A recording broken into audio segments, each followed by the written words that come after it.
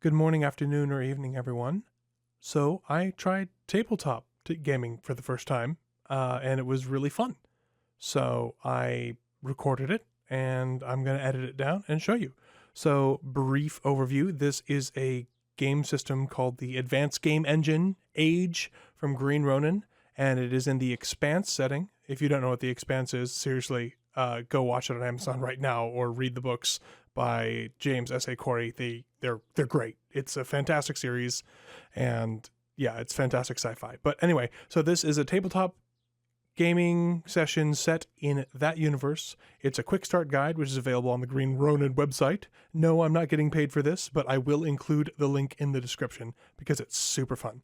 Anyway, we have myself, Scarlett, Candor, and Final playing, and a fine sir by the name of NjaSqurl doing the game mastering for us. And this is all of our first time playing. NjaSqurl is a very experienced GM. He does a great job, but he is completely ignorant of the Expanse setting. So the shenanigans that follow are non-scripted and are 100% genuine. Yeah, it's a lot of fun, so I'm just going to let you enjoy it. Yeah, here we go. Oh, wait, one more thing. So the characters. So we do have individual characters, and we didn't really introduce ourselves. So I am Chao Zhang Solikov. Scarlett is Casey Khatri. Candor is Aid Akintola, and Final is Addison Addy Grant. And I'll throw those people up on the screen at appropriate moments, and also just during this. Yeah, anyway, enjoy. Ganymede Station. They call it the breadbasket of the belt because Ganymede is that rare body in the solar system with its own natural magnetosphere, protective shielding against radiation. It is what has made the moon's agridomes, fed sunlight through giant orbiting mirrors, bountiful enough to supply food to the rest of the belt and outer planets. It is also what makes Ganymede a favored place for belters to give birth to children, minimizing the potential for birth defects. For generations, Ganymede has grown from one of the first colonies in the outer planets to a thriving hub of millions of people. And you're thinking of the challenges of finding just one person in that multitude, like a single tumbling rock in the vastness of the belt. You and your crew run the Familiar, a small cargo ship that makes runs through the belt and outer planets, so you're often bringing or taking shipments from Ganymede. One of your regular clients is Amelitha Ambrosials, a corporation based on Titan that supplies luxury items such as wine, cheese, chocolate, and other delicacies from Earth and Mars. They sell mainly to the high-class spas on Titan and anyone else able to pay what a month's worth of wages for most belters for what amounts as an expensive snack. Amelitha is run by the Dananis family, and it seems as they've misplaced their heir apparent. Kai Dananis took off from Titan not long after his 18th birthday and disappeared. His family has been searching for him for a year now, without any leads or much hope of finding him, until Kai's access codes were used to log into a company system. The login was brief, but traced to Ganymede. With your ship already en route for a delivery, you received an unusual tight beam transmission, a message from Theo Dananis, telling you that if you recover his son and return him to Titan, you will be compensated with enough money to pay off the mortgage on your ship. Of course, Daddy Dananis also made it pretty clear that if you refused, or fail, you might also find cargo contracts drying up awfully fast, and would then have trouble paying your docking fees, much less keeping your ship from being repossessed. Although the elder of the family didn't say so, one thing was also clear. Kai is a legal adult, and his family has no right to force him to do anything, but they want him back on Titan no matter what. This is less of a missing persons investigation and recovery, and more of an authorized kidnapping. Not that the distinction will matter very much if it came to the attention of Pinkwater, the corporation that handles security on Ganymede. So best watch your step and stay discreet. Okay. There's your introduction. To pull it together, you've basically been in air quotes requested to take part in this investigation. Yes, voluntold. That's a better way to do it. To take part in this investigation. There are a number of leads that I have, one of which I'm able to give you outright. And then as you chase down those leads, that will lead you down the path of the story. There's not a lot of, it doesn't put you on rails. You can kind of jump around quite a bit. And I've got some things behind the scenes I can do if you get stuck, if rolls don't go well, to sort of push things along. The lead you are aware of is that the company, Ameletha Ambrosials, regularly ships through Ganymede, and you have worked for them in the past, and you would guess that if codes were used, there might be some sort of discrepancy somewhere logged somehow that you might want to hunt down. So that is a lead you have essentially for free as you land and arrive at the station. How do you choose to proceed? So my question is, do we know where on Ganymede these codes were used? On the state. So we're on the station. Does this mean we're on the surface of Ganymede or in an orbital habitat? Ganymede Station is on the surface. It is on the surface. Okay, I was never clear. So do we know where, in general, where this was, or we just know that it happened on Ganymede? Go to Ganymede, good luck, kind of thing. Basically, you are arriving. Your ship docks. You have a couple of other crew members. I believe your pilot and your hacker, your tech. They are going to oversee cargo transfer. The reason originally you were here, and the rest of you are going to then take on this mission to locate Kai. But you don't really at this point have any idea. You would just know from what you were told when he called that what pointed them in this direction is that Kai's access codes were used, and it was traced back to Ganymede. They don't know precisely where, but you know, running a reasonably successful, or at least not broke, cargo ship, would know that if those codes were used, there's probably a record of them somewhere. Okay. Does the company have like a branch office here? So, you mean the? Like yeah. Like the parent company that hires. I'm wondering if we should go check in with them and have them like check their logs or something. That's a pretty decent idea, I think. Should probably check with the harbor master first, see if there's any company registered ships here. Oh. So, my question: what do we know about Kai? I'm thinking, is he highly educated? What do we know anything about him, or is there any information we could easily find out by Googling him, or whatever the Expanse version of Googling is? I think Google. Probably. Let's see. So my rationale here is, let's say, we find out he's a botanist. He's probably hidden in an agricome somewhere, or at least that might be a good place to look first. If he's, briefly went to university as a doctor, then he might be with the medical staff, that sort of thing. Okay. I would say, given my read of what I have here, the family's search for Kai over the last year is kind of a open secret. It's one of those stories that gets traded. It's not really been under the radar, because having the oldest member of a family of this, essentially as referred to, the heir apparent of this commercial family, up and disappearing, people notice, people talk. There's a lot of rumors. There's not a lot about his history that you would be aware of. Odds are he was probably being groomed in one way or another to take over the company, but exactly what capacity he was at, you wouldn't know.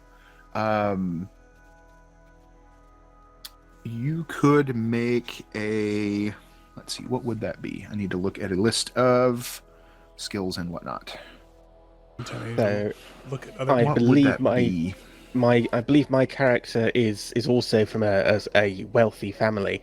So, would I a bit of a stereotype? Would I be able to think of other sort of tearaway children from people my family knows and the sort of places they've ended up? Oh, okay. Is he going to be on a big issue, selling a big issue? Is he going to have, I don't know, any ideas of the sorts of things he might be up to? Yeah, go ahead and roll. It'll be an intelligence. I'm not sure. Let's see what talent I would put that under. Probably. Well, let's see. Gives me some examples here. Well, I guess. Do you have any? Not talent. Excuse me. Focus. Do you have any intelligence-based focuses? I have history. This focus helps aid with knowing important events, places, items, and personalities from the past. I'd say that would apply, especially given, that you probably would hear slightly different rumors. You might have some connections and talk that maybe some of your companions don't. So go ahead and roll an intelligence history. So you'll roll the 3d6, and then you're going to add, since you have that focus, I believe that is a +2. And let me get you a target number so you know what you're shooting for. Should we clear the history that's here already yes, from all our yes, practice rolls yes. first? Thank you. I forgot about that. Give me That's just a okay. second. I forgot too. There we go. Okay. Is there somewhere where I can manually add to, or do we just add it in our heads once we... I think we just add it in our heads. There is probably a way to add it on the sheet, but like I said, I had trouble finding where it was going to let me apply those. And the target number is going to be 13. Okay. Oof, just Perfect. well, I wouldn't say perfect. Well, question. Is because it's an intelligence check, does he also add 2 for the intelligence as well? I don't think so. Well, hold on. So it says here, simple test, 3d6 plus ability score plus focus number brackets +2 versus target number. Ah, there you go. Yep, there it is That would right be there. 14. Hey. Sorry, 15. Because 2 Yeah. and then 2. Okay. Through the grapevine that Kai was very much not happy with the expectations his birth placed him under. He would have preferred to be like the second, where there wasn't the expectation that, oh, you're going to take over the family business kind of thing. And so the talk you heard, the rumors you heard, is that he up and took off in order to get away from that. You're not aware. He didn't have a lot that he was, like you were asking for, known for. He was, and I need to scroll back down on the PDF. Not really a party kid, but he was very much known for getting by on like his looks and his charisma. He's not not known for being like a party animal or something like that, but he tended to get by more on his natural good looks, natural charm to get what he wanted. Okay, so he's probably not. Let's put it this way: he's probably not working for his money. He's probably smiling, telling stories at a bar or something, that sort of thing.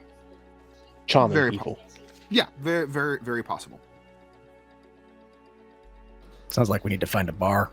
That is definitely easy enough to do, and Ganymede. There are lots, and especially in and around the docks. There's a lot of places within, that are very close that they cater to the crews coming in that have funds to spend and basically need to find something to spend it on. It would be more finding the correct one would be the challenge. I think we should probably be looking at a more upscale establishment if this guy's trying to survive on his looks alone. Okay, so to my mind, there's 2 possibilities. Either he's just stopped at Ganymede, in which case he might be in one of the, tourist trap bars, or he's wormed his way into Ganymede. He's built up a sort of a network. He's, flattering people, getting by, almost like a con artist? Question mark.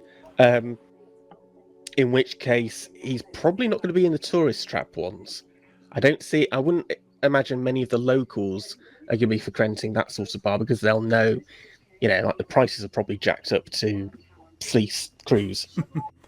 So my thought is we should probably still check in with the what was the name of the family again? The Dur something.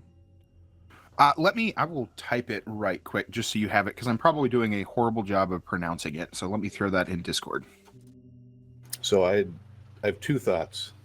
One, someone that might have some shady connections might want to check in with them, because my other thought is if he's the heir apparent to a wealthy corporation, he may have been picked up by some unsavory people looking to make some money. Oh boy, sounds like you're looking at my tattoo. I'm not pointing fingers. Also, on that note, perhaps we should check the airlocks as well. I'm just saying, if he accessed the station, it may have been in a vain attempt to let people know where he was without letting the people who have him possibly know that he's asking for help from someone. I think so. So my character has some security background because of said shady business in his past. So I think he would want, or I would want, to go and touch base with the Almathea, Ambrosials, the Dardanus, I would say. I want to touch base with Almathea and Ambrosials and see if they can tell us where the terminal is accessed, and that will at least give us like a central point to start our search, so we don't have to go all over the city, because there's millions of people here on Ganymede. We can't just start hitting, oh well, there's these tourist bars, because there's not just, if I remember correctly, there's not just one spaceport. It's a big station, big commerce station. Yeah. So you've got people moving in and out, ships moving in and out everywhere. So we want to have a focal point so we can get started somewhere. But that's just my 2 cents here. I agree with the doc. Mm-hmm. I mean,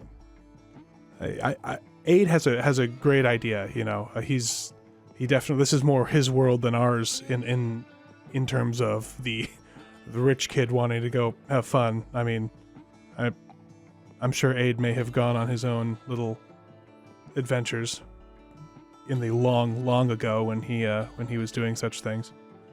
Only 2 extra accountancy classes. Oh, okay. Well, I mean, it could be pointed out that Aid, with his background, has arrived on a ship like this. Yeah. So maybe he's still on his little adventure. Yeah. Who knows? Yeah, I was kind of going with that. Thinking that, yeah, you're a working tourist. Freaking earther. I like to think that we, like, out of character, I like to think that we all get along all right, because we've been on this ship, we're reasonably successful, and crews that really dislike each other generally aren't that successful because they find ways to sabotage themselves. That is that okay with everybody else? Is that okay? Yeah. That's just where I'm coming from. I want to make sure we're on the same page. All right. Back in character. So let's head on over to the nearest, the Ambrosials dockmaster and see if he can tell us where, what was his name? Dury? Kai. Where Kai accessed the terminal, or if he doesn't know, who can tell us. And we'll just name drop Daddy Dardanus when we get there. Be like, hey, Daddy Dardanus told us to do this. So, shall we? I assume we're all still standing on the ship, waiting. Yep. To walk out. Unless anybody else wants to grab anything or do anything. Well, I'm assuming at least some of us have some form of means of delivering violence. Oh yes. It's I always have means of delivering violence. We know. headbutt. And I always have my toolkit. Yeah, and I'm never arm wrestling. Oh, what's Scarlett's character's name? Casey. I'm never Casey. arm wrestling Casey again. I don't care how good the kibble is. I'm never doing it again. I do my read of Ganymede Station, and those of you that know the lore better than I can correct me if I'm wrong, but traveling around, especially the like spaceport areas, with openly carried pistols is probably not unusual. Again, we kind of got that Wild West vibe going on here. There's probably some places where you wouldn't want it quite as prominent. But carrying a weapon of some sort is not going to attract any undue attention as long as you're not using it. Yes, that would provide lots of attention from lots of different places. Yeah. Keep the pistol in its holster, and nobody's gonna bat an eye. Draw the pistol, and a lot of other people are gonna draw pistols too. Yes. Yeah, it's probably more shoulder holster rather than hip holster territory as well. That's up to you guys how you want to run it. But I at least initially in the docks and where you're headed to right now, you're not going to get any undue attention for carrying it. Yeah. Yeah. Well, shall we away then? Let us go. Mm-hmm. Indeed. Please.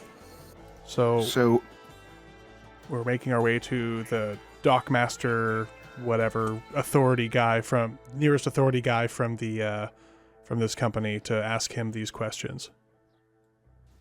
Yep. Okay. You arrive. I'd say they do maintain a. It's not a large office, but they do keep one close to the docks, or the various docks, in order to, as you said, keep tabs on their cargo, without having to travel all the way across the entire station every time they need to go check on something. The folks there don't know a heck of a lot, initially, but you're carrying cargo for them to begin with, so it makes sense that you would be going to check in, and that paperwork gets done.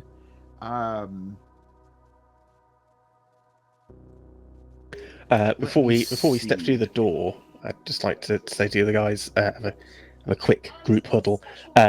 Do we actually want to mention if we're specifically, at least at the start, that we're looking for Kai, or do we want to be more sort of, the company asked us to ask about a possible security breach?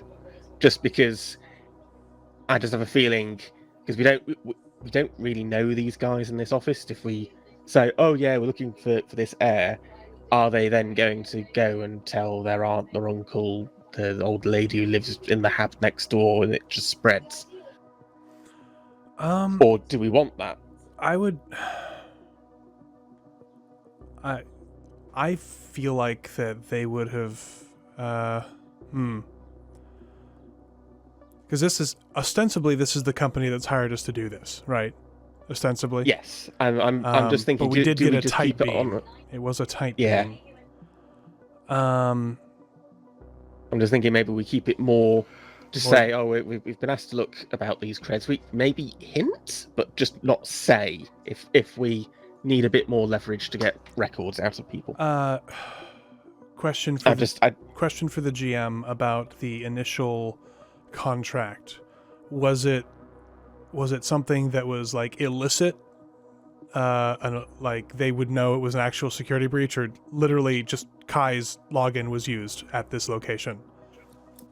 Essentially, that's what you were told. As for to help with your deliberations of how open to be, I will remind you of that last part of the intro that legally, the family doesn't have a leg to stand on if Kai doesn't want to return.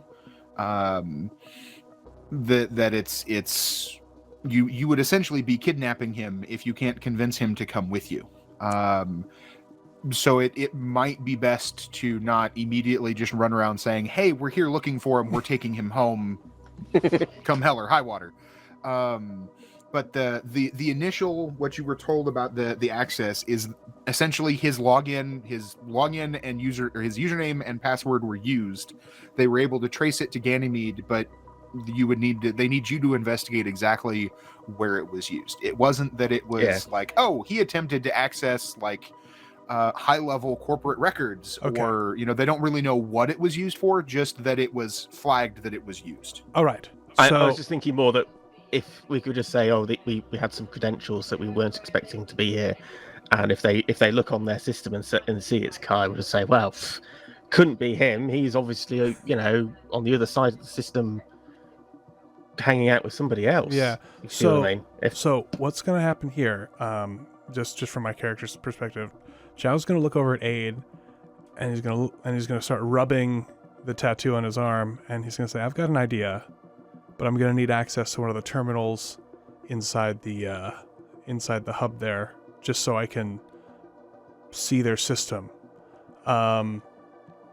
What I think I want to do, because I've got a pretty good security system. I can interface with security systems reasonably well, and I'm a smart cookie. I want to. I think if we can get me to sit down at one of the terminals and maybe just make sure no one's looking over my shoulder for a little bit, I can maybe borrow the access for a little bit to see if I can find where that access happened. Yeah. Well, I suppose I could. So while you guys are off doing the paperwork, maybe I can sit at another terminal. Have we been to this? We've done business with these guys before. Are we familiar with this particular office? This office, you know where it is, but you also, the company is large enough. I would say, like you probably, you can see inside from where you are, and you don't you see kind of a reception area, and a secretary, and you don't recognize the person behind the counter. But that's not unusual. It's not like, oh, it's been the same person the last dozen times we've been here and now it's different.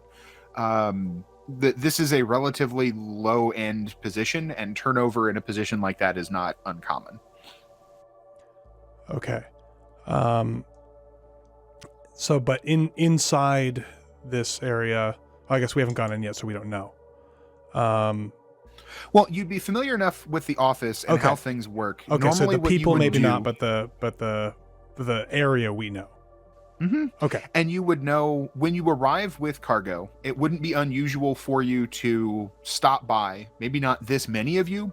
Usually it would just be one member of the crew. But it's not out of the question that more of you would come to essentially, report and turn in. Here's the invoice. Your shipment has arrived. Here's what this is when we're told the unloading will be finished as the dock workers get it unloaded. You got anything else for us? Because it's not like you're exclusively contracted with them.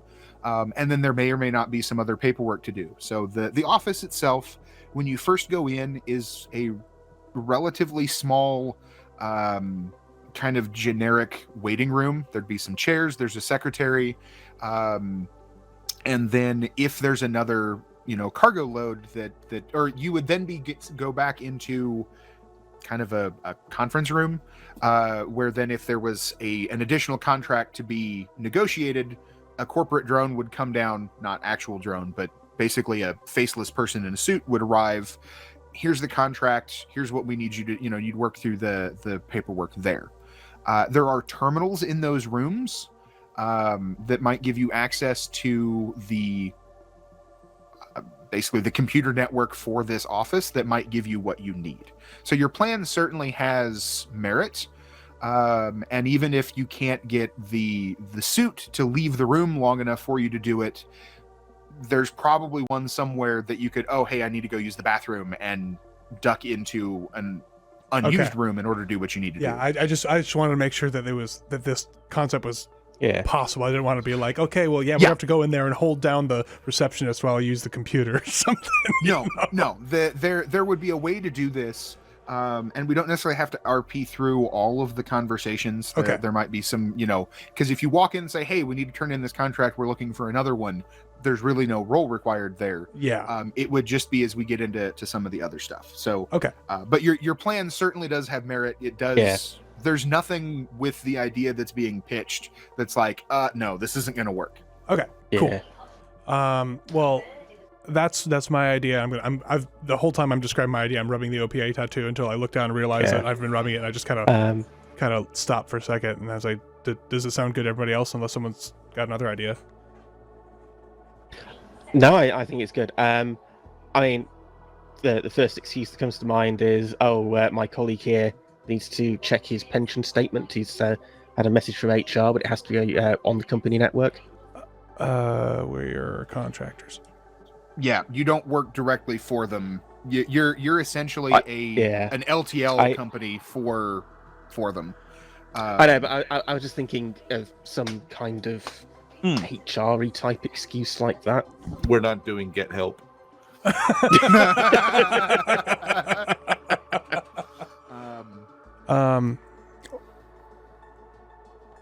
Yeah, I mean that there could be a reason one of you might have access to, like, maybe you worked for the company in the past and now you're independent.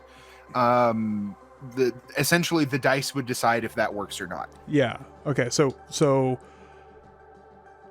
should we try to surreptitiously do this? I'm assuming we're still huddled on the outside. Should we try to do this surreptitiously, like not let them know we're looking, or should we ask them permission to use a terminal and give some made-up reason? Because I figure, we shouldn't really advertise that we're looking for this guy, because if everyone knows we're looking for Kai, then not only are because we know who the Pinkwaters are, they're like cops. Yeah. Not only the Pinkwaters going to be a little suspicious of us, but other people who might be looking for him might also want to come ask us questions, and I don't really want to deal with direct competition. So I think if we keep it on the down low, it might be better. So maybe I can just sort of, if we can get into one of the conference rooms, maybe, because those corporate types, they usually take a while to get there, right? Maybe we ask them for a return contract back out to Ceres. Ceres always wants more food. A return contract out to Ceres, and while they wait for Muckety Muck. What time is it on Ganymede, by the way? Does it matter? I don't have a preference. If it matters to you, I'm just thinking it depends. If we arrived late in the evening, work day, whatever, then it might take a little bit for somebody to get here. If we arrive in the middle of the day, I guess that would be a dice roll, huh? How well I do something. It would let's see. How do I want to do this? So let's do it this way. It would be advantageous for you that it's kind of late in the day, or it may not be. I feel like Ganymede and a corporation like this is probably, they would run just about 24/7 or whatever the local equivalent would be. They'd have shifts. But if you want to time it to be at like a shift change, so like the corporate type that's currently on duty, do I really want to go down and deal with these guys? I've got 10 minutes left on my shift. I'm going to leave it for the next guy, who then has to come in and, if that's what you want to time it for, we can leave that down to a die roll to find out how advantageous the time is. Or you could always choose to delay swinging by the office until that specific time. Okay. So I think what I'd want to do is, can we do a roll? I don't know what kind of roll it would be, to see if it just happens to be that time right now, because that would be super lucky. And then if it isn't, we can circle back. So we can kind of do both. So this way we don't, right now, if it's not the good time, we just go, oh, okay. And then we just, do some stuff. Well, no, that's suspicious, huh? That's suspicious, because then we'd be coming back twice. Why don't we just have the blonde hair, blue eye, good looking guy try to charm them into letting them use the terminal for something innocuous? That you do have a pretty face there, Addison. I could just go in there and ask them for another contract. We could just do that. We could just do that, and then just find out what's going on, and then I'll just try to use the terminal or just duck out and try to use a different room if they get here too fast. Well, While Addison is charming them, you just be like, "I'll be right back. I gotta go use the can," and then you wander down the hallway and find a terminal. I do like the idea of the potential, the luck and coincidence landing this at a convenient time for you guys. So what I'm going to do is I am going to roll. I do have some d6 here, and I'm going to roll one. Okay. And I'll leave it to DE can call odd or even, and if it matches, the time is in your favor. If it doesn't, it's maybe not quite as in favor, or you'd have to drag your heels going in, possibly raising suspicions about one thing or another. Okay. So I feel like we're a pretty odd bunch, so we're gonna go with an odd number here. And I rolled a 6. Ah, balls. Yeah. So it's smack dab in the middle of the shift. Just about not the worst, but you would also know that setting up one of these contracts can take a little bit of time. Mm-hmm. So that there would be ample time for you to possibly duck away, do what you need to do, and get back without erasing, oh, hey, 4 of you came in. Why are there only 3 when we need to sign the paperwork? He's been in the bathroom for an hour and a half. What the hell? I'm confident of my abilities to stretch it out if necessary.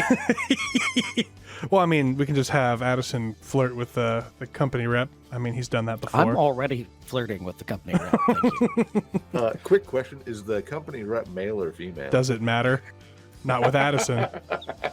This is Addison we're talking about. It probably really doesn't. I right, also know that Captain my friend Chow here has a terrible constitution, and he really needs to use the washroom. Got into some bad rations on the leg in. Yeah. All right. Well, let's not quite get help, but I mean, please let him.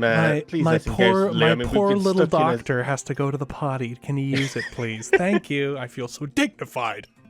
All right, let's go. And I just turn around and go, well, please let him. We've been trapped in a sealed can with him for weeks now. Please, you've not suffered like we have. Are we actually inside? Should we go inside? Dude, let's go inside. So you walk into the waiting room, and you can tell by her demeanor that the secretary behind the counter there is kind of your stereotypical. She's very bored with her job. She doesn't really want to be here, but she does then log that you're here to turn in a contract, and you're looking to set up another one, needing some more work. And so she just kind of gestures vaguely in the direction of some of the chairs, and 5-10 minutes go by before a representative does come down and gestures you into the further back, leading you to one of the conference rooms. Conference room is kind of this room is calling this room a conference room is an insult to conference rooms everywhere. There's just enough room for 5 or 6 people around a table, and there's a terminal over in one corner if anything needs to be accessed. The Expanse, do they have portable tablets or portable computers? Okay, it's think today, but much more advanced. So out of character, the reason I don't want to use, just for your information, GM, the reason I don't want to use my tablet to try and interface with their network is what corporate facility is going to have free Wi-Fi, right? That I can just hack in without tripping any alarms. I am not the hacker. I mean, they probably have it, but you're right. There's probably the low end free connection. Yeah. So the 4 of you are led in. The conversation begins, where, the paperwork is being done, confirming that the cargo that you brought in is intact. The load is finished. And he's then drawing up on his tablet the options that he has, all kinds of, there's stuff going from Ganymede. You can pretty much go anywhere. with Mhm. cargo. So yeah, the conversation is progressing. This is all there. Nothing here yet would have required a roll, because everything that you're doing and saying is completely in keeping with what a crew like yours would be doing right now anyway. Mhm. On the way to this conference room, did I see other conference rooms open and not being used? Yeah, there's probably you would have passed by a couple of them or seen a couple of the others. That's what this kind of immediate area behind the reception area is used for. Keeping the riffraff out of the nicer offices unless absolutely necessary. So that there would be other rooms that have terminals in them that would give you access to what you need. Okay. In that case, I'm gonna kind of grunt a little bit, stand up, be like, "Excuse me, I have to use the little spacers room, just down the hallway, right?"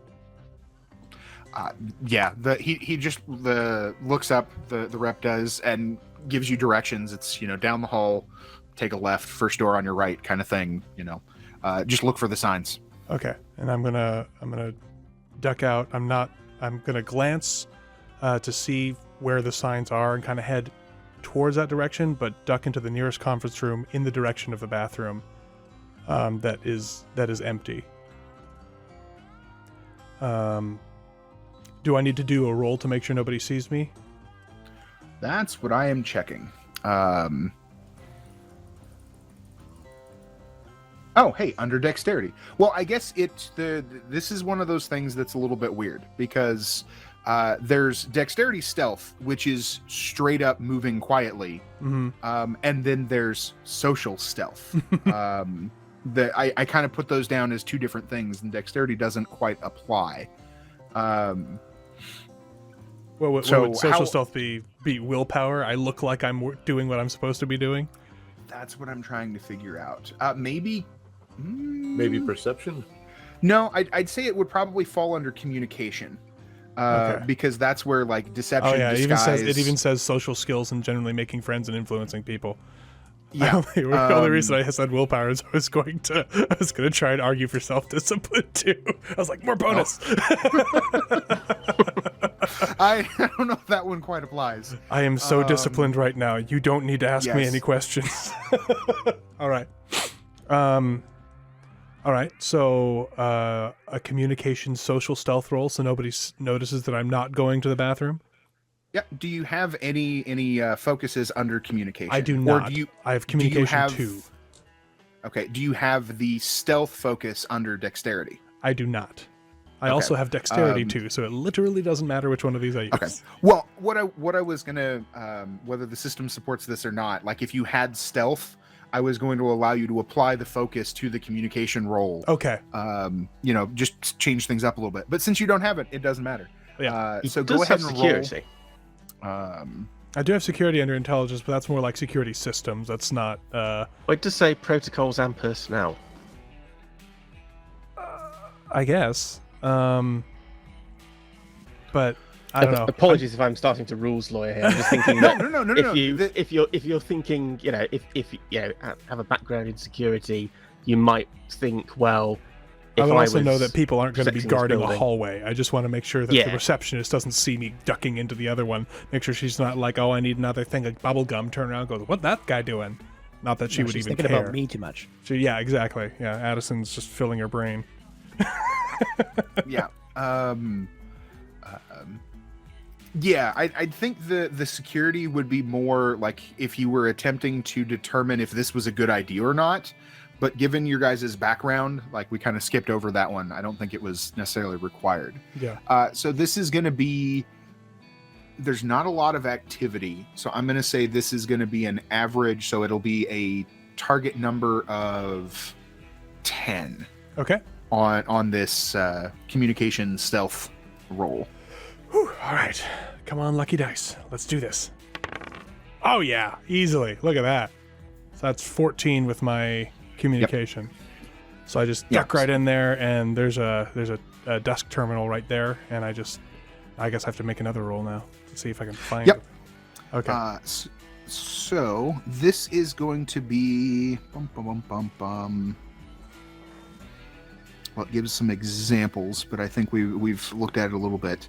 Probably it'll be, well, the recommendations it gives me here is communication, investigation, or intelligence, business, or technology. Intelligence security. Come on, baby. Intelligence But security. yeah, I'm fine with that too, because that does apply because you're not really authorized to be doing what you're doing. Yeah. So you're having to bypass, like the terminal comes up and it's asking for a username or password. Mm-hmm. So you have to get around that and then go diving into the system. Yeah. So go ahead and make a target number 12. Okay. Communication, or not, excuse me, intelligence security, I think is what you were looking for. There we go. Yep. I get a +5 to this. Booyah. Oh, 15. Okay. Oh, no, 15, 16, 17, I think. And you have stunt points. I do. I have 4 stunt points. What does that mean for this? Because this is a stunt. See. This is exploration. I'd put this down as exploration. Gun stunts, combat stunts, chase stunts. Okay, exploration stunts. SP cost of 1 to 3. When a plan comes together, you reveal that this test was part of your plan all along. This one, I don't know if it really applies. Granting a bonus equal to the SP spent on one ally's next test during the same encounter to accomplish the same goal. Speed Demon, you can, for 2 SP, you complete the test in half the time it would otherwise take. 3 points, the upper hand. If your success leads to combat within a moment or two, you receive a +3 bonus on your initiative roll.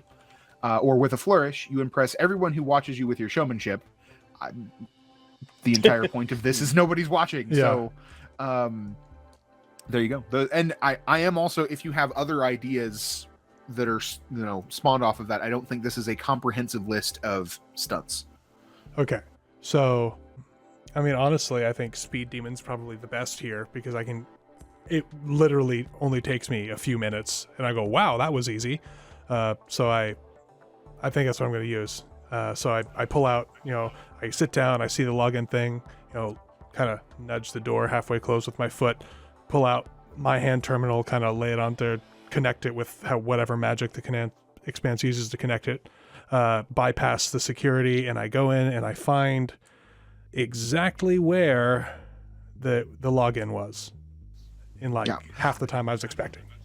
Yeah, I'd say a couple of things here. Given that you have twice the number of stunt points you would need to do it in half the time, you go to sit down at the terminal and wake it up, and realize that bypassing the security is going to be easy because somebody there's a username and a password that's typed in. Yes. And you sit down, you hit enter, and whoop, for whatever reason somebody typed it and got called away, and then it didn't get cleared out. So Hacker man. Yes. Very, very, very easy. And then as you dive into looking for the reports or any information on this access code, you're able to connect the dots and maneuver your way through the file structure of the system very easily.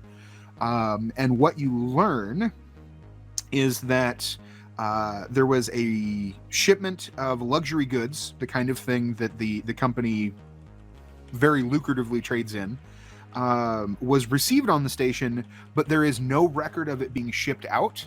And where on the listing for the shipment, it would normally, coming here, destination there. It's not often that stuff like that sits in storage.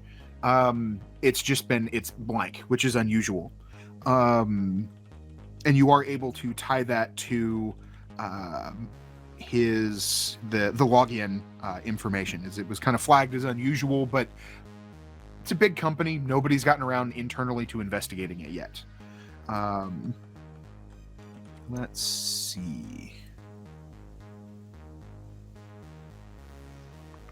You don't get any information thus far on that roll about where the code was used, but it is noted that this order, this shipment, the documentation you're looking at, is that it did come from outside of the corporate system. So it was like a remote login. Yes, and you would probably be able to backtrack it, but that would require another roll. I'll go ahead and try and backtrack it. I mean, I it's been so easy so far, and it's been Okay. so fast that I have a little extra time here. I'm going to try and do the thing. I am good with that. This will be another. Let's see. It's going to be intelligence again, but I don't know. It's not really security. Okay.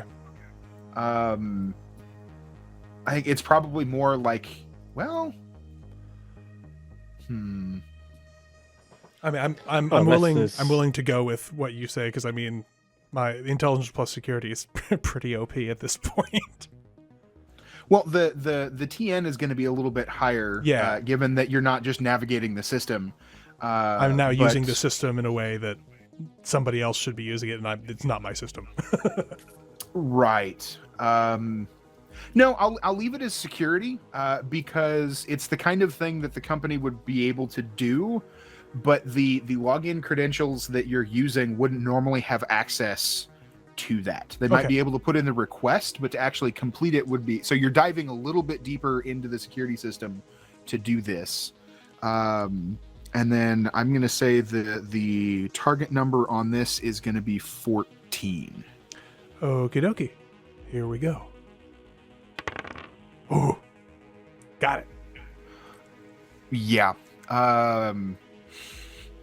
Should have thrown that up a little bit higher, I guess. Yep. But you this takes a little bit longer. Okay. And as you finish, you're kind of, you're mentally keeping an eye on the time, and you're aware you're kind of pushing your bathroom break excuse a little bit far, but you do manage to get some information.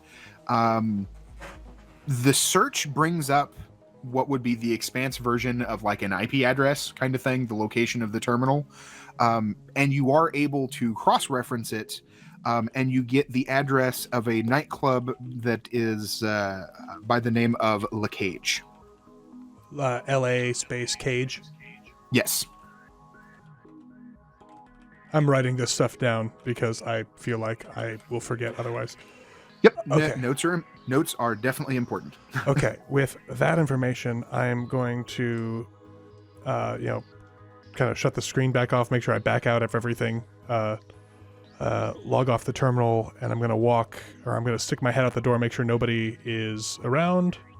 And do I need to do another social thing to get back, or? No, I think Okay. it would fall under the same one. I'd say that you very easily manage to kind of move up back to the door and have a look.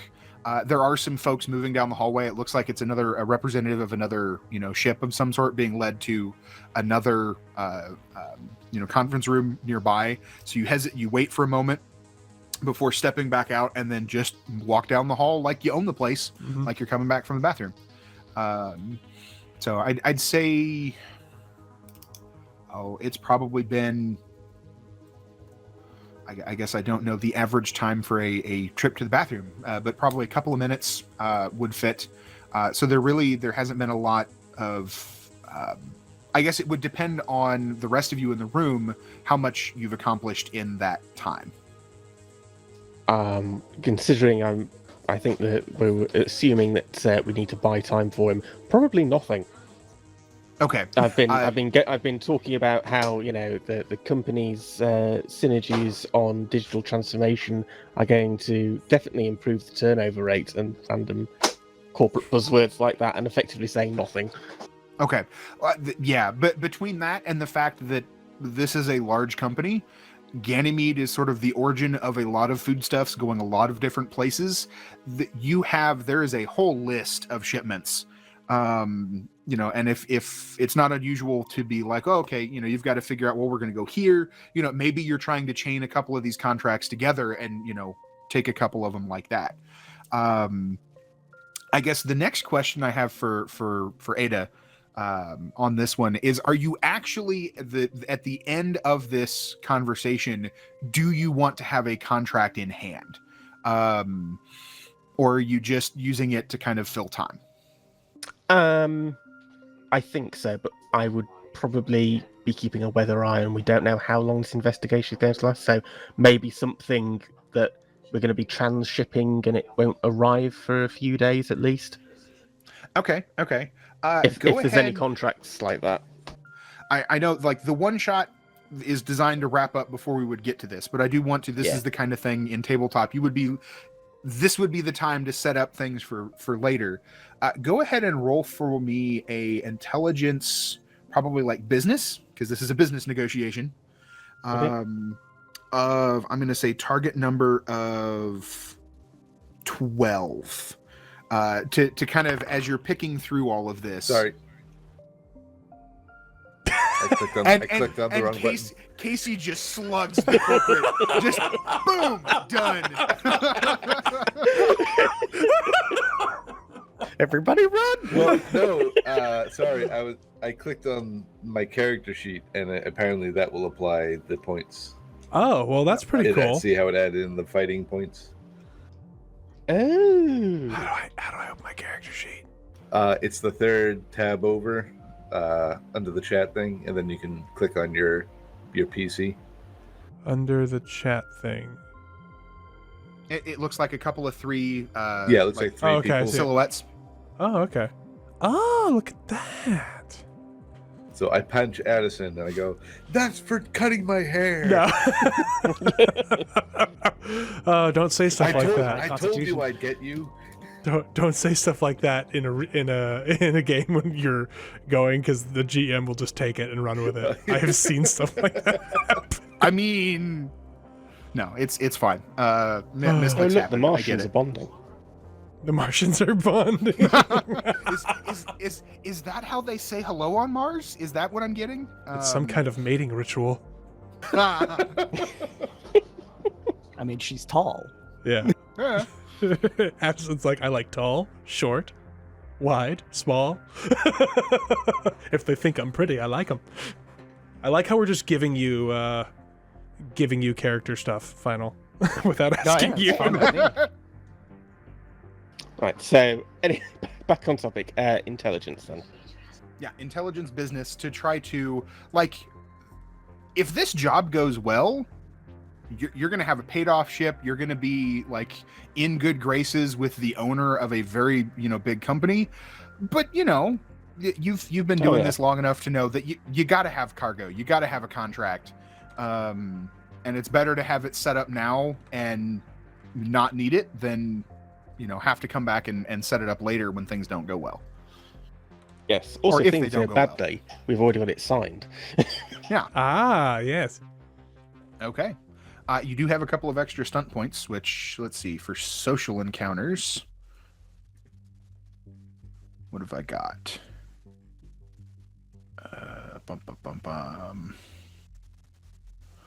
Social stunts. Gain a +1 per stunt point on your next social test against the same target. And another thing, you make a second related test as part of your action before anyone else has a chance to do anything. Hidden message. For 3, objection. You step in on someone else's behalf. Class clown. Your words lighten the mood. Or if you've got something, I'm happy if you've got something else. You're like, hey, I've got these 2 stunt points. This is what I want to do with them. There's a few in the main book as well that you can look through, Candor. On page 106 and 107, according to the actual thing itself, there's actually a lot of them. Yeah, and I assume that even there, it's not really a comprehensive list. You have, what, 2 left? Yes, two stunt points. Okay, 1, 2, 3 each.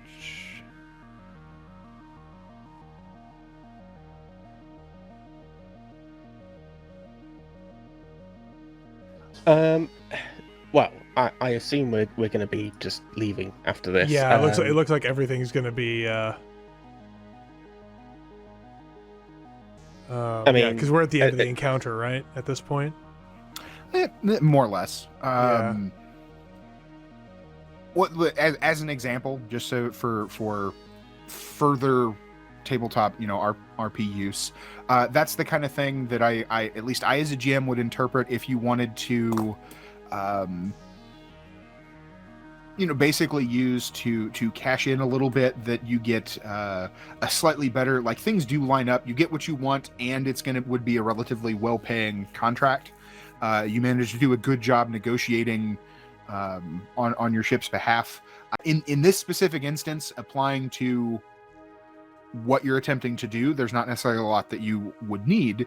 But I just wanted to use it as an example of, in a tabletop game where things are kind of ongoing, that you might want to use it for. So I'd say you managed to... Go ahead. I was saying, in that situation, I'd probably sort of, do the and another thing and do a communications roll to make sure we got a really cushy contract or something. Mm-hmm. And I'd say, with the stunt points and what you rolled, you managed to put things together. You both have a contract that, for your immediate purposes of wanting to stick around the station, okay, well, there's some stuff coming in, like they can start loading the ship, but then there's a shipment that hasn't arrived yet. It got delayed elsewhere, and it fit well with the timetable you were trying to put together. Okay. And so there's no reason why you wouldn't be sticking around to wait for it. So yeah, you're more than able to accomplish that. So Chow, as you return, Ada is full negotiation mode, going through and quibbling over fractions of a percent of fuel cost and this and that, all of the things on the contract of, I assume this is the sort of thing you've seen Ada do many times, to put stuff together. So you do have information. I'd say the whole process probably takes another 15 or 20 minutes to work through, especially when you probably a little bit of a nod from Chow to the rest of the group that he got what you came for, and then Ada launches into actually finishing up the contract and, okay, let's get out of here and compare notes. Okie dokie. I like the idea that Addison is just smiling at everybody, and Casey's just kind of scowling at everything in the corners, just waiting for Ada to stop talking. I had to take my pet Martians for a walk. They get a bit grouchy otherwise. Gosh, you're so racist. Hey, I'm the one with the black eye over here, okay? Quick out of character question for everyone. Do we have a quote captain of the group? Of the ship? So I think the captain of the ship is on the ship. He or she is not a player character, I don't think. Okay, gotcha. 10-4. It doesn't specifically say, but I'm also I would be very happy if an ongoing thing between you guys is the constant discussion of who's actually in charge. Mm-hmm. Or there's partial ownerships, you all bought into the ship, and yeah. Well, that's pretty That's up to accurate you as to how small ships run. Even today,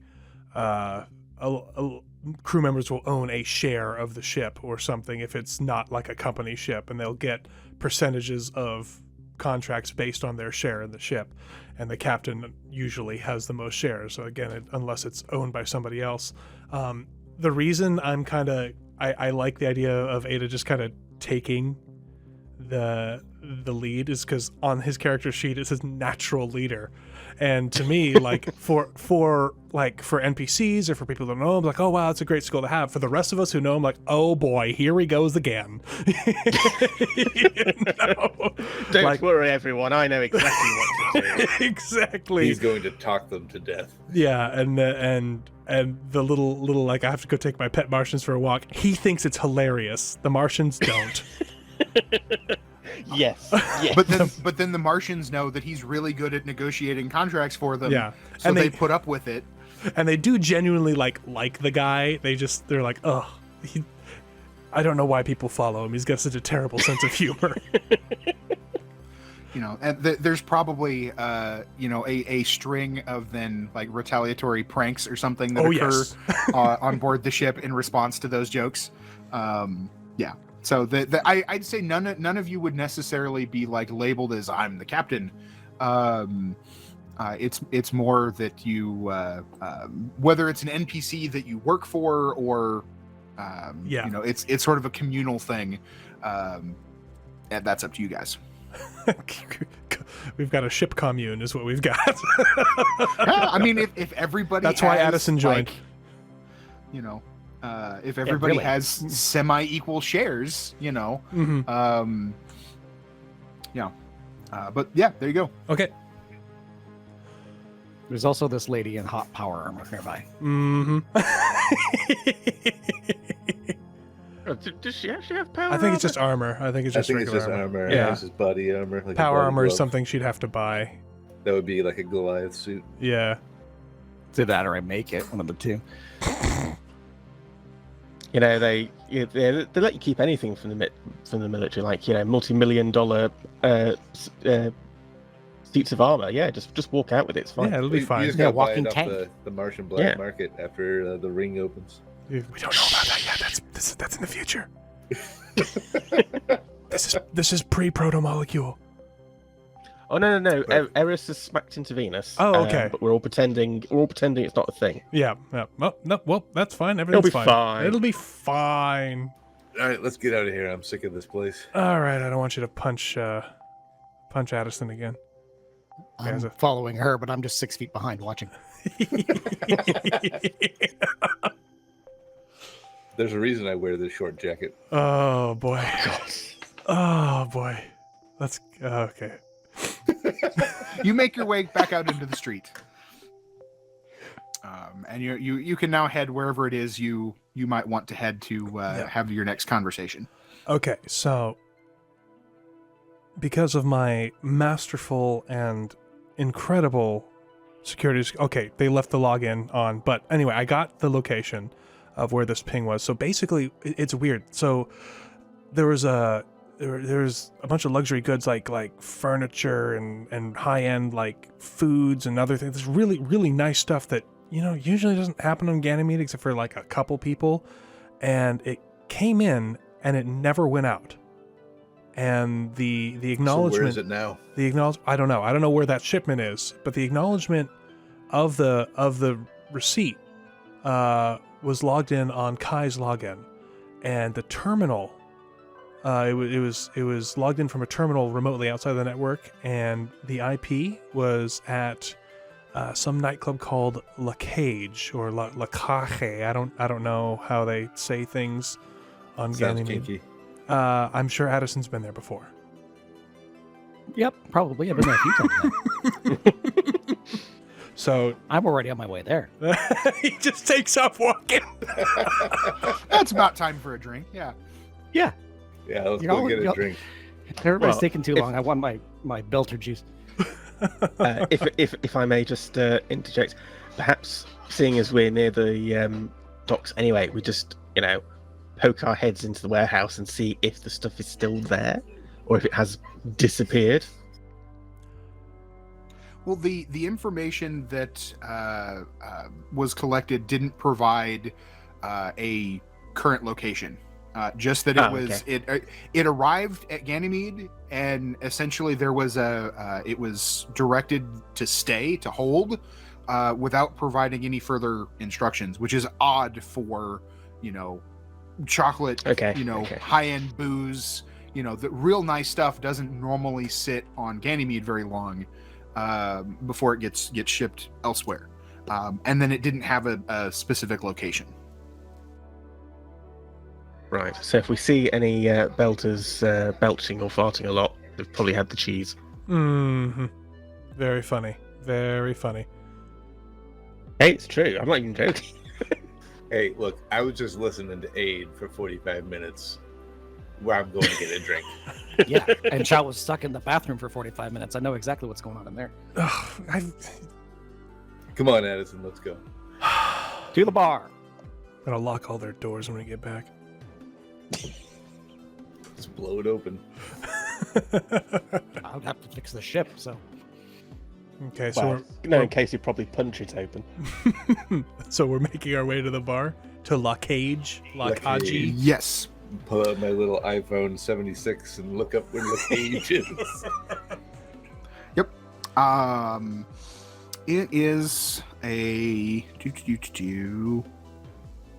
it's located a couple of levels down from the docks in a commercial area away from residential parts of the station. It sits clustered amongst other bars of high and low end restaurants, other businesses catering to both visitors and station residents looking for entertainment, night out, that kind of thing. As you enter, you see it's not a real high-end kind of nightclub, but it's not a hole-in-the-wall, dive bar type location either. It probably caters more to folks, that are traveling in that want the feel of a higher class establishment without necessarily having to pay for what that kind of luxury normally brings. That basically, like, when you first walk in, it looks really nice, but then on closer inspection, like as you sit at one of the booths or whatever, the table is a little bit worn. The glasses they're not like chipped and scratched, but they're not like perfect and pristine. It's nice, but it's not as nice as it may be trying to be. Chow thinks it's great. He thinks it looks amazing. He doesn't do nightclubs, but he's like, oh, this is cool. There's like some belter rock going on in the background. He's like bobbing his head, and he, you guys, so are we gonna go walk to a booth and look around? What are we gonna do? I'm like bobbing my head, like, what should we do? I don't know. I don't come to these places. Addison, this is your thing, yeah? I'm already at the bar ordering a round for everybody. Oh, okay. Well, I'm just frowning and watching Chow bob his head and thinking, is he having some kind of neural incident? I'd like to take a moment to kind of scan the surroundings for any I don't know what the correct word, any like glaring security issues. Okay. This will be probably a perception. Do you have a focus of any sort? Just one. Okay. Yeah, there's nothing under just perception one. Okay. So as you walk in, and again, as it's a nightclub, the lights are down, not like super dark, but a little bit dim. So you kind of, as you come in, allow your eyes to adjust and kind of have a look around. Go ahead and roll a perception test for me. I'm going to put it, it would have been well below a 14. Wow. Yeah. And this also makes sense for Casey, that the moment she walks into a space, she's looking for where are the exits, who's armed, who isn't, who's a threat, who isn't, and doing that evaluation. And so given the time of day, the club itself is not packed. But there are a number of other, it's not that it's empty either. You can see there's a bar running down most of one wall. There's a little bit of a dance space. There is a stage, but there's not currently anybody on it. The music being played is recorded. And then there's a number of booths around the outside. You can see some other doors leading to other places. You'd guess some of it is probably like access to, bathrooms. One of it probably is back to like the kitchen, workspaces, stuff like that.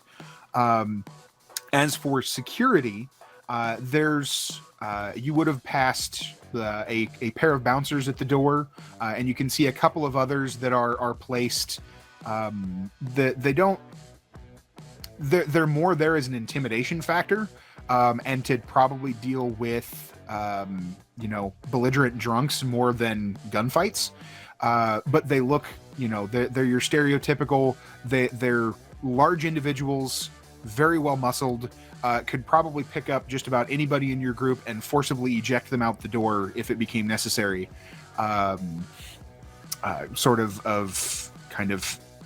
You recognize them as professionals. They know what they're doing, but you don't see it's like, oh, hey, yeah, there's a cluster of guys with automatic weapons standing in the back. Okay, kind of thing. gotcha. Thank you. Okay, what we're going to do here, this is another social encounter. And essentially how you're going to interact, this is just giving you one of the things that beginner kind of intro stuff is it will move through some of the adventure, giving a different view, different taste of what some of the mechanics are like. So instead of a specific like one-on-one encounter, this is going to kind of be a group check as you interact to, well, I think they call it, an advanced test? Because it takes some time. Hold on, let me scroll down. Combat, nope. Yeah, an advanced test. And so what you're going to do is you're going to kind of tell me what skill and focus you might be trying to use and how you're using it to essentially interact with the regulars and the staff here at the La Cage in order to get them to a point that they might give you information. This is not something that is new to any of you as a group. This isn't the first time you've undertaken a job where it requires some legwork. So to give you the mechanical aspects of it,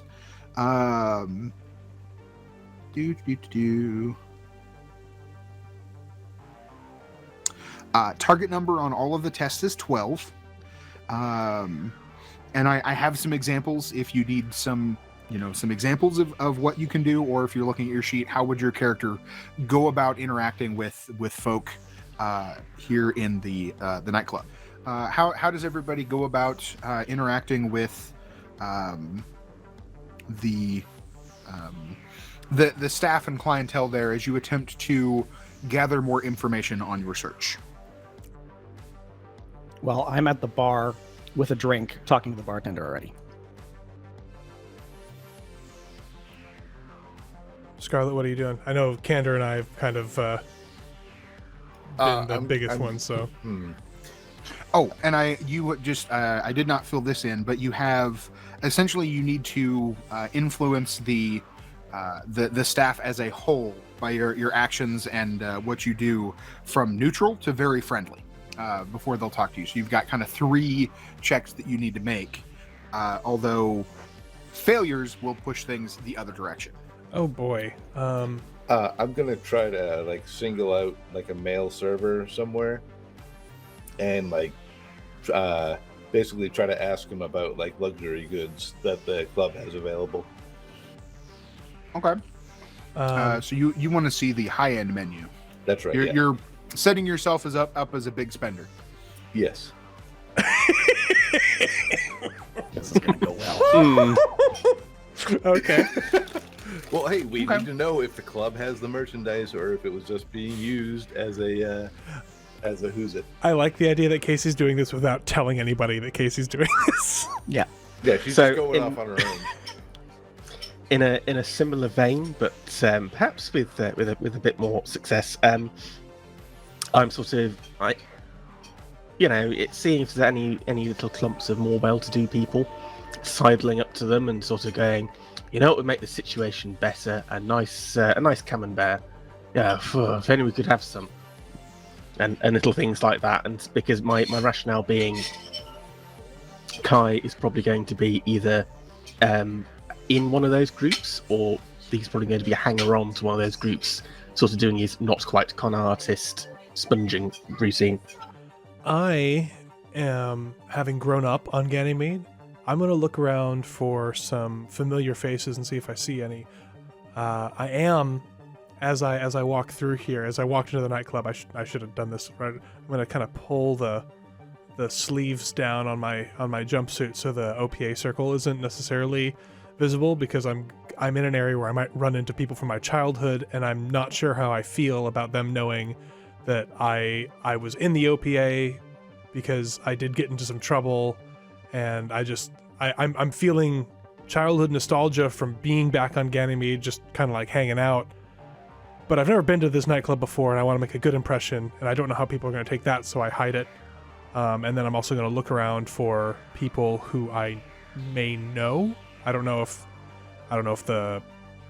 there's a mechanic for that. It does say I was born here on Ganymede and I grew up here, so hopefully that can help me.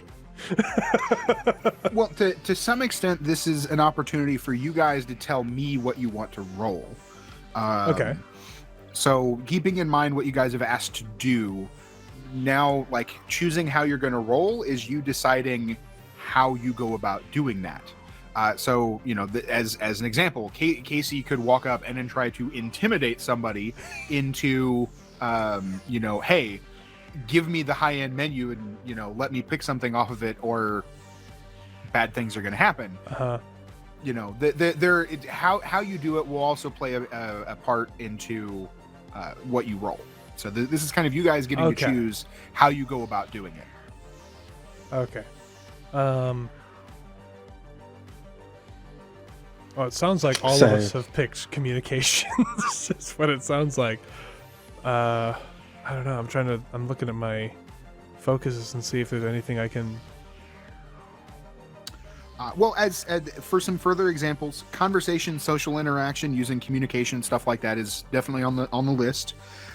There is, as I said, there is a stage with like a microphone on it. If you wanted to try like performing or, you know, stand up, whatever it is you know, trying to set yourself out as who has the best communication skill, and are they any good at karaoke?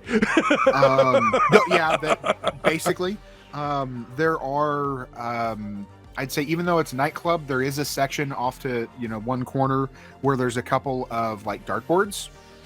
So, you know, accuracy, you know, basically setting up and you know, maybe hustling at some darts might get somebody noticed.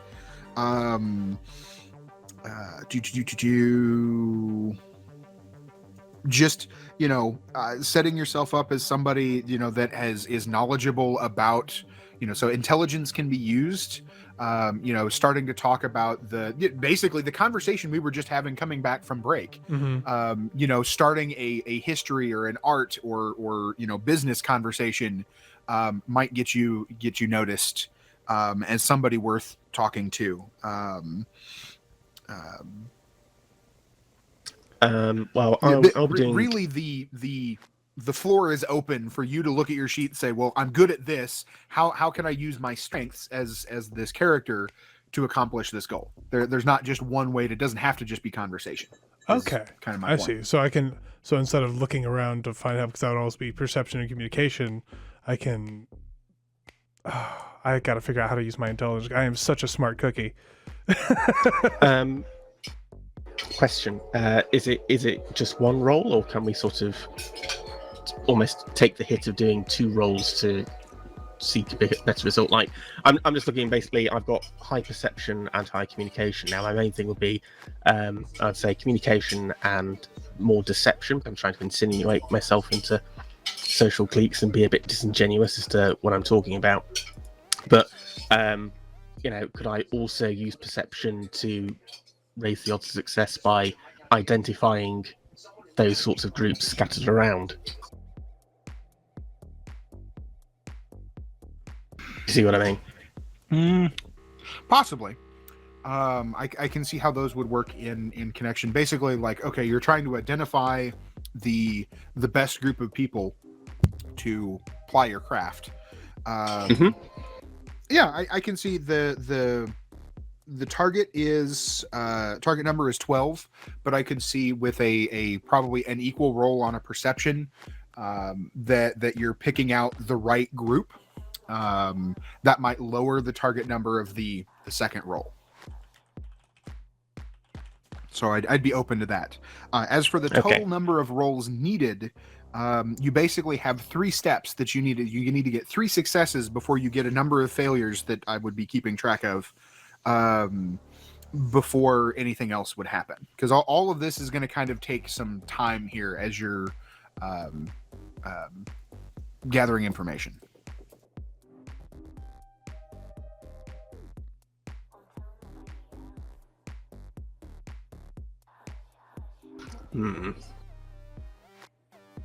This is such an interesting mechanic. I'm reading through the advanced tests right now. Yeah. Well, and that, like, just this approach to a social maneuver, or, you know, a social encounter. There's a lot of stuff out of the system I like. I would be interested in poking around in it a little bit more. Well, I know some people who are interested in the system too, so that could happen. Yeah, it's the scheduling is there's Yep. always more systems than there are. There's always more systems and games to investigate than there's time to run them. Mm. Hey, I gotta step away for a second, guys. I'll be Okay. Sure. So I guess if we want to go ahead and start with, looking around and maybe trying to approach and hustle some information out of some folks. So we have to raise. So basically, the group, the clientele of this particular nightclub is, for all effects and purposes, being treated as a single NPC, and every time we succeed in our tests, we're increasing their opinion of us. Is that how this is working, basically? Basically. So here, just as I'll give you a little bit more background mechanically here. In a social encounter, the goal is to modify the attitude of a character or group of characters. In this case, the staff of the nightclub. Attitudes are measured on a 7-step scale. Very hostile, standoffish, neutral, open, friendly, and very friendly. Given what you're attempting to do and how you're attempting to do it, basically not draw too much attention to yourself, what you guys have to do is move the staff's attitude from neutral, because they don't really know who you are, Right, to very friendly. So that if if they have information, that they're comfortable sharing it with you. And so that's what these roles are doing as a group. You can make these shifts as a series of social maneuvers. Let's see. Tests reflecting actions they take to improve the overall impression of the staff, making them sympathetic or at least willing to cooperate and speak with you. And that's what we were looking at. Also, I mean, as another example, you have those. You would also be aware money talks. You can straight up make a more difficult income test. The target number goes from 12 to 14 to basically splash cash around and tipping really well, ordering the really expensive stuff like that, something that'll get you noticed and ingratiate you with the staff and the time that you have. And there's straight up, I'm going to, follow the waiter into one of the service corridors, and tell me what I want to know, or I'm going to bash your face in, kind of thing. There's intimidation roles that can be done. There's a couple of different ways as a group you guys can go about getting what you need. Okay. And then mechanically, what'll happen is if you succeed in going from neutral to very friendly, something will happen that will advance. Like each of these roles isn't going to necessarily you to be friendly with me. Well, I understand it's a mechanic. Yeah. Well, it's intimidating into getting the information you want, and how you go about doing what you want will influence and color how this social encounter is successful or not. Right. I get it. Yeah.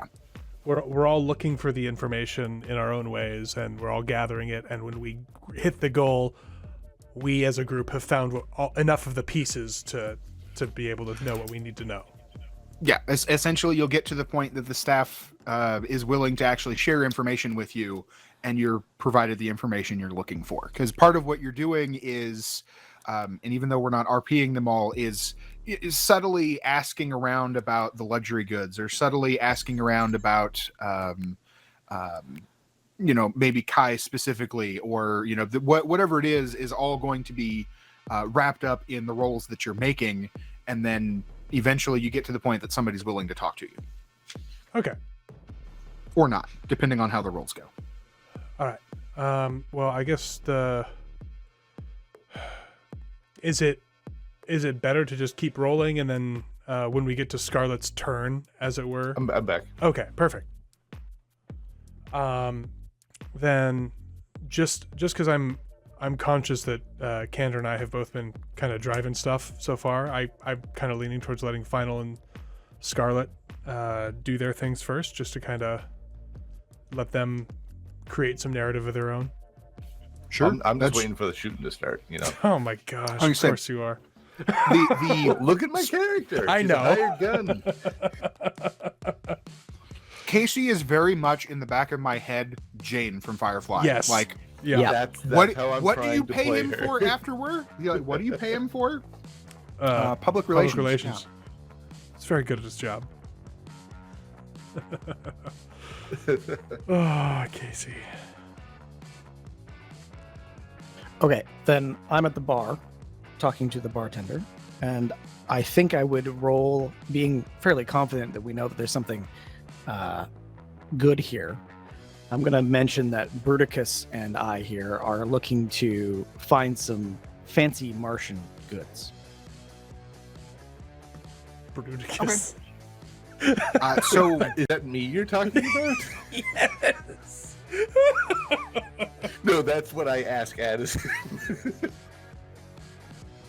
I just wave off Casey and just ask the bartender straight up, do you have anything fancy that we can get? okay. So what skill and focus are you wanting to use here? I'm thinking That's where we'll confidence. start.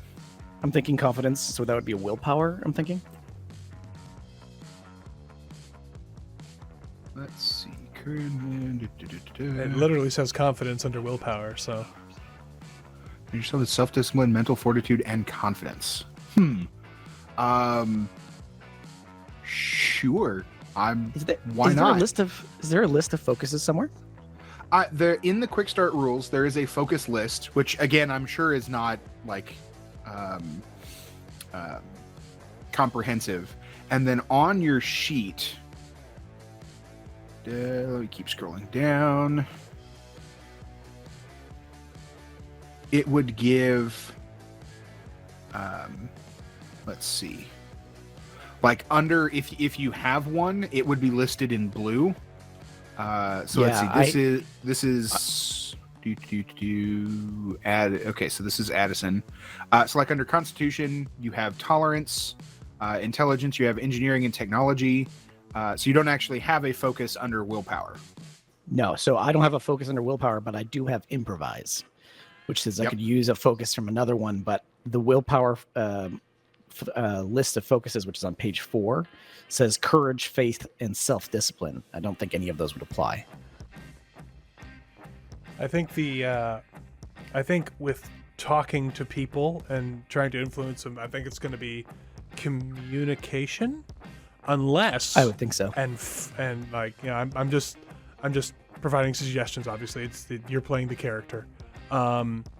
Unless you are like trying to drink this person under the table, but that's a bartender. So I don't know if you just want to keep. I don't know, because like looking at your character sheet, like one of the specific things it says is you have tolerance. So Constitution, you can withstand the offense of potentially toxic substances, whether imbibed for recreation or unwitting exposure, and you have ecstatic, which I'm not sure how that affects things. I'd have to look that up with the drive. I don't know. I don't remember how drives affect rolls and stuff. Yeah, I don't know if it would affect the role. I take that as kind of being a motivation that you have. Like it's the overall. It's Addison is somebody that I don't want to apply anything, but when I would read that, I'd be like, they're willing to try new foods, new drinks, things like that. Oh man, so he's about. He doesn't just want to get the information. He actually wants to try some of these luxury goods, and he wants to try them right now. Yeah, that's that what I'm kind going of thing. with. That's why I was thinking confidence. Yeah. Okay. Well, and I'd say this is also, depending on how you wanted to use it, you do have the talent, the carousing talent. So if you're making, like basically if you wanted to set yourself up that like, hey, what's your strongest drink and keep it coming, you're going to get a bonus to those tolerance checks in order to do that, because that's the kind of thing that would get you noticed. Is like where the strongest thing you have, and then just keep pouring it, getting into a drinking contest with somebody else. One, that's going to ingratiate you to the staff because you're spending money. And then 2, it's entertainment, and hey, it's going to get other people involved, so other people are then going to be spending money. That's the kind of approach to this specific test that you might be making. But But if you're wanting to ask about like the high-end goods, not sure if. Let me scroll I back suppose up he- to the description for willpower. I suppose he could eventually having started drinking, start asking for something from Earth or some of the more expensive stuff. I'd also like to point out that if he's within sight of me, he gets a +1 to his willpower. I like to interpret that as he's willing himself to act like a pompous so-and-so. See? Okay. It's also because I have to sit in a room with 80 for the last 45 minutes, listen to him to contract for so long. So I He's want really to drink. Oh, that would drive anyone strange. Yeah, I mean, if that's how you want to do it, you know, in this specific situation, there's really not a wrong way to do it. It's you telling me this is how my character goes about, you know, spending some time in this nightclub, making it known what I'm after, and I'm trying to get in good with the staff. Okay, so I am rushing to the bar, asking the bartender very courageously and confidently, what is the most expensive thing you have, and put it in front of me. Okay. Would this involve an income test as well because he's buying something more expensive? Yes, I think this is going to come down to an income test. It's not straight up bribery, so I'm going to leave the target number at 12. So let's start there. Go ahead and roll an income test for me. Ta-da! 14. Which you made. So you go to the bar, you ask for the most expensive thing they have, like imported, you know, and they basically you're asked for, you know, to pay up front before they you know, pour it for you, kind of thing, because it's that kind of place. And you managed to, I mean, you did just complete you know, a contract, and so you probably had some funds transferred as that paperwork was finished. Yeah, you know, you pay for it, and you're like, nah, leave the bottle, and you pay for the rest of it. And so you've marked yourself as somebody willing to spend some money here. The bottle that's brought is, and my lack of lore knowledge is probably going to catch up with me here, but it would definitely be something imported. It would be high end. It's top shelf. And then, yeah, we will circle back around. So that's a success. We have a +1. Can we say that it's from Earth just for the possible hilarity later? Sure, why not? It's real whiskey. I So mean, we have Ganymede also does make its own Yeah, it does. high-end alcohol in the setting, but I feel that wouldn't quite be high. I don't know if this is. Well, I'm I mean, thinking either like works. earth-based aged Yeah. whiskey. That's what I'm thinking, right? Oh yeah, definitely. Yeah. The kind of stuff that may have been that might have been in that shipment, you know, and you've labeled yourself as somebody spending money. Okay. So who's next? Scarlett, do you want to go? Yeah, I'll go next.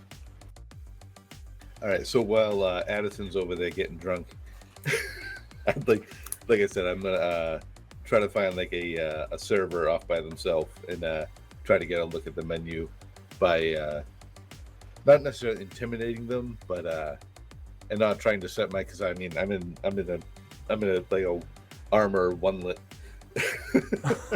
I'm not trying to insinuate that I'm a high roller, but I want to treat myself to something fancy. Okay.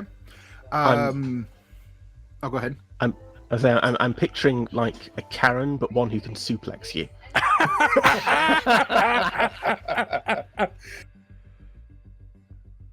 That Casey doesn't ask to speak to the manager; she takes you to see the manager. Yeah, exactly. Exactly. Give me some chocolate. I'll Okay. arm wrestle you for it. So, what kind of you know, skill And how exactly is Casey going about do this, so we can determine what it is you need to roll? She's just straight up walking over to like a server who isn't busy at the moment, and straight up asking them for it. Okay. So that's probably going to be a communication. Yep.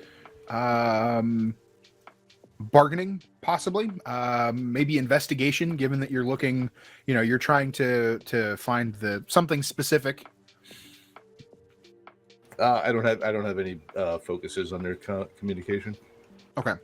Well, then go ahead and roll your communication test. Target number of 12. Ooh. Okay. Ouch. Well, I mean, you are successful in handing over, or that they get you it's the special menu basically.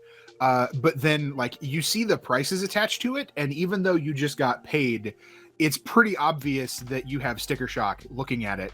And so that's going to be a failure on the advanced test. Because you got what you wanted, but it's pretty obvious then that you probably are really not somebody that would normally be buying off of that list. Yep. I could buy so many issues of guns and ammo with that. Yeah. Well, no, not so many issues. Actually buy guns and ammo with it. Why do you want the magazine when you could have the actual stuff? Yeah. The literal magazine. Oh, yes. And that's how the sommelier ended up with a railgun.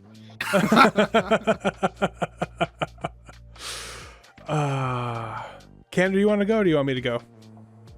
I'll go. Okay. So I'm obviously not something I've seen firsthand, but you know how in nightclubs, if you get a bunch of sort of rich kids, there'll be like a member of staff who sort of saunters over and sort of says, "Oh, have you seen this really expensive bottle of wine we have on the menu? Oh yeah, it'd be really cool if you tried that." Sort of where they act sort of as it not explicitly being pretending they're a party goer, but they're sort of acting in that sort of herding way. I'm sort of doing that, but I'm not a member of staff. I'm going to groups of more well-to-do, more affluent-looking people, sort of encourage them to, what would really go well with that wine. The perfect pairing would be a nice Roquefort, that sort of thing. Okay. So you get a hold of kind of the same menu that Casey was looking for, and you identify some of the big ticket items, the things that are. Mm-hmm. You're able to identify the things that maybe the nightclub is pushing. They're trying to. This is the stuff. That's where their money is. Yeah. So go ahead. Like what are we looking at? And we think for a role for that. Probably communication. I'm open to others. I was thinking communication, but I was also maybe hoping to argue for more of a deception thing, because I if I fail it, I can do a reroll. Because I have the intrigue talent. Okay. So, like, you are actually attempting to come off as a member of the staff, even though you're not. Is that kind of what the deception is? It's more the deception in that I'm coaxing people into stuff they probably wouldn't. I'm, as I say, the kind of thing I'm thinking that's compared to real life is they are more acting as if.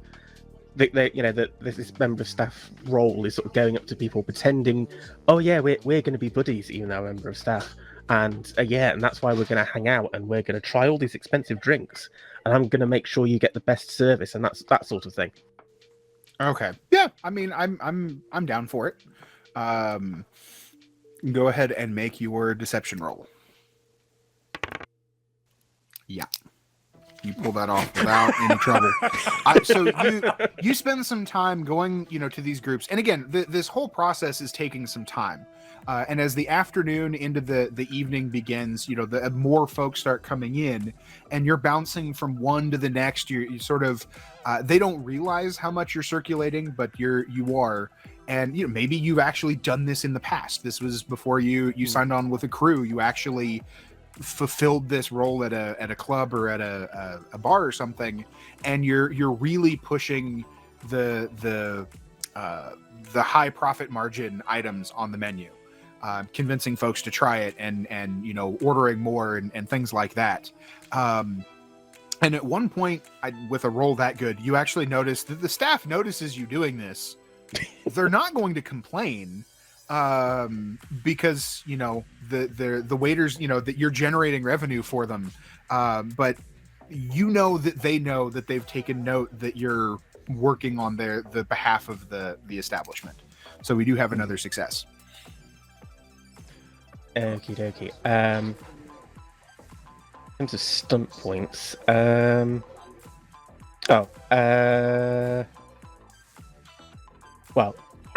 I think the logical follow-up would be and another thing, and sort of use perception to see if I can see any certain servers maybe are moving with more interesting looking items. Okay. Sort of generally taking see the flow of the room, as it were. Sure. Go ahead and roll a perception as you're doing this and taking note of the staff noting your efforts to see if anybody jumps out at you.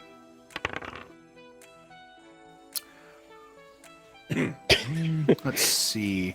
Well, I mean, this wasn't a roll for the test. This was basically getting you an extra some extra information.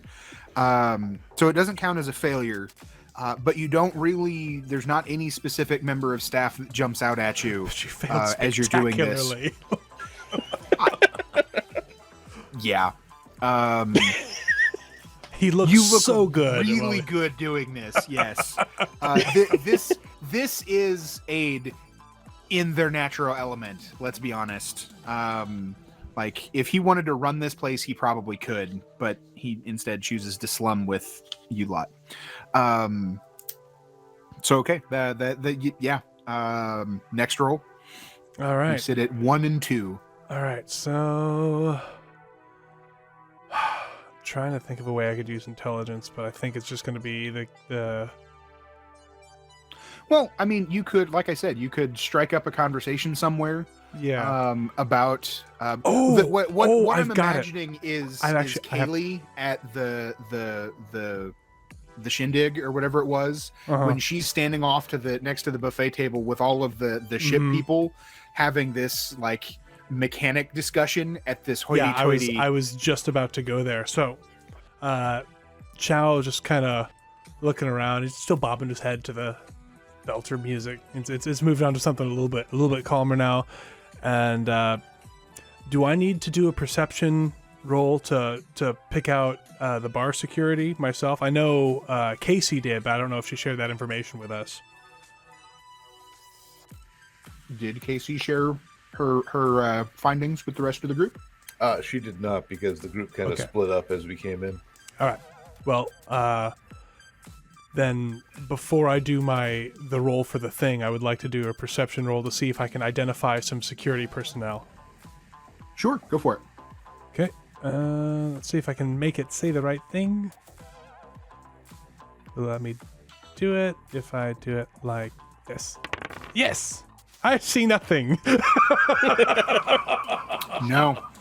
You thought I was blind. I don't see a goram thing. It's surprised you made it to the bar seat. I mean, you passed a couple of bouncers on your way in, but as you're looking around, you don't really see any. It's not like there are folks standing around with the black t-shirt with white saying security on it. So you don't really identify security of any sort. Oh, man, I'm blind. In my mind's eye, he spent 15 seconds beginning a really intense conversation with a plant pot. Addison thinks that Chow's already drunk. So with kind of a dang, because I wanted to talk to them about security because I got smarts. Well, I mean, you can. You never know who else is there. Yeah, I know. What I think I want to do. I think what I want to do is I want to walk up to one of the waiters and stop me if you don't think this is a good way to do this, but because I am such a bright individual, and I'm kind of a local, so I kind of know how things go. I want to talk to one of the servers who's like maybe on their break or something, and just kind of offhand, like, I think things might go a little bit more smoothly if you pattern the flow of your of how the servers are moving from one way to another. Like maybe optimize it a little bit because I'm smart. Okay, but looking to feng shui the staff. Yes, feng shui the staff. Yes, perfect. Okay, I mean, sure. I mean, the dice will determine if it works. So this isn't really going to fall under security, but it'll fall under intelligence. Yeah, I figure if I can't do security, I can at least do the intelligence part. People love when customers tell them how to do their job. Mm-hmm. But I'm really smart, so they might listen. This is what the dice will determine. Yeah. Okay, here we go. Ooh, yeah, got that. Okay. So you locate some of the staff, and you start giving kind of local to local, strike up a conversation with some of them, and you start giving them some pointers and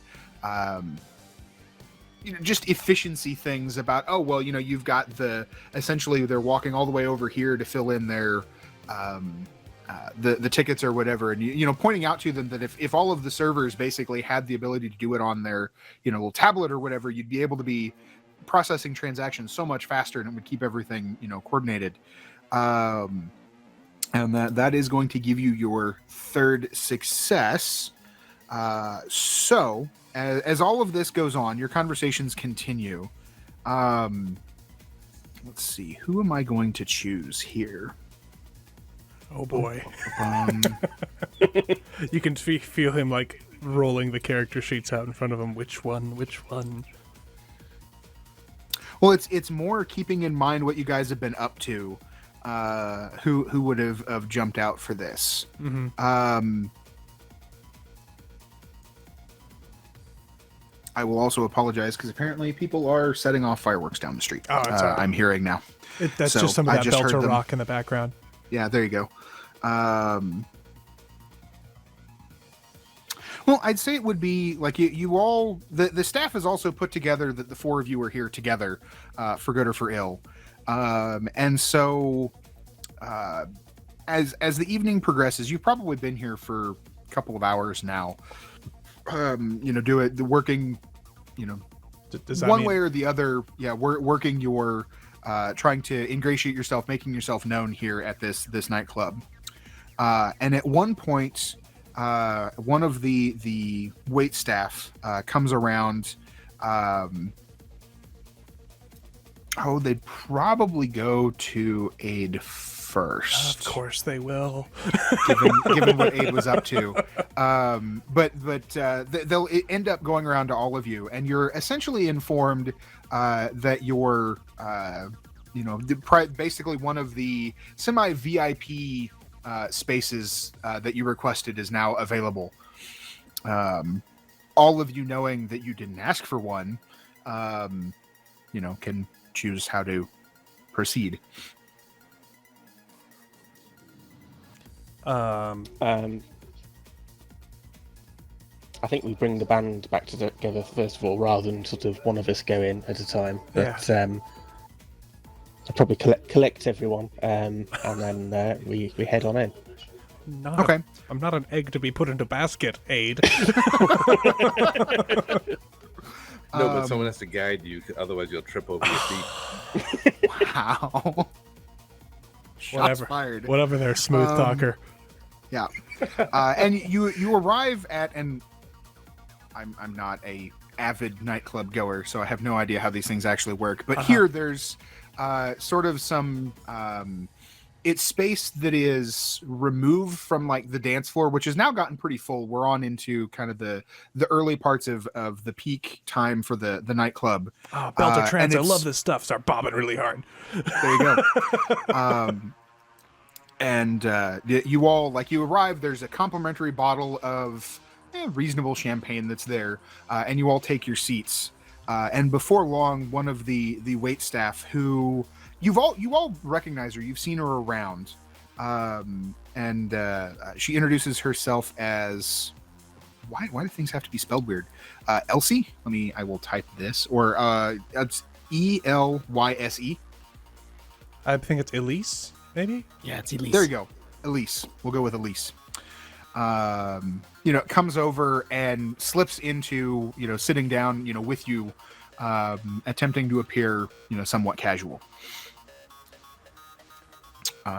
Let's see. Who is she sitting next to? Let's see. Me, obviously. I'm gonna let the dice determine.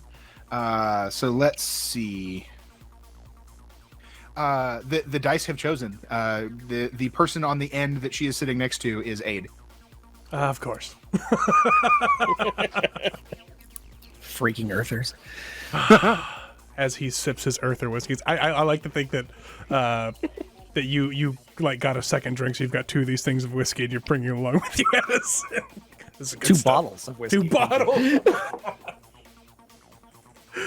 Oh. Yeah. Well, no, it's not. Excuse me. It's not Addison. It's Aid. It's Candor. No, I know. Yeah, I know. oh, I know. Gotcha. That's why I said freaking Earther. Oh, okay. He just takes Sorry. a drink of his I'm not whiskey. looking at TeamSpeak to see who is speaking, and I'm terrible okay. with voices. That's okay. That's all right. But okay. Essentially, she is going to inform you that it's become obvious you guys are looking for something, and she's asking what. You get the idea that you have the staff on your side now, and now's the time to ask some questions. What's your number? Addison. I feel like that's going to require a roll. Let's go for, well, I think this is the perfect opportunity for a seduction roll. Oh my gosh. Chow's just going to put his face in his hands. Perfect. That is communication seduction. Oh, good. I only have a communication 1. Can I improv seduction? Is that a thing? Oh yeah, you can always roll if you don't have a focus. Unless it's you're just yeah. yeah. Yeah, but I have a talent that's improv. So that's what I'm asking. What that does. What does improv do? Basically, if there's a talent that requires a focus and he doesn't have that focus, he's allowed to attempt that test. Yeah, with it says the improvisation talent. Yeah, improvisation. You can make an ability test requiring a specific focus, even if you don't have it. Because seduction this isn't requiring a seduction focus, it just is a seduction focus. If you were actually as pretty as you think you are, you'd get a bonus, but you don't, because you're not quite that pretty. I think the improv would be more like I'm trying to think of BSing your way through a business discussion or a business negotiation. That's where that would kind of like, it's a requirement or a navigation or something like that. I don't think the seduction is necessarily required here in order to do it. Okay, all right, that makes sense.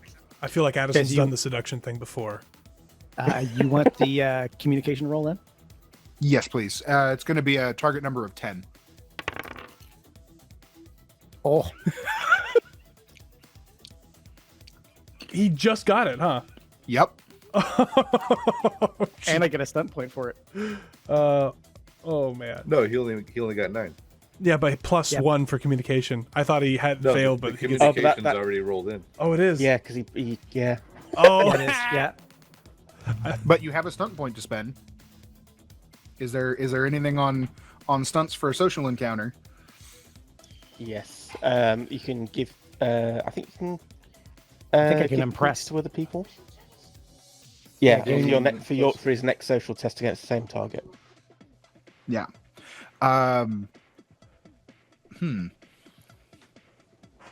So it doesn't apply to this one. You can't give the bonus to this one, so you don't quite make it.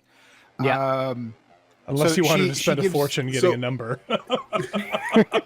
Quick query: can I use my Sure. relationship with Addison to help him? Is that what that? You want to use that now? Yeah, why not? I mean, It's it's once a per one-shot. encounter. It's a one shot. When else am I going to use it? Emotional connections carry sometimes even without use. Extra motivation to succeed. Draw on your relation once per section to gain an extra stunt point, which you can use even if you don't roll double. You know what? Sure. If you want to sacrifice that one relationship point to wingman for Addie, I'm down with it. I'll go ahead and give the bonus. It's that close. It's that close. I would like Nailed the it. wingman for Addison. Oh, And I just gently pat him on the head while looking at him and be like, "Please excuse him. He's mentally handicapped." she's getting a pity number. I mean, yeah, that, and also I'm sort of imagining the subtext being sort of, you know, do a sister a favor and keep him busy so he stops bothering me. That's totally what's happening right here. Yeah. Casey's Yep. actually intimidating this other woman into just handing me a fake number. That's really what's happening. Not Five, really. five. Like, not really intimidating. I put it down as a like, just get him to stop. Get him to leave me alone. Like, kind I'm of sorry. thing. I'm He's- sorry for him. On his behalf, I'm sorry. Yeah. So she stops for a moment, and is you did all of this to get my number? Like as she's writing it down on a napkin and passing it across to you, kind of thing. But she's a bit confused. But I mean, flattered that you would go to this much effort with this many people for something like that. Not so. Mike Chow's gonna speak up from like under his hand. It wasn't to get your. Well, I mean, he probably did it to get your number because that's Addie.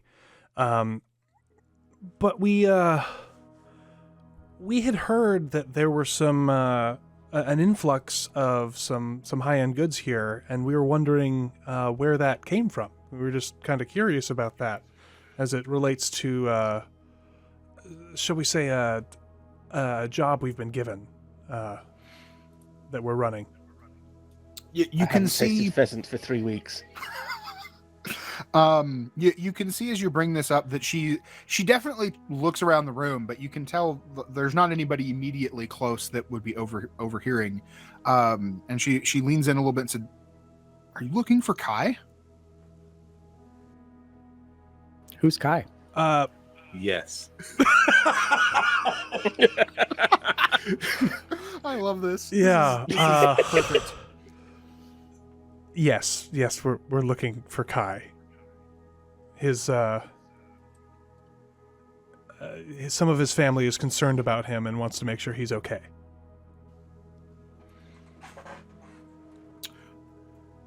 Roll. Is that going to be? Is it? I feel like this is a deception. Yeah, probably. Yeah, I am lying. Well, his family is concerned for him. Right. That's why it's. I guess the question is, I guess it's more down to how Chow is saying this. Like, is he actively? How does Chow view what you guys are actively doing right now? Like, does he think you're actually here to help this guy? Or are you well aware that he doesn't want to go back, and then you're lying to this gal about... Chow thinks that it's probably all a misunderstanding between this guy and his family, and that we're just here, we'll be able to convince him, and if we can't, well, I mean, that's what we pay Casey for. That's kind of where we're going. So Okay. this is a half truth. So it could still be deception. So if you want, I'd let you choose. It's either probably persuasion or deception. I'd let you pick. Because you're kind of riding that line. Are those They're both communication? Well, They are I don't both have either, communication. so I'm just going to roll a communication. There you go. What's Then my it doesn't really target? matter. Target is... I mean, I don't think this one is terribly difficult. Let me Discord. Probably target of about 9. Okay. Man, I'm a smooth talker. Look out, There A. you Here go. I come. Coming for your job. I got a couple stunt points there. Let me look at the thingy. Yep. Why is this not working? Okay. Like, for some reason, I can't delete a previous search in... Why? No, this is 100%. This is where I'm clicking. What? Oh my gosh.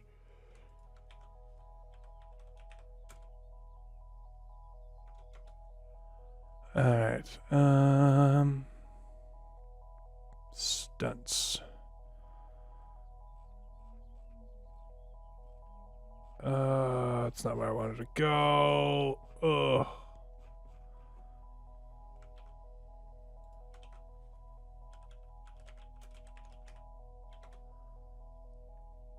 Here we go. Next. There. Okay, so I have how many? I got 2? I got 2.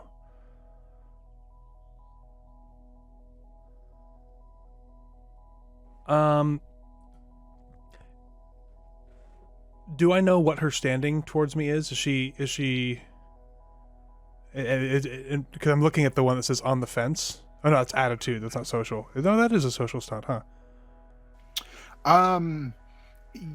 Oh no, okay. Read the room would reveal the attitude. Okay. Okay, so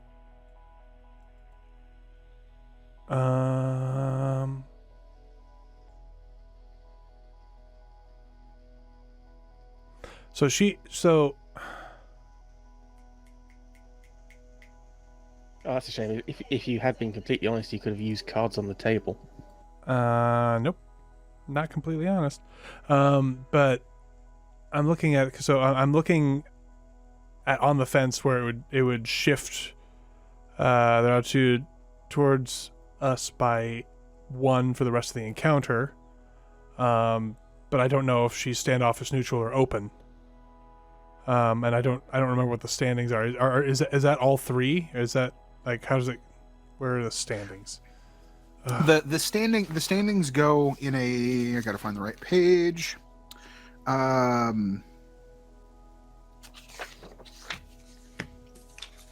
Flipping pages. There we go. Nope, that's not it. 13. Very hostile, 13. hostile, standoffish, neutral, open, friendly, very friendly. It is page 10 Okay. of the actual. Okay, so okay. there It is was there somewhere. Okay. So the only question is, I don't know if I don't think she's above friendly. I don't think she's friendly or above. So I'm leaning towards the on the fence to where she's gonna come more towards us and be more trusting towards us for the rest of the encounter. Okay. I'm fine with that. Okay. She seems to accept your concern as genuine, or the reason you're there is genuine.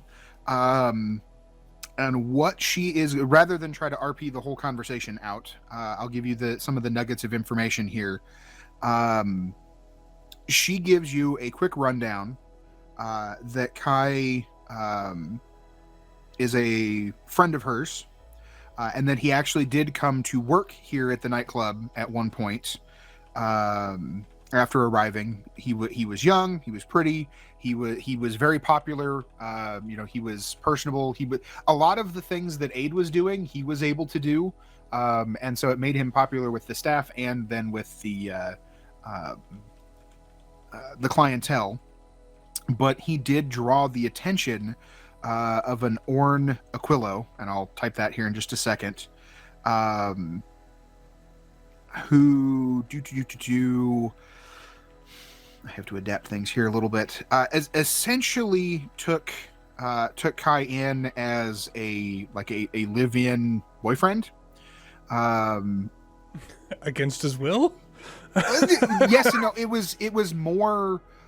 He was one of those things where Orn was very possessive. So it wasn't really against Kai's will, but from the outside looking in, it wasn't necessarily a healthy relationship. And she will tell you she tried to talk him out of it, but it was kind of from Kai's perspective a way out and up, kind of having access to somebody. and that she didn't hear from him for a while after he left, but then he did get back in touch, that he needed a place to stay briefly. He didn't really give her a lot of details, but it was clear to her that he was scared, nervous, and didn't really want anyone to know where he was. He crashed for a couple of nights at her place, but then essentially made it clear that he had a plan to get himself back on his feet and try to move on, basically leave the station. She didn't know what the plan was. The only thing she's able to offer is that she heard him mention 57-D on a comm call at one point. And then she hasn't seen him for probably at least a day or so at this point after he left. So let me type the name. Sorry, he left. She got that call one day ago. The call was while he was crashing with her, but then he basically told her that he had a plan to get himself some resources to try to get out, and he left and she hasn't heard from him. Okay. In a day or so. So, but the call where she overheard the 57-D would have been there while he was staying. So that's been a couple of days. Like discreetly under the table, can I take out my little I don't know, I forget what they call them in the Expanse, but can I like start searching or like try to cross-reference 57D against something here on Ganymede?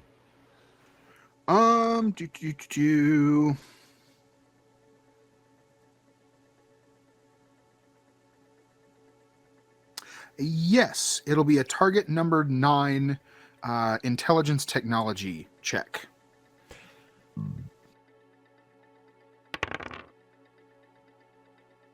Nice. Ooh, skin of my teeth. Okay. It takes a minute, but you do manage to locate that. Odds are this 57-D reference, is probably associated with a storage area close to the docks. All right. Kind of lean over to the group and kind of mention that maybe we should get going before we attract any more attention. Okie dokie. I think, can I also use my contacts talent to just sort of basically turn to Elise and say, if we have any more questions, can we use the number you gave Addy to get in touch? I mean, I don't know exactly what the talent does, but she provided her number, so yes. Okay. Well, it's just you can make an NPC with a neutral, better attitude into a contact with a successful communication (persuasion) test. Okay. Is there a target number that's listed for that, or? There is not. Oh, okay. I guess go ahead and roll, and we'll kind of see how you do. And yeah, this is another one of those things that you'd want to do. Yep. Yeah, I'd think a 13 would be more than sufficient. So yeah, she tells you if there's anything else, if she thinks of anything, she'll get in touch with you, or if there's anything else to call her. And you would also, long term, you'd be able to have Elise, the waiter at Le Cage, as a contact for other adventures. Excellent. All right.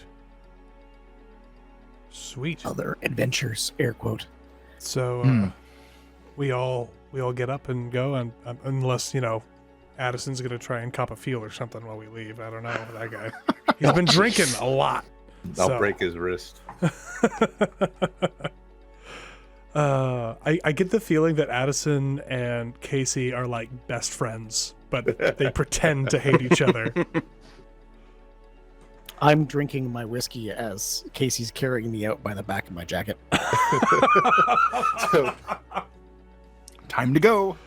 assuming that nothing stops us on once we're out, I disseminate the information about the storage area and the reference to 57D, and that we should probably make our way down there. So it's back down Sounds by the good. docks? It's down near the docks, yeah. Sitting on the dock of a bay. What is a bay? Anyway, yeah, let's head back. You head back. I'd say the search also provided you with a decent direction on how to get there, and you head to back towards the docks. But just before you get to it is an area of some of it is like more self-storage type units. Others are larger. The kind of place that like if you had some cargo that was arriving that your ship wasn't able to wait in order to make deadlines to offload cargo and needed to go somewhere else, but it doesn't really need to get transported far away. It's very short-term storage. And the 57-D is one of the smaller kind of self-storage size units, and you're able to make your way to it without too much trouble. Let's see. Yeah, essentially long series of sealed rooms with sliding doors and electronic access panels. A cursory inspection would show that 57-D is locked. Oh, is it? It is. Okay. For how much longer it stays locked? Question. How badly do we want to see what's in there? I could probably get that thing open. It's the most solid lead that we have. I would say we should definitely see what's inside.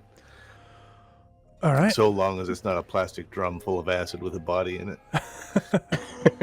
That would provide you That would provide you the information you were looking for. Yeah, it would. It will. Yeah. I mean, it wouldn't be a happy ending. Just the rest of. Sorry. Go ahead. May I suggest the rest of us disperse slightly and keep watch while our friend works on the door? I'll head down the corridor and look busy. Okay. Does anyone with good perception want to do a perception check to make sure we're not being watched? I'm focused on the door. I can do that. Okay. Go ahead and roll. Let's see. Where does that land? Yeah, perception.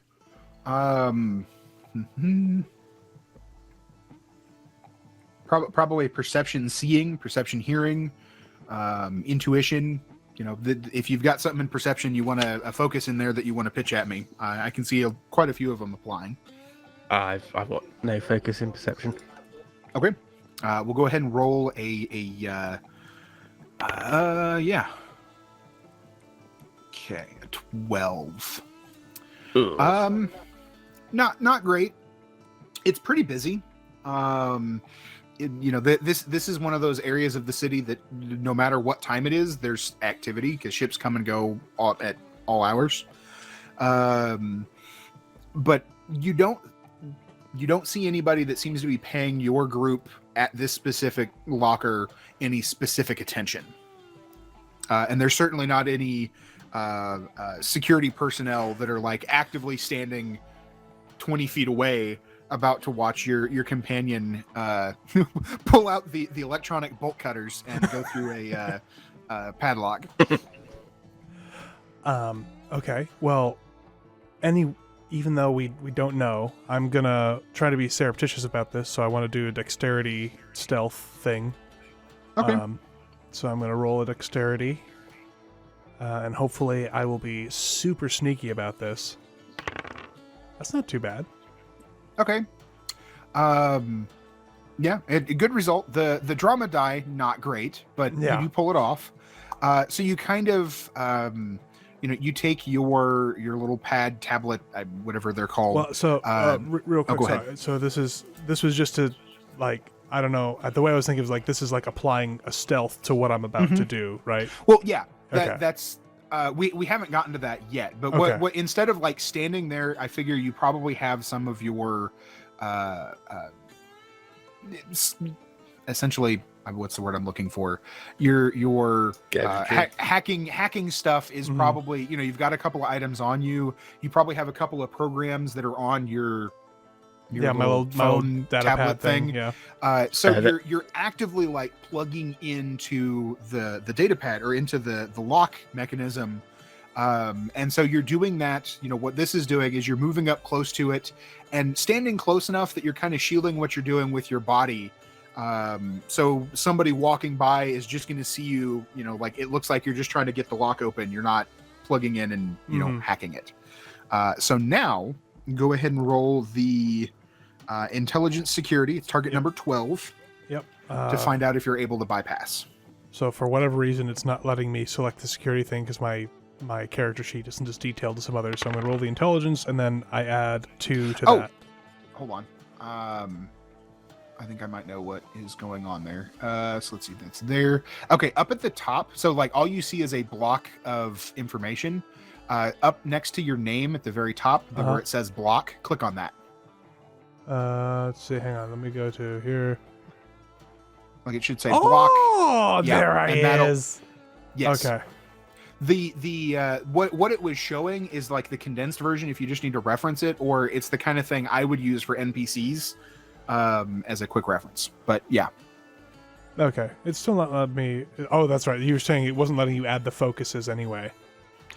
Yeah, I'm not sure. Okay. I didn't find a way to mechanically add the focus to the sheet.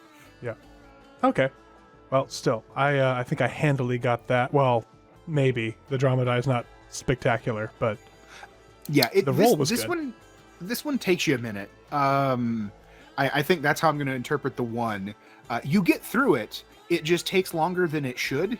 But you feel reasonably stealthy about it, and you do manage to. You're standing there, and the indicator goes from locked to, and like you hear the lock disengage, and the little light goes from red to green. You know, ka-dunk, and then you'd be able to access and, you know, hit the open button, and the door would slide open. Casey, do you want to go first? You're pretty good with, you know, things that might be dangerous.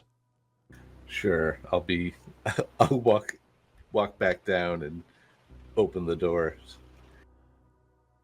Okay. You move up next to Chow and, you know, hit the open. Could probably wave Chow to step back a little bit just in case, you know, somebody starts shooting, kind of thing. You're very much in your element in this, trying to be prepared for anything. The door slides open. There's no gunfire. There's no explosions.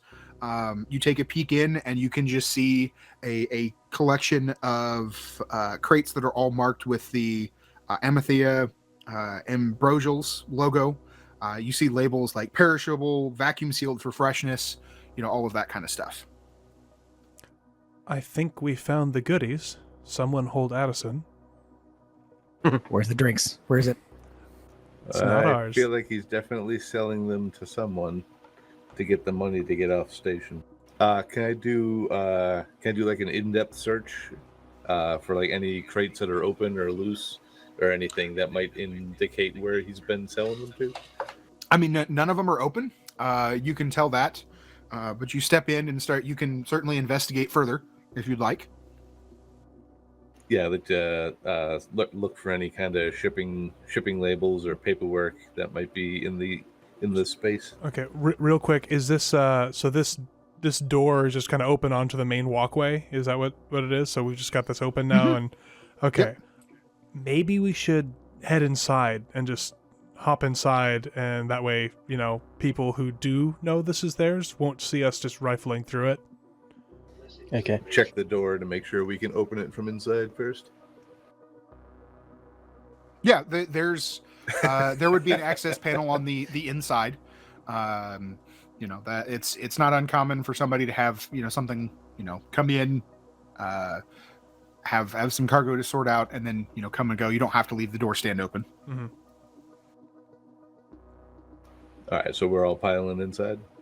I'm waiting. Yeah, and we're all sort of going and searching various corners, I think. I found a box labeled whiskey. All right, I'm going to shut the door while we start Okay. searching. Okay, so somebody go ahead and roll a. I feel like this is it's a perception search. To kind of evaluate everything. What I'm going to do to compensate it so not. Well, no, I guess all of you, anybody that wants to be searching, can go ahead and roll, and then we'll see what you get. Okay. I guess I'll look too.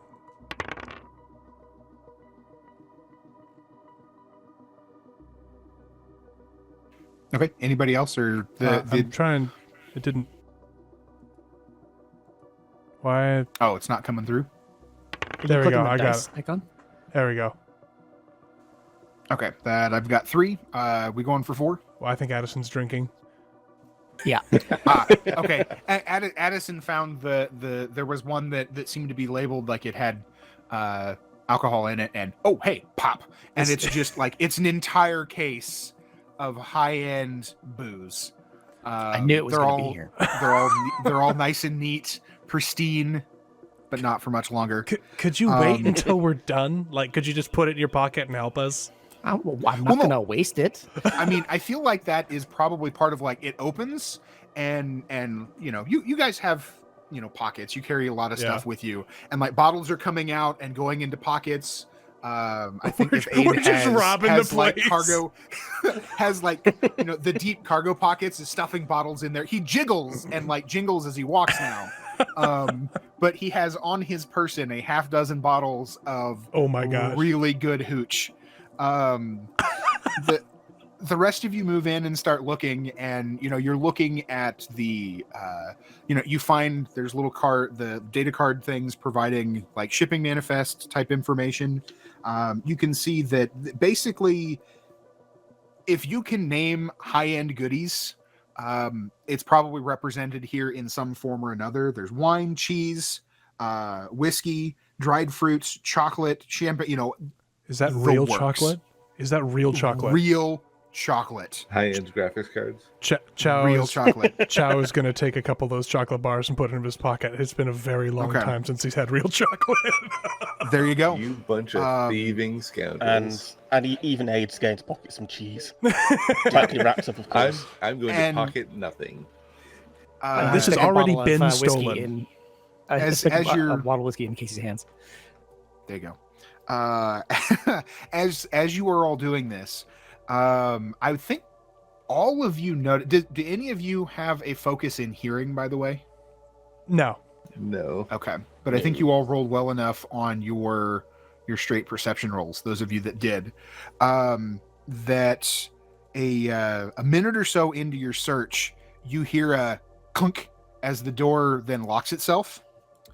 And you notice a subtle change in the sound of the air pumps, or the air ventilation system into the unit.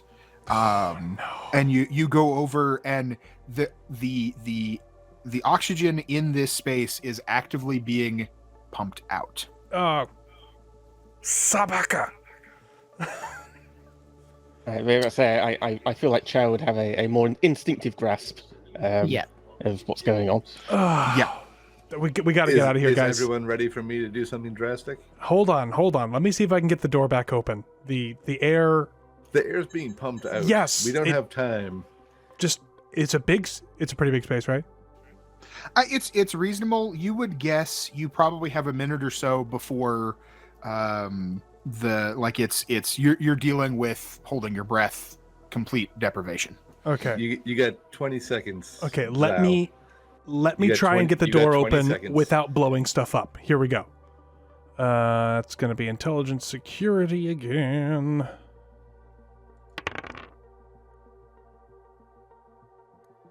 So plus 2 for the security. So I rolled a 17. Try and get the door back open.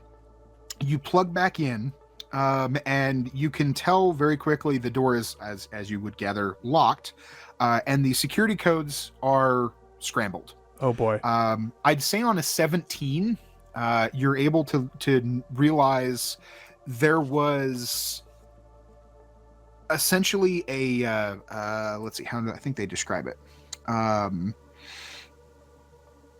A little bit of a surprise left in the coding for this particular storage unit, that you have stumbled into this trap to lock the door and scramble the security.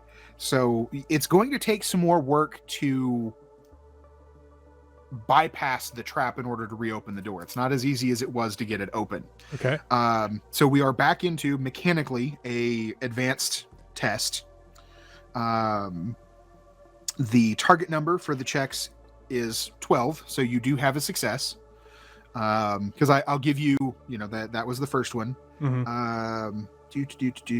Let's see, adding a result to the drama die. So your drama was a 5 on that one. Yep. Oh, that means I can do a stunt to help one of my buddies out, huh? Hold on, I got to double check what advanced tests do. Okay. Real quick. So complicated, time-consuming. Settle a single test, include in-depth research. Yeah.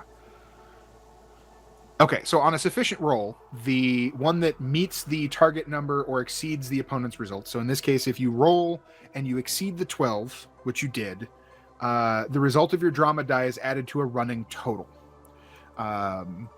So that 5 has been added to the total. It's not quite enough to open the door on its own. Every test, though, takes a minute. So completing this first test brings us to the point that you are all going to need to you can hold your breath equal to a number of rounds equal to twice your constitution score. 0. Okay. 0. So we haven't 2. gotten there yet, but at this point then you will have to make a target number 9 constitution stamina test every round. Okay. The target number will increase by 1 every round you stay in here to continue holding your breath. Failing the test means that you are unconscious. On the following round, your condition becomes dying. The character cannot stabilize until you're able to breathe again. Oh boy.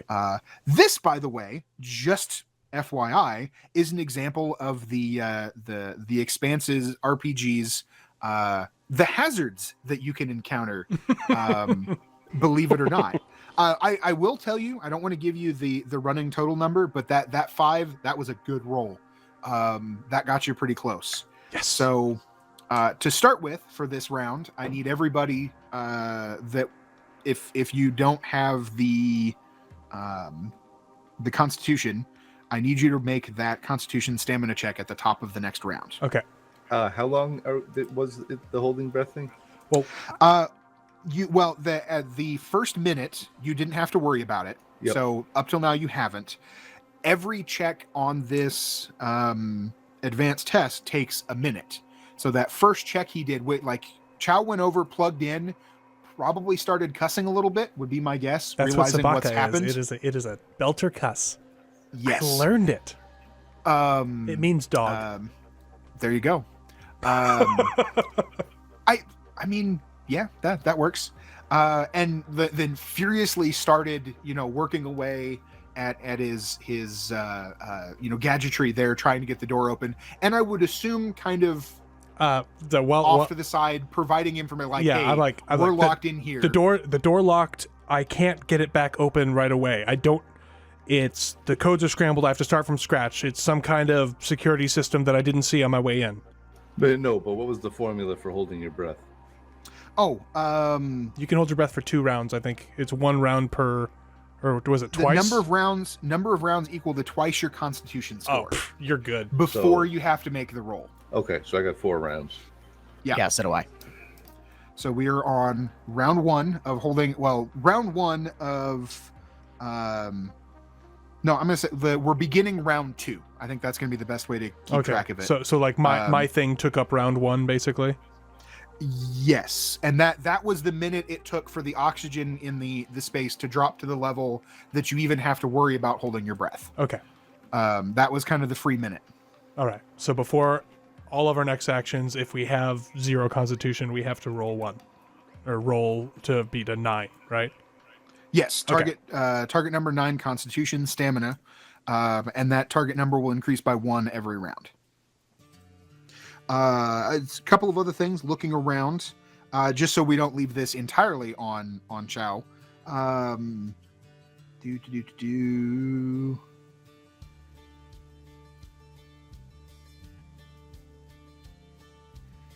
Other means of escape from the space are limited. Doors and walls are very heavily reinforced to just break through or seriously damage them. You can attempt to look. There may be something in some of these, crates or some of the ones that you haven't checked yet that you might be able to make a crude explosive device out of, for example.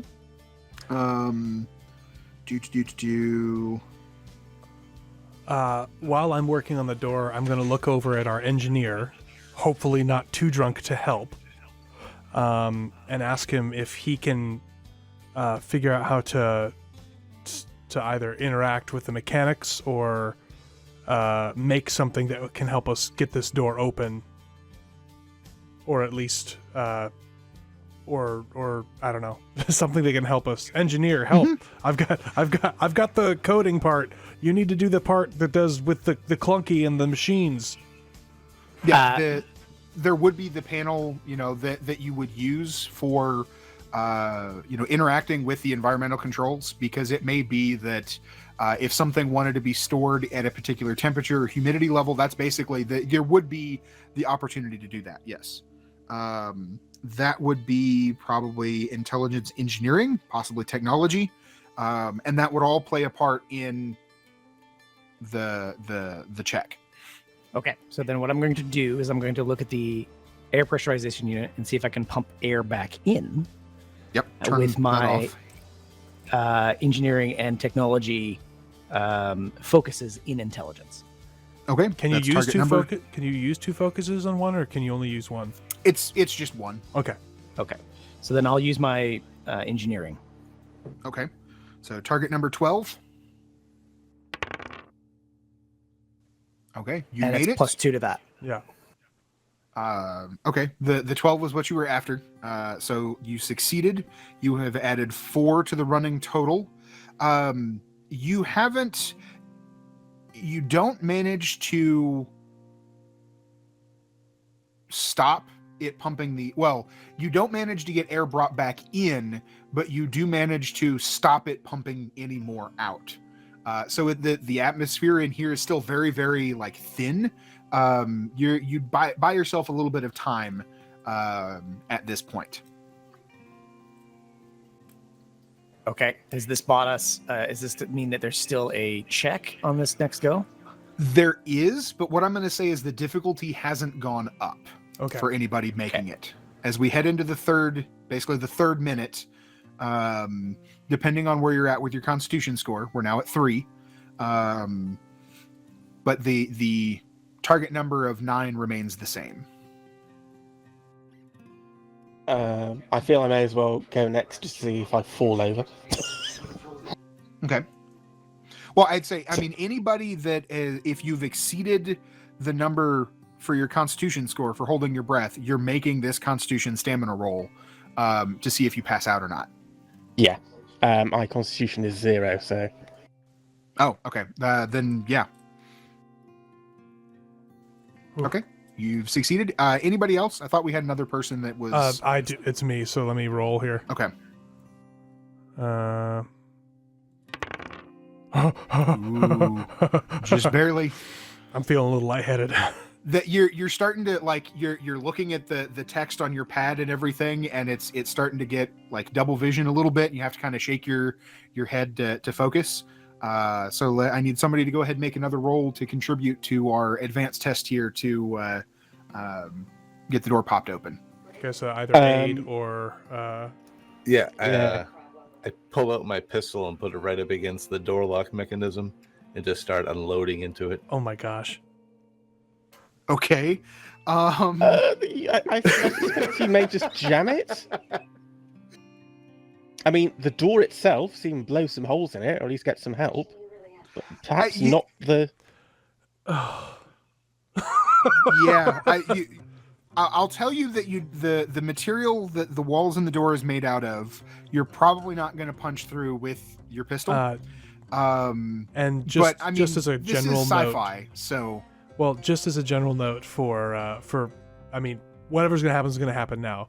But in the Expanse universe, most pistols are loaded with frangibles, so they don't punch through exterior walls and stuff. Gotcha. I mean, maybe Casey's an insane person and has... She is a Martian ex-military. Yeah, so I don't know what Gotcha. Casey's got loaded in hers, but just for future reference.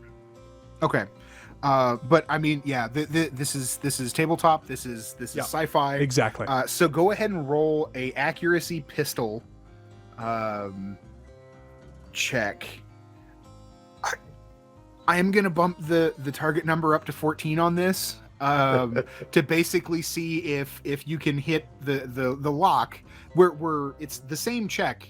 So you've got to hit a 14, and then your whatchamacallit, drama die will add to the total to see if this actually helps.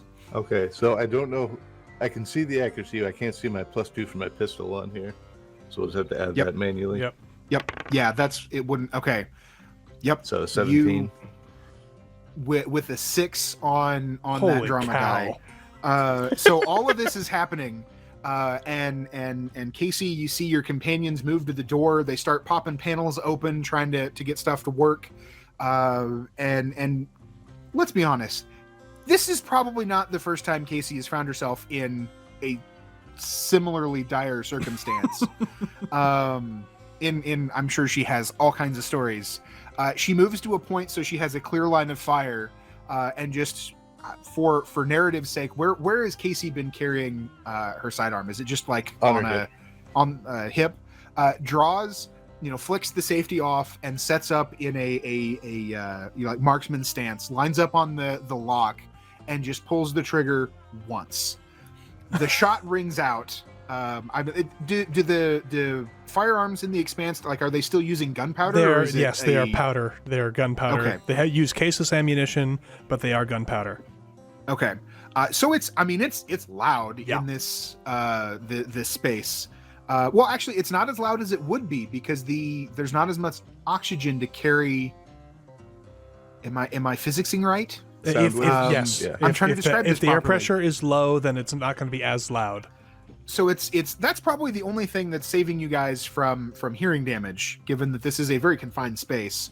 It's shooting right next to my head. Yes. But Freaking Casey. Aim is true. Like, it's one of those moments where Chow has to like lean back and kind of clear his vision while trying to hold his breath, and just the lock panel in front of you that you were interfacing with disintegrates.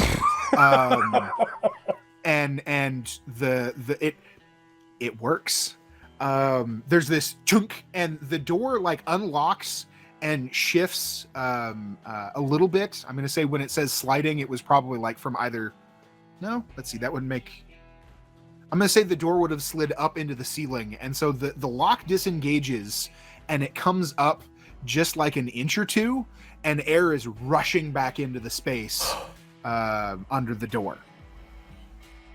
Chow's going to drop down, take a big breath of air, turn around, and unload an incredibly detailed string of Belter Creole invective at Casey. Casey just looks at him, raises one hand, and then raises her middle finger while reholstering her pistol with the other hand. I feel like in Casey's mind, she's the one that just saved everybody. Yeah. Absolutely. Had nothing to do. Like, I'll go ahead and tell you the target number you needed for the advanced test was 10. We had a 5 on the first roll, a 4 on the other. As long as you passed that last check, all you needed was a 1 on the drama die to make it work. So yeah, I think that's yep. Can we use that the rest of that so that maybe the bang was quiet enough to where nobody outside realized that there was a gun going off? I mean, yeah, the walls aren't really soundproof, but they are quite thick. You know, you would gather, odds are not a lot of people heard a gunshot just going off just now, or any of the rest of the commotion. But I would also imagine that if there's lots of cargo and machinery going off, there'll be a lot of Yeah. sound cover. Yeah. yeah, Maybe someone should open that door the rest of the way. Do we... Well, before we do that, we have air now. Do we want to finish looking for any kind of clues in here? Or should we just start shooting I boxes think so. and see what comes out? Why don't you three stay in here and search these crates? I'll wait in the hallway.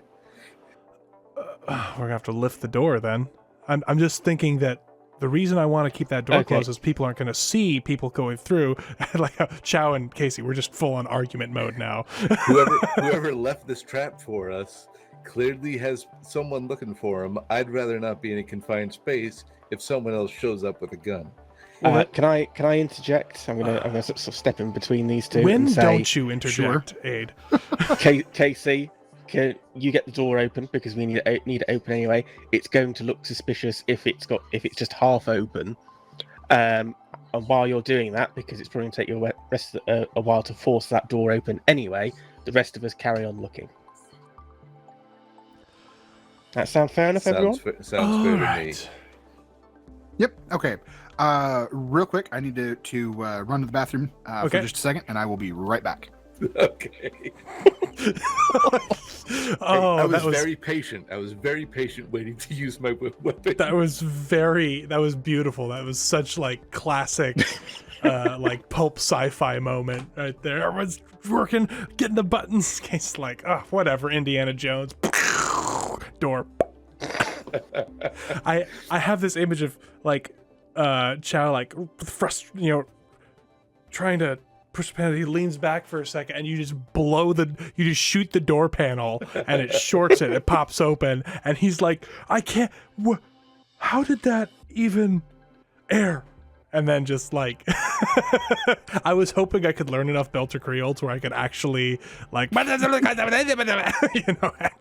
But I'm just picturing Casey glowering at Zhao and then looking at me like, "You're welcome." yeah, probably. Yeah, as you resolve, like you kind of gather your wits and collect your stuff, you can tell from your all of your slicing, your hacking gadgets, that you were like 2 digits away from actually getting this new scrambled code when the door got shot. But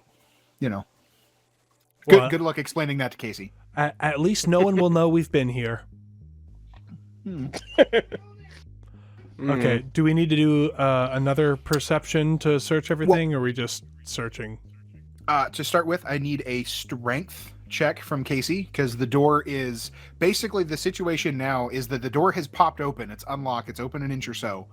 But given the fact that the controls have been shot, literally, you basically have to manually hoist them up. Okay. Yeah,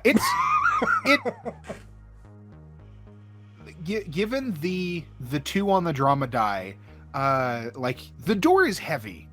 This is a pretty heavy door, and Casey is showing some definite signs of strain as she goes to lift it. She does, accomplishes it. It just takes a second before getting the door up high enough. There's kind of like a manual like safety lock that clicks into place, so she doesn't have to stand here holding it the whole time.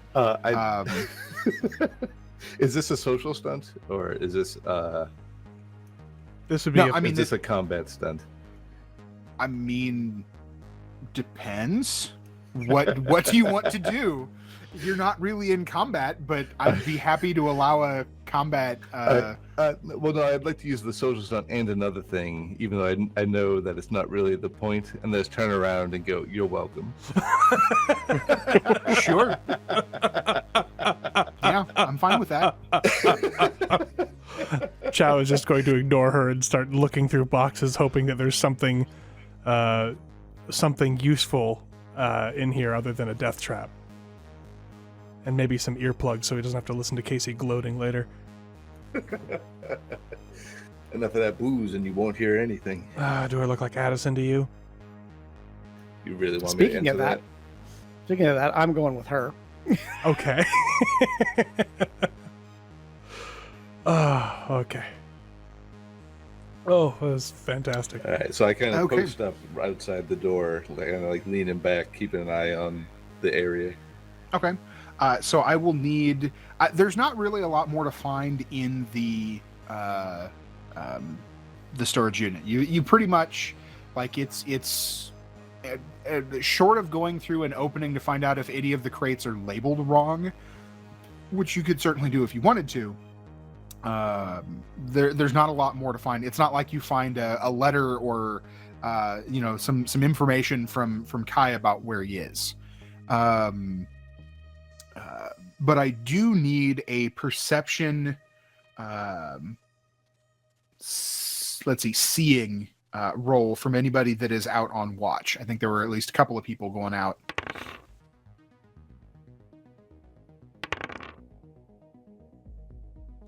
Okay. Dang, Scarlett, you are on fire with those dice today. Yeah. I'm in my element now.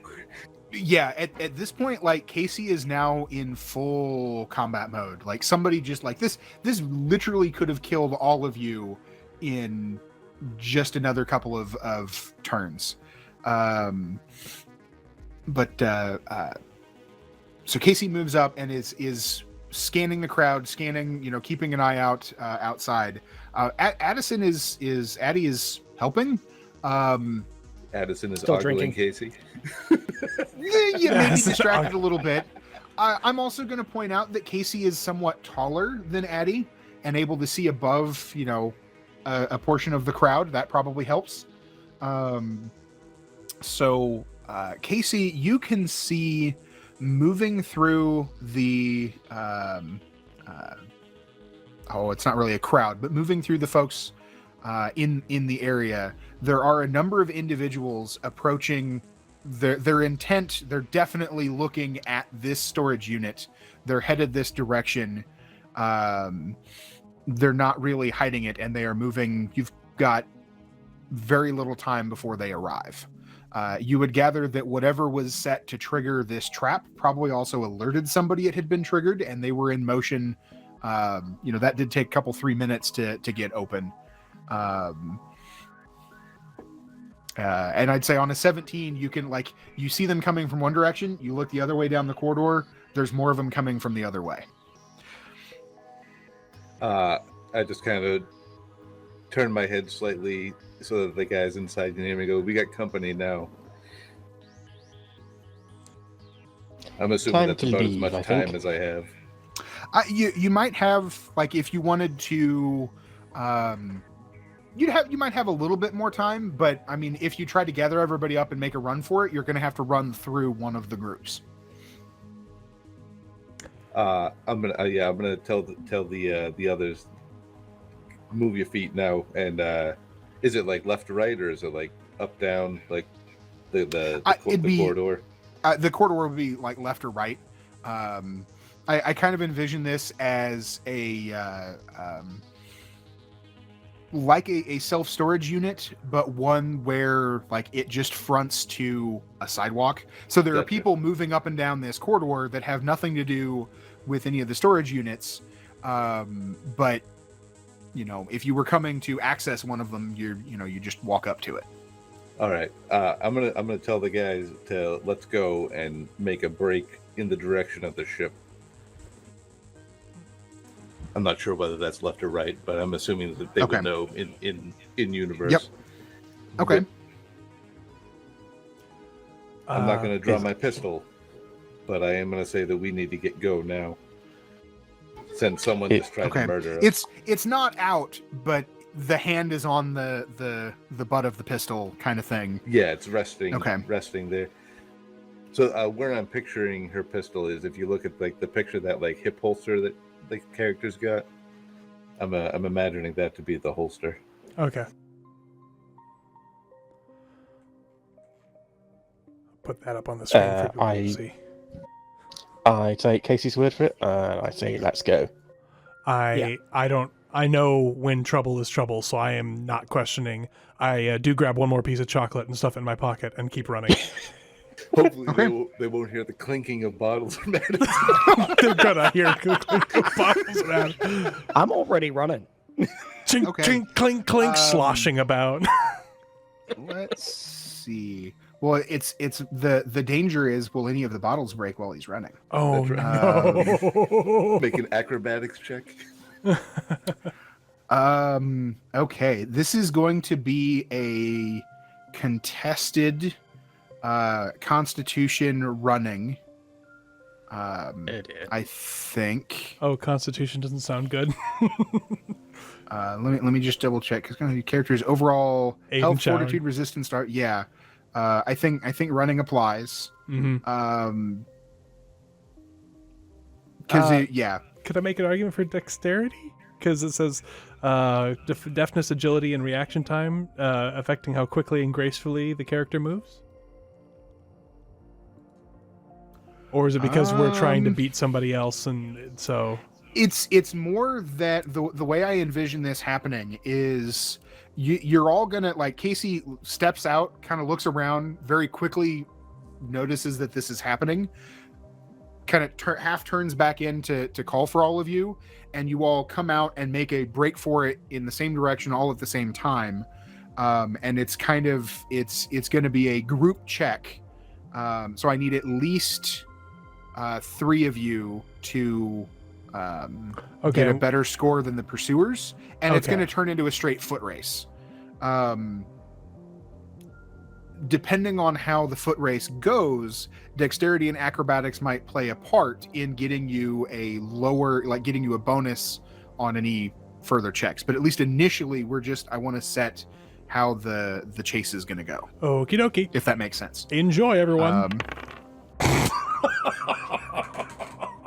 So we're doing a Constitution check.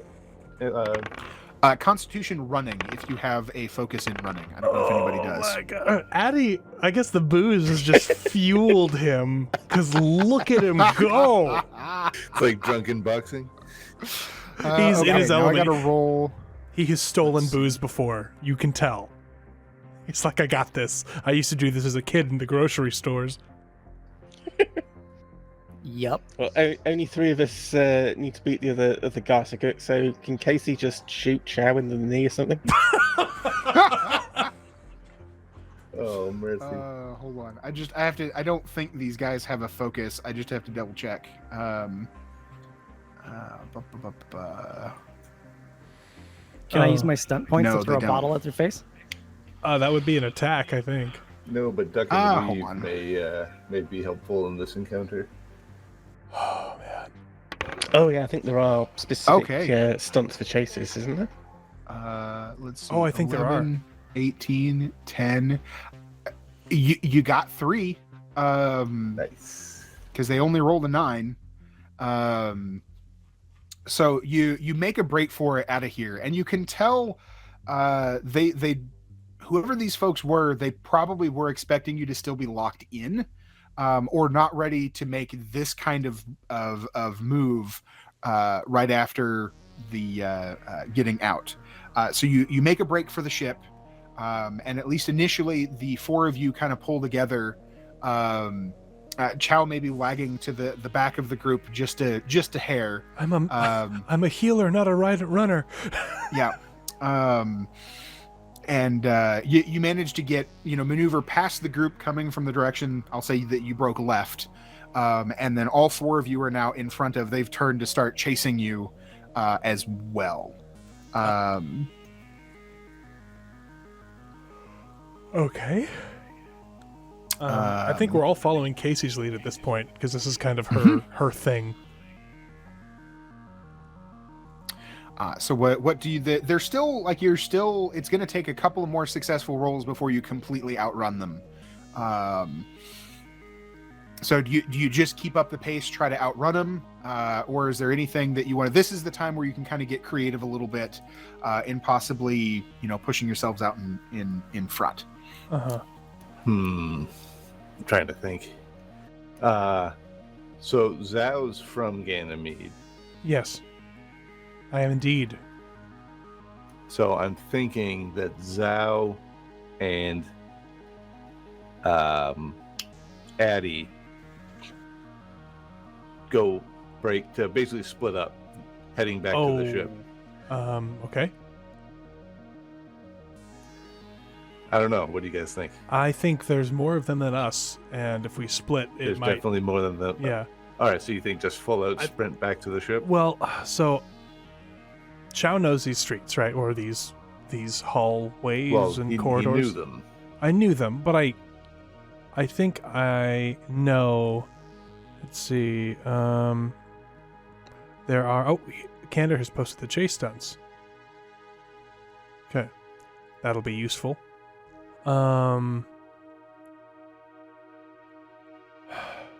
So, I just feel like if we go back to the ship, it's panting. If we go to the ship, they'll know who we are and where we're from. We have to lose them before getting to the ship. What he said. Abe just wheezes. Generally unfazed by the running. Still drinking. He's got one of the bottles out, just chugging it. We don't have anywhere else to run to right now. If they corner us out in the open, we're done for. Aren't there tunnels on Ganymede? Oh, so many. The whole thing is made of tunnels. There's this tunnels. This is a city. Yeah. So it's not like a little space station. It's a huge. Think like New York, but there's no outside of New York. Just look at the picture. Yeah. I know. On the map. That's Ganymede What I'm Station. saying is, if Chow grew up on Ganymede Station and there's somewhere to hide, that's the place to go. Yes. Unfortunately, I don't like meta-wise. I have no idea what Ganymede Station looks like. Chow might know of some hallway, so I think we should run, try to lose them, and hide down a hallway. So we're gonna have to basically outrun them, I think, and then we're gonna have to hide while they go by. I don't know, but we're gonna have to fit, and then or and you're gonna love this, Casey. We could try to capture one, run and get one by themselves, and ask them what you're doing. Well, they're chasing us in a big group. Yes, Go ahead. I was gonna say, presumably these people are also locals. So I don't think we can count on having the home field advantage. I think we just try and lose them. Okay. Lose them. Do you want run to city center and lose them in the crowd or whatever? I say we keep running till we lose them, and we can either use. Can we use our stunt points from this round? Sure. So we have Punch It, which is a +1 bonus on your next chase test for every 1 SP you spend. There's an evasive maneuver till your next turn attacks against. We're not attacking people. I remember. I like how these guys are talking about stunt points like like we have any. I know. Follow the leader. Make a test with a TN you choose and an ability focus you work with with the GM for pulling up a tricky maneuver.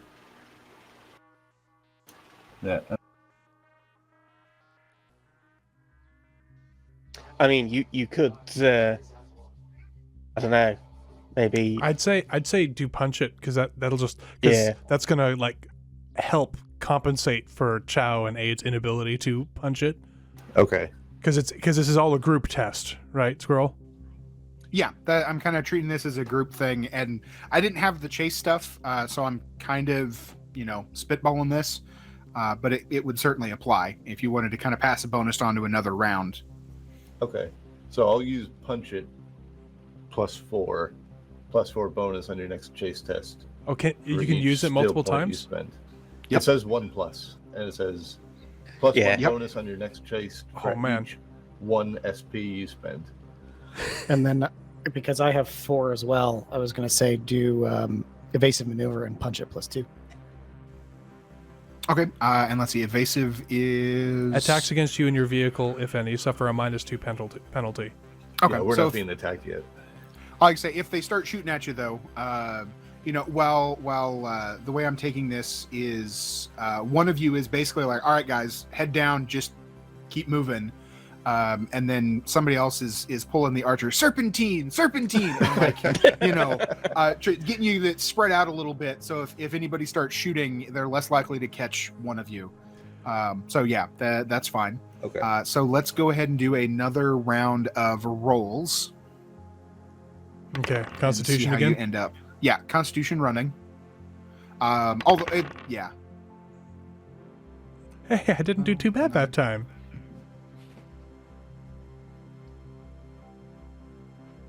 Somebody rolled communication. Wait a minute. Final. Wait, what? Oh, final hit the wrong button. Yeah. Sorry, I've been drinking. I don't know if you're going to talk your way out of this one. Okay, so 11, a 12, a 9, and a... I'm trying to resist shooting to not escalate this. That's fair.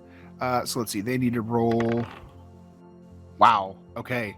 I think you guys pull ahead. I would say you've got enough of a lead at this point. You've probably got one more round before you completely, like, you're able to pull far enough ahead. You can duck around a corner, duck around another corner, and kind of get some space between you. All right, do we just want to keep going? Everyone keep going? Yeah. Aid You might need pulls to. out one of the wheels of cheese he stole and consumes it for extra energy. So punch it +2. Just straight up Skyrim style. Skyrim this thing. All right, so one more roll, everyone. Mhm. All right, here we go.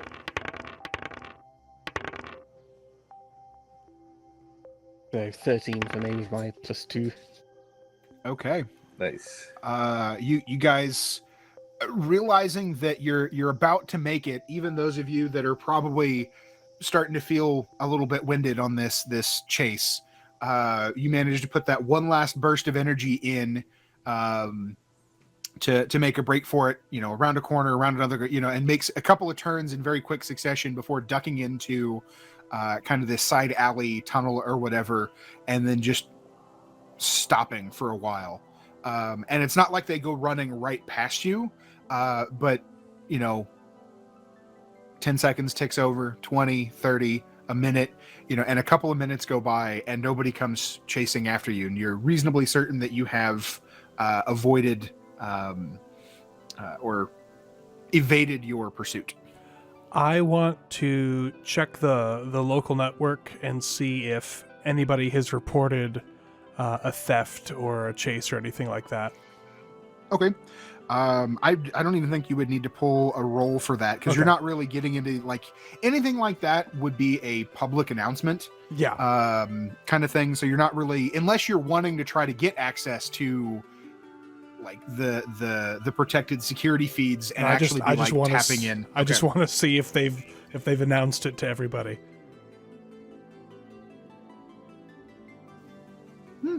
Doesn't seem to. You pull up and kind of start flipping through the various news feeds that you would have access to, and none of them are really pointing out anything like, oh yeah, there was a chase and a robbery, and nothing seems to come to mind. Okay. So as we're all catching our breath, Well, as two of us are catching our breath. yes, I was trying to not be mean. I point out that if it was, what is it? Pink, I don't want to say pink. I know it's not Pinkerton. Pinkwater. Pinkwater. If it was Pinkwater, I feel like they definitely would have caught us. I feel like those guys probably worked for that unhealthy relationship guy. And Gal? I'm trying. Guy? Yeah. Gal? I don't know if Orn's a male or female. It doesn't. Guy. Guy. Orn. Okay. I feel like those guys were probably working for that guy, looking for a Kai. Because I feel like Pinkwater would have been a little more professional in their pursuit, and would not have gotten away. Well, I will also point out they were not wearing uniforms. Pinkwater does tend to wear, a uniform. They were definitely not. Gotcha. I forgot to ask, and then I was too busy running. Yeah, And I didn't want to they were. assume. Yep, they were not. Real quick though, since we do have Chow as a local, roll me a let's see, I think that would be intelligence history. Okay, it's just gonna be intelligence for me, but Okay. 16. You would, as you know, it's taken a minute because it's, you know, you're through Ganymede, you're from here, but there are some aspects of it that, you know, you didn't want to dabble in too much, and it does occur to you that Orin is a name you have heard before as being one of, well, now, but back in the day he wasn't, but now he is one of the movers and shakers in the underworld here in on the station. There's not too many people that would be more highly placed than him in anything like that. I don't think there's anything else. I kind of hit myself in the head like, oh, Orn, of course. And I kind of tell him that he's a big muckety muck in the criminal underworld here on Ganymede, and I just completely spaced it because I was too aghast at Addison hitting on our contact right away. Still got her number. Yeah. Well, thanks to Casey. That was a pity number. The good news is if they're still looking for him at his storage unit, that means they don't have him. Which means he's loose somewhere in Ganymede. Unless they were just responding to the alarm on the storage system because I opened the door. Let's see, what else do we know? Which means that they're looking for him at his storage unit, right? Okay, so all we know where the goods are. They didn't tell us anything about where they were going. We know that the club has access to them. We know that Orn is the reason. Well, we assume Orn is the reason that Kai went to ground. And then we know Elise, who saw Kai for a little bit. So we need to get more information. We might have to go. And we know that Kai is trying to get off of Ganymede. Who would he go to try to get off of Ganymede when he's wanted by one of the biggest crime lords on Ganymede? Glancing at your tattoo. The OPA might help with something like that, but I mean, you are from here. Would they help you? in Eartha? What? I'm asking genuine question. Would you know what would be in it for them? I don't know because Kai isn't an Earther, is he? Well, no, I feel like the OPA would be actually in cahoots with Orn because they'd be wanting to help stuff. But Orn isn't an OPA member. We don't know. We don't know that. Yes or no? We have no idea. Well, we've burned all our bridges to this point. Well, I think maybe you should grow a set and go make some contacts with your old buddies. ugh. Here's some whiskey. You make you feel better. Ugh, I grab the whiskey, just take a swig, wrinkle my face, and just kind of. How do you drink this stuff? Easily. Oh. He pulls out a chocolate bar, takes a bite. Oh, so much better. You all disgust me. I throw a chocolate square at Casey. I let it bounce off my face and fall to the floor. I pick it up and eat it. The floor is filthy, by the way. Don't care. Chocolate. He's I a didn't he's a think you doctor. would. He can fix himself. All right. He starts rubbing his tattoo again. Would he have, so he's been in the OPA, so he would know someone to talk to on the station to try and get further information. Right? Oh, push to talk is a thing. Oh. Yes. You don't know exactly where they are, and I feel like you've probably been gone and intentionally stayed out of the OPA's affairs here on Ganymede up until now. Mm-hmm. So but you would at least know where to start. Okay. This is going to take a communication investigation. Okay. I just have communication. Um, So this is me like contacting them kind of thing. Let me see if there's any other options. Yeah, it's for attempting to make contact without coming across as like you're the wrong sort of person looking, you're Right. not an undercover cop kind of thing. So it'll be a target number 13 communication. Okay. But I am going to give you like if necessary, would Chow flash his tattoo as necessary? Well, I mean, maybe not over a comm link, but I'm assuming like, hey, it's Chow. I used to do work for you. I think we did, I got in trouble. I've been away for a little bit. I want to talk, that kind of thing. Like, and he does have the tattoo, but I assume that somebody would have remembered his name, but he is going to, before we go face to face, he's going to roll that sleeve back up to show off, because if he's got it, you might as well use it. Okay. Well, I say this is one of the things you're not going to be like, it would involve some face-to-face communication. Yeah, I know. In order to get where you need to go. Right. And if as long as Chow would be willing to flash that tattoo, if it becomes necessary, I will give you a +2 bonus on this roll. Okay, so right now I'm just contacting them, or this is me working the whole thing narratively, and we're just going to skip to getting to the OPA thing? Is that... I'm just trying to figure out where I am. Essentially, yes. This is going to be a... it'll take some time, and this is you trying to find somebody that knows something, because there's a lot of OPA members that aren't necessarily tied to any of the shadier things the OPA might do. Oh, yeah, for sure.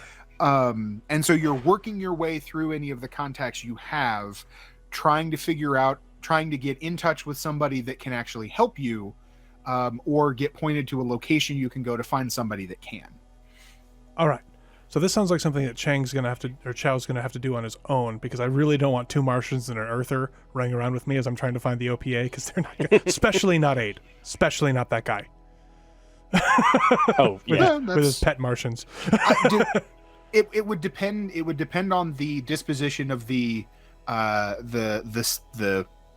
OPA faction here on Ganymede, but that's at least initially a safe assumption. Yes. Yeah. Okay. So I guess I'm going to do that roll, and I'm going to go do that. It's going to take me, however many hours it takes. Here's the roll. So 12. And then I'm willing to flash that tattoo. Did you say +2? Yes. Okay, so that's 14. So that does put you to 14. That gives you what you need. Okay. It does take you narratively.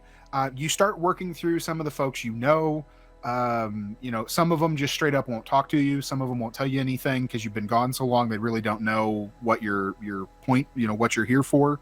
And you start ending up working with some folks that you haven't before.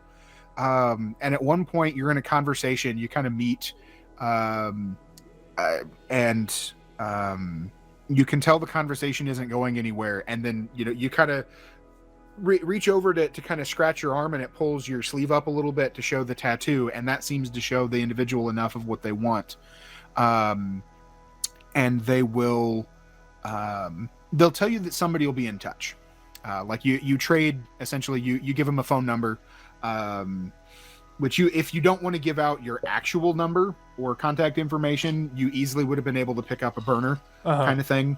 And so at this point, you're reasonably certain you've gotten through to somebody that actually knows something, and then they're going to kick it on up, and you're waiting for further communication. Okay. Is there anything else that the other 3 want to do while I'm working all this? Because it seems like there's some time there that they could do something with. I don't know what. There was. This definitely took some time, probably a couple of hours at best, to really work your way through. I store the cheese in the cabin on my ship. I was going to say, can I return to the ship and get a larger rifle?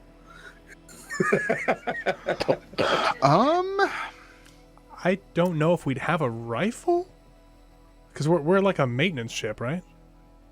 Well, maintenance cargo and cargo. haul. Maintenance and cargo. But again, Serenity was That's true. cargo, and Jane had a small arsenal. I mean, it's not out of character for her. I mean, I would argue. Well, in terms of I would say go What to the- page what the ship 10 would had? of the quick start guide, and look at that picture.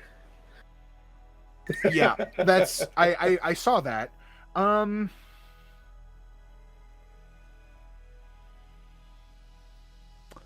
The other thing I want to say, Scarlett, is the pistol you have a bonus for. It's true. You don't have a bonus for a rifle. I have a better So- bonus for unarmed. I'm just saying. I'm just pointing that out. Like that's all meta though. So I know, so I know. so she's skilled with a pistol. But the rifle would be a statement. Yes.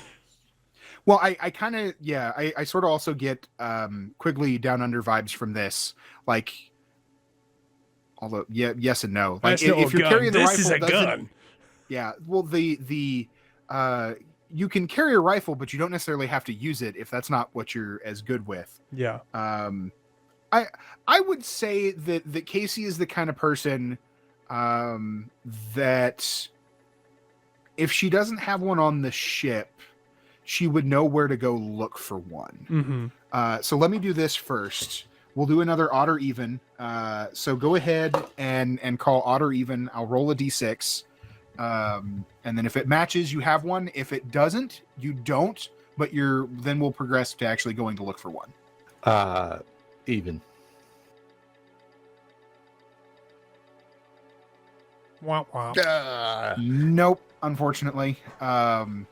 So how would Casey go about finding a little bit more firepower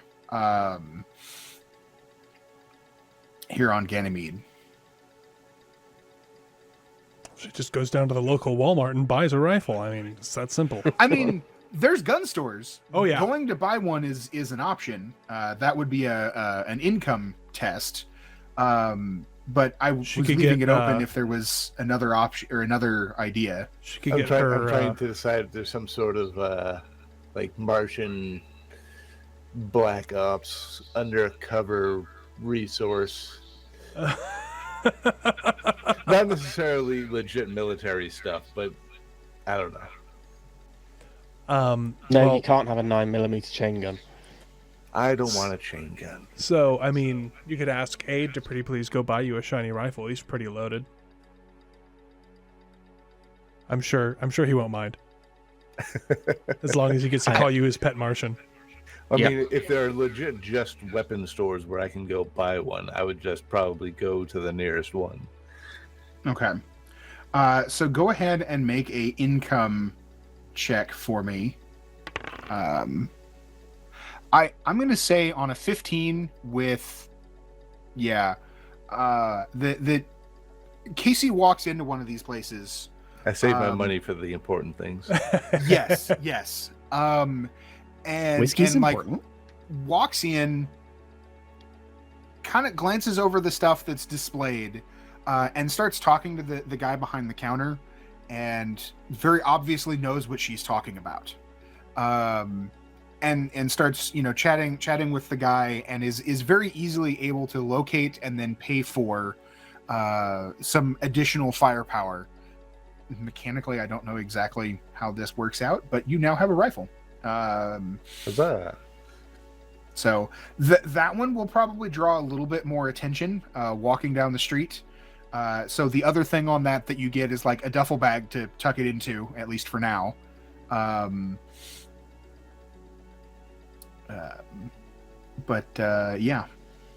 Super. Okay, let me see. Anybody else? Candace just eating cheese. I feel like if we are starting to tool up a bit, I think A probably wants to get a very basic sort of bulletproof vest. Because Okay. I have no idea how one of those works. Let me check. There is an armor thing. You Okay. can get Yeah, it armor and it gives you a basically, bonus. basically Padding, deducts light one- armor, medium armor, heavy armor, power armor. Page what page is it? Page 76 of the full. Okay. So if you're just looking to go buy it, same thing. Go ahead and make the income test.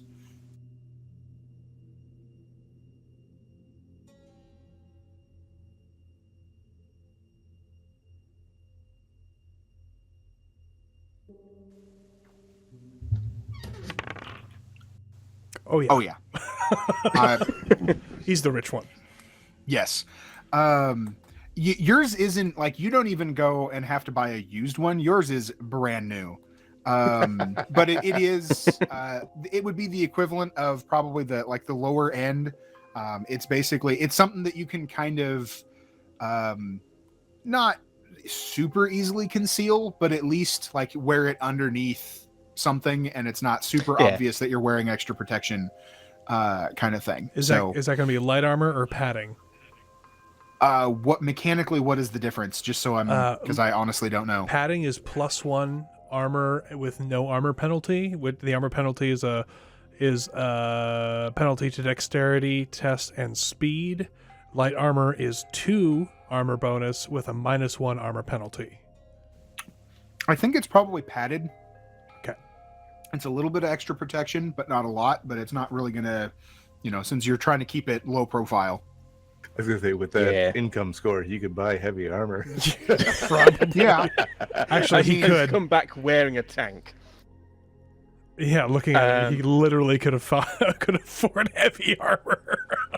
Oh, mercy. He shows up. Can you imagine? He actually gets that. He shows up. It's painted blue, and he just wears a tie over the top of it. And why do I feel like Addie has spent this entire time just drinking? No, he's gonna have called up the Elise person almost certainly. I've tried 3 times. She's not picking up. Yeah. The number you have dialed is fake. Please do not call again. No, it's a legit number. She just hasn't answered. It also does occur to you that maybe she's still on shift. So there we go. So what does Chow do while waiting to be contacted? I think I'm also going to try and pick up some armor padding. Okay. Just because I am feeling rather vulnerable, and I'm going to look for the same kind of like that padding stuff that, just kind of something to wear underneath my vest that might stop some light arms or a knife from eviscerating me. Okay. Go ahead and roll your Income. income. Oh, it's a good thing I wasn't going for light armor. I'd say you get it. Yours is definitely used. Yeah. It's certainly not new. Little bit of staining. Yeah, there is a stain. There's not any pre-existing holes in it where there's not supposed to be, which speaks well. But I'd say if this were like a ballistic vest, it's also obvious that some of the plates have been replaced for one reason or another. This one may have seen some action. But yeah, it'll serve the purpose of a little bit of extra protection. As long as it has pockets for my chocolate.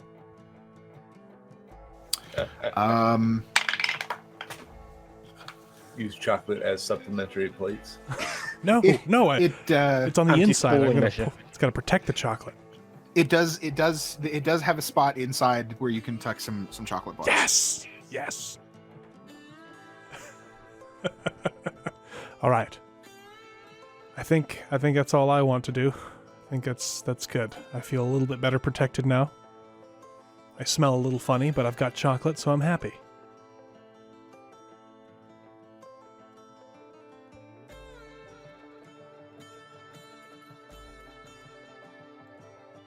Okay. So some time goes by. You kind of reconvene back at the ship, I would guess, after running your various errands, when either Chow's phone or the burner, whichever it is that you used, would go off with the I assume texting still exists in Oh yeah. in this setting, and you just get a it's an address, and the this like the symbol for the OPA. I'm losing my mind Yeah, here. OPA. Yep. Yeah. Okay. GM brain slowly starting to shut down. So yes, you get a location for, and you've probably experienced this before.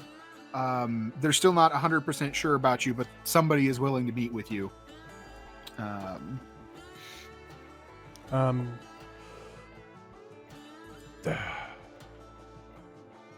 I think it's another thing where I might need to go by myself, but I'm gonna tell them, hey, I got the message, but I want you guys close by in case something goes kind of funky. But I don't know if they're gonna be super keen to see 2 Martians and an Earther with me. So, We'll follow at a discreet distance. are you capable of being discreet? I'm fully capable of being discreet when I want to be. All right. Well, I There's guess something to be said for loud and obnoxious. Oh, I wasn't talking about Addie. No, I'm being discreet behind her. Fair enough. Okay. Well, so I Do we have some sort of discrete communication devices that we can use so we can hear what's going on? I guess I could leave where, my phone on speaker Zhao in is. my pocket, but they might take it from me. I don't know. I mean, you can try. I don't think you have anything that would be designed for that. Yeah, we don't have anything designed for it. The best you would be able to do is basically have a phone that's just On on. speed dial, or maybe it's on speed dial, so where I can just push it real quick. Like maybe I just got it. I can just reach in my pocket and tap something. You should have it on before you go in there, because if you get grabbed, you won't have a chance to hit anything. Not that I've been in that situation. Yeah, you've lived a blessed and clean life your entire existence. I mean, the alternative is I just go Look, in there with you. I've been grabbed before. I've done some time. I know how it works. All right. I just know that if they search me and they have a phone that's transmitting, they're gonna be real suspicious. So Yeah. I'll just set up a macro on my phone and I'll call it if I need your help. All right. When I'll they're also peeling your scream skin off- very loud. So hopefully they'll be distracted by the chocolate if things go south. Where's the address, boss? I give them the location and everything. You're able to look it up, or have between the group of you have some idea of where it is, and it's not all the way into the tunnels that are kind of the very underneath of Ganymede, but it's a little bit lower. It's definitely out of like the more commercial areas, and somewhat quieter. It's probably the kind of place where you'd expect to set up a covert meeting of some sort and probably not have anybody tumble into it. Okay. Shall we go? Let's go. Aid is Drinks? remarkably quiet. Yeah, let's go. So Chow's just gonna hop up and we're gonna saunter all the way off. Is Addie, are you still clinking? I got a few bottles left. I say but at this point you would have been able to like shift them around a little bit, so you don't have like the clink clink clink clink. Unless, I mean, if you want to keep that, you're more than welcome to. But you would have had time to shift them around a little bit and maybe consume some of them, so you don't need to carry them anymore. Yeah, I mean, I think there's certainly a few bottles left on me, but there's no clinking, and I stashed some back at the ship while we were there. Cool. That works well. So you go ahead and head out, and I will, to start with, I need a stealth roll from the group that is keeping back to kind of cover their companion. What would that be under? Stealth is going to be under dexterity.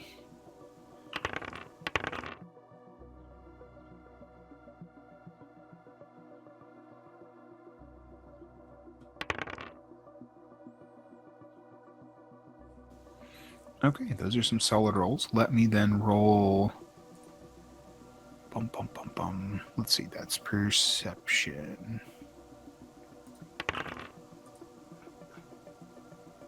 Ooh.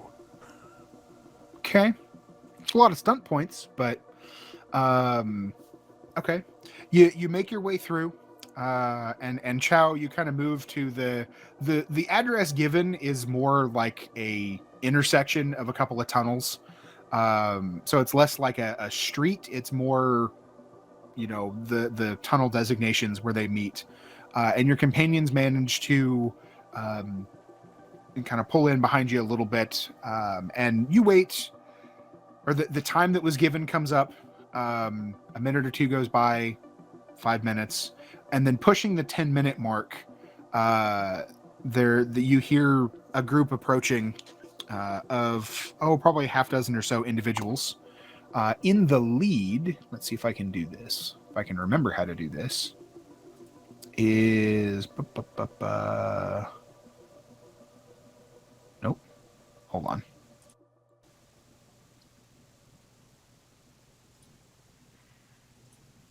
I have a way to share this with you guys. I just have to remember how to do it. That's okay. I have moments like this all the time. Oh, here. I think I know the best way. Bump. There you go.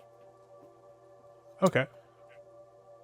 And very, very prominently, you can see the tattoo on her shoulder, as well as the other individuals are all sporting, OPA, symbols, tattoos, and whatnot. And she'll stop a little bit down from you, so it's not like you're having a face-to-face conversation. And we'll just look you up and down, and I assume you gave your real name. You didn't try to do any of this under an assumed name. Yeah, she knows who I am. Okay, you Chow. That's me. I'll gesture with my left arm so she can see the tattoo. Yeah, the lighting's not great, but there is light where you are. Mm-hmm. And then she'll kind of look a little bit. You come alone? I'm standing in front of you. It's kind of hard to tell, but you can see she just raises an eyebrow. I will need you to roll a deception check because you definitely know you're not alone. Not entirely. That'll be against her. Is that perception? Is that what you roll that against? I don't know. Or is that? Hold on. I would guess. I don't know what it says in there. Intuition. Hold on, perception. I would say it's more because of communication, social intelligence, that sort of thing. Either pick up and notice things. Social skills, making friends, influence people. It's not like she's looking around and seeing us. Yeah, right. They're all hidden, so she's trying to figure myself out. So I'd say it'd either be communication or intelligence. It's the equivalent of an insight check in D&D if you've done any of that. Let's see. I have not. Community, dexterity, light weapons, intelligence, evaluation. I don't like the way she's looking at me. I think she knows something. I think she wants you. I don't think so. I'm not Addison. I didn't say what she wants. That's true.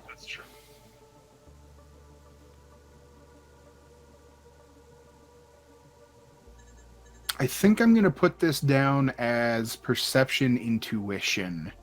Because it's more like, is she able to intuit from your statement? How effectively are you lying? Yeah. Man, my character's lying left and right. Oh, she's got nothing. I think even with a +2 from the focus, yeah, she does raise an eyebrow a bit, and then, but she'll move closer, as does her group. Now, did you say why you were trying to contact them, or just that you were trying to get in touch? I wanted them to know I needed some information. I thought they might have it. And Gotcha. I was trying to leverage my old, like, I was pretty open with, like, I get it, but, we're all friends here, right? Let's try to work something out.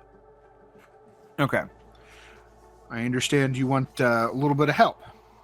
But, Yeah. What can the OPA do for you today? And there's a little bit of sarcasm there, but,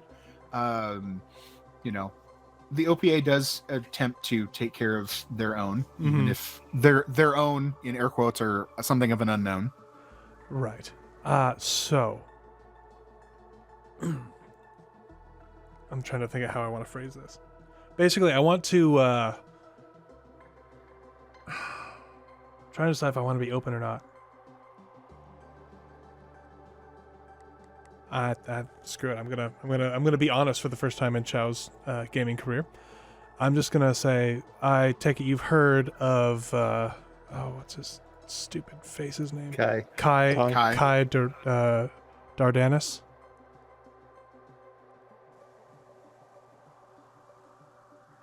He's his father asked us to look him up, find him, and we've been chasing some leads around, and then someone tried to kill us. My crew and I. They're obviously not standing here, but they are involved. But I was wondering if you might have any information on where he might be. There might be able to work some deal out. Like maybe we could. I know the location of a warehouse of a lot of luxury items that might be useful to the OPA as resources to sell and fund some operations.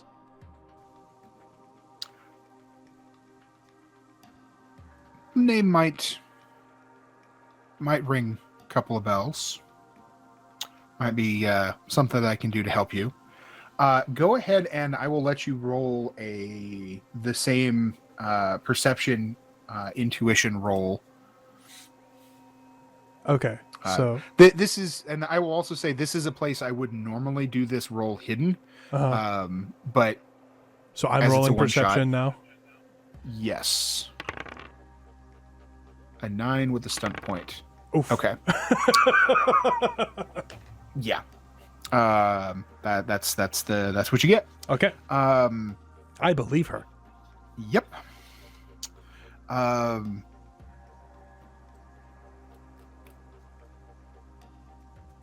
would she proceed here? Do.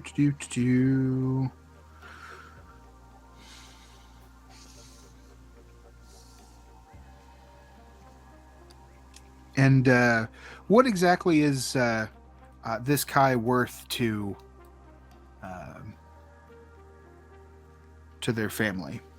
What are we? The information's valuable. Information's valuable, and I told you I have, I know the OPA is always looking for some more resources. I'm going to take out one of the chocolate bars, and I'm going to toss it to her. There is a docking, or a warehouse over by the docking ports that's full of, likewise high-end goods, and it would be worth something. Like I said, we discovered that, and then, we were chased off before we could learn anything more about its where it was going or who was using it. But we know that Kai's involved in getting that to Ganymede and getting it left here. And this cargo, that's all that Kai is worth to you? Seems to me like you could take it and do what you wanted to with it, even without him, if you know where it is. Well,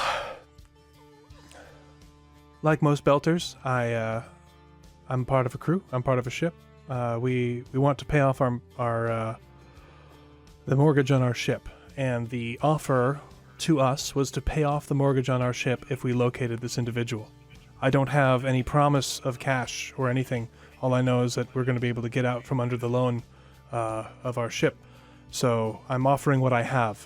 I have this information for information, and you try the chocolate. It's really good. I've had a bar already. It's so good. It's real. It's real chocolate. It's not synthetic. It's got to be from Earth. I'm trying to sell it real hard on this chocolate thing. No, that's all right. But you can see that the cargo doesn't seem to be interesting her all that much.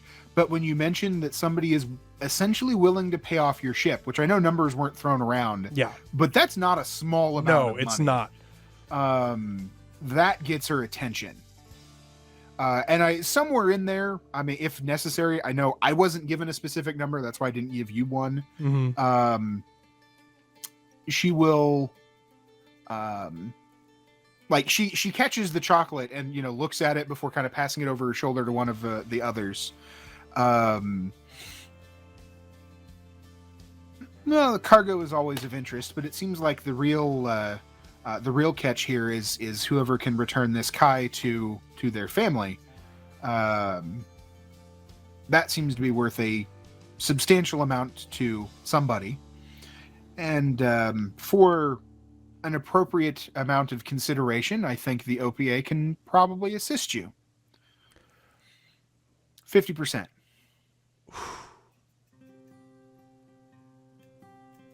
Seems to me if we know where he is or where you can find him, it'd be worth at least that. I can't make that kind of decision for my whole crew because that's not getting out from under the ship. This is our, it's the dream, right? I'm sure you've had a dream. You obviously have a dream. You remember the OPA.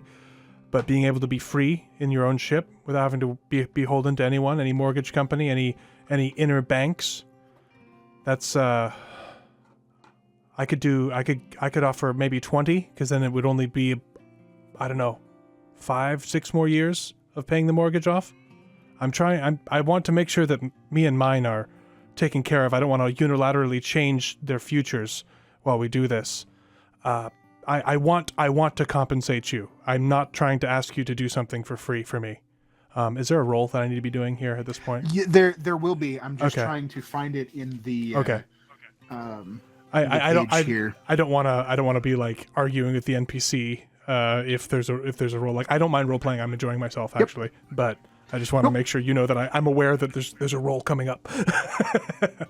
So I offer 20% with the caveats, and then I pull out the already open bar of chocolate. I take one piece off, eat that, and I break another piece off so she's seen I've eaten. I offer it to her. I'm like, it's good. You really should try it. It's so good. Better hope it's not Nab who hates chocolate. I think most belters haven't had chocolate.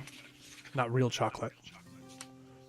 I'm trying to find a cost in the full rules for ships, and I can't even find a lot. It's not even listed. The cost is a lot. Oh yeah.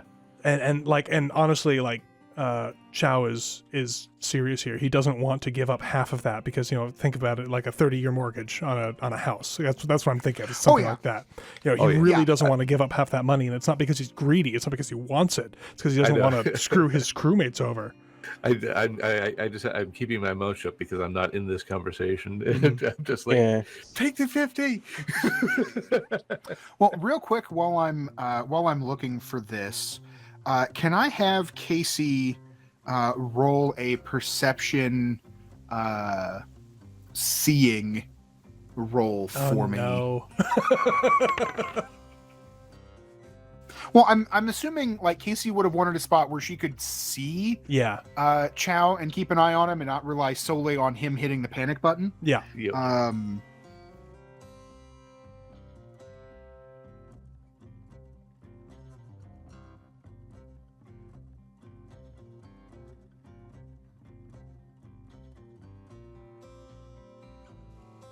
Oh, hey, a 12. Okay. Yeah, between Not that my and that. best. Well, between that, it's the 5 on the drama die that's pushing it over for me, and I'll have something for you here in just a second. Oh yeah, take it. I know I read something in here because they expected this exact situation to come up, or something very similar to it, and now I can't find where they were giving the roll. Do.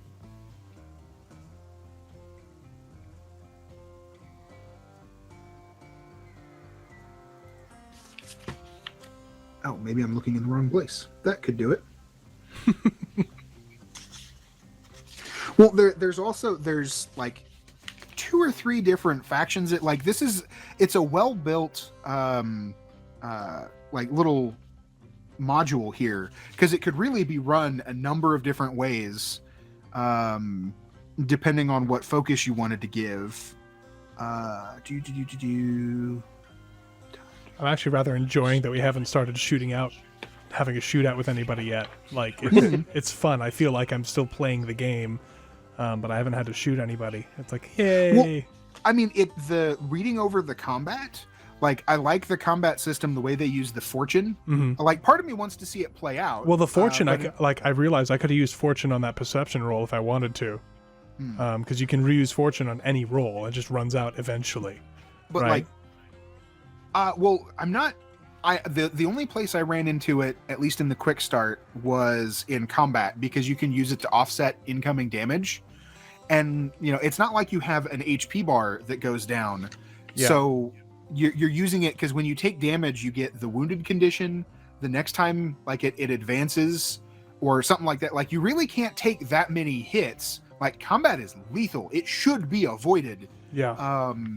And I like that. Like, there's a lot of, that's one of the problems I have with D&D is it gets spongy. Like, I just, depending on who you are and what level you are. I got with a battle axe. Yeah, Send I just in got murder hit for hobos. 50 points of damage. Who cares? Yeah, so I just put the fortune thing in there, and it says fortune using other things. For the purpose of tests, fortune is important because you can spend fortune points decreasing your current score in order to improve the results of your tests.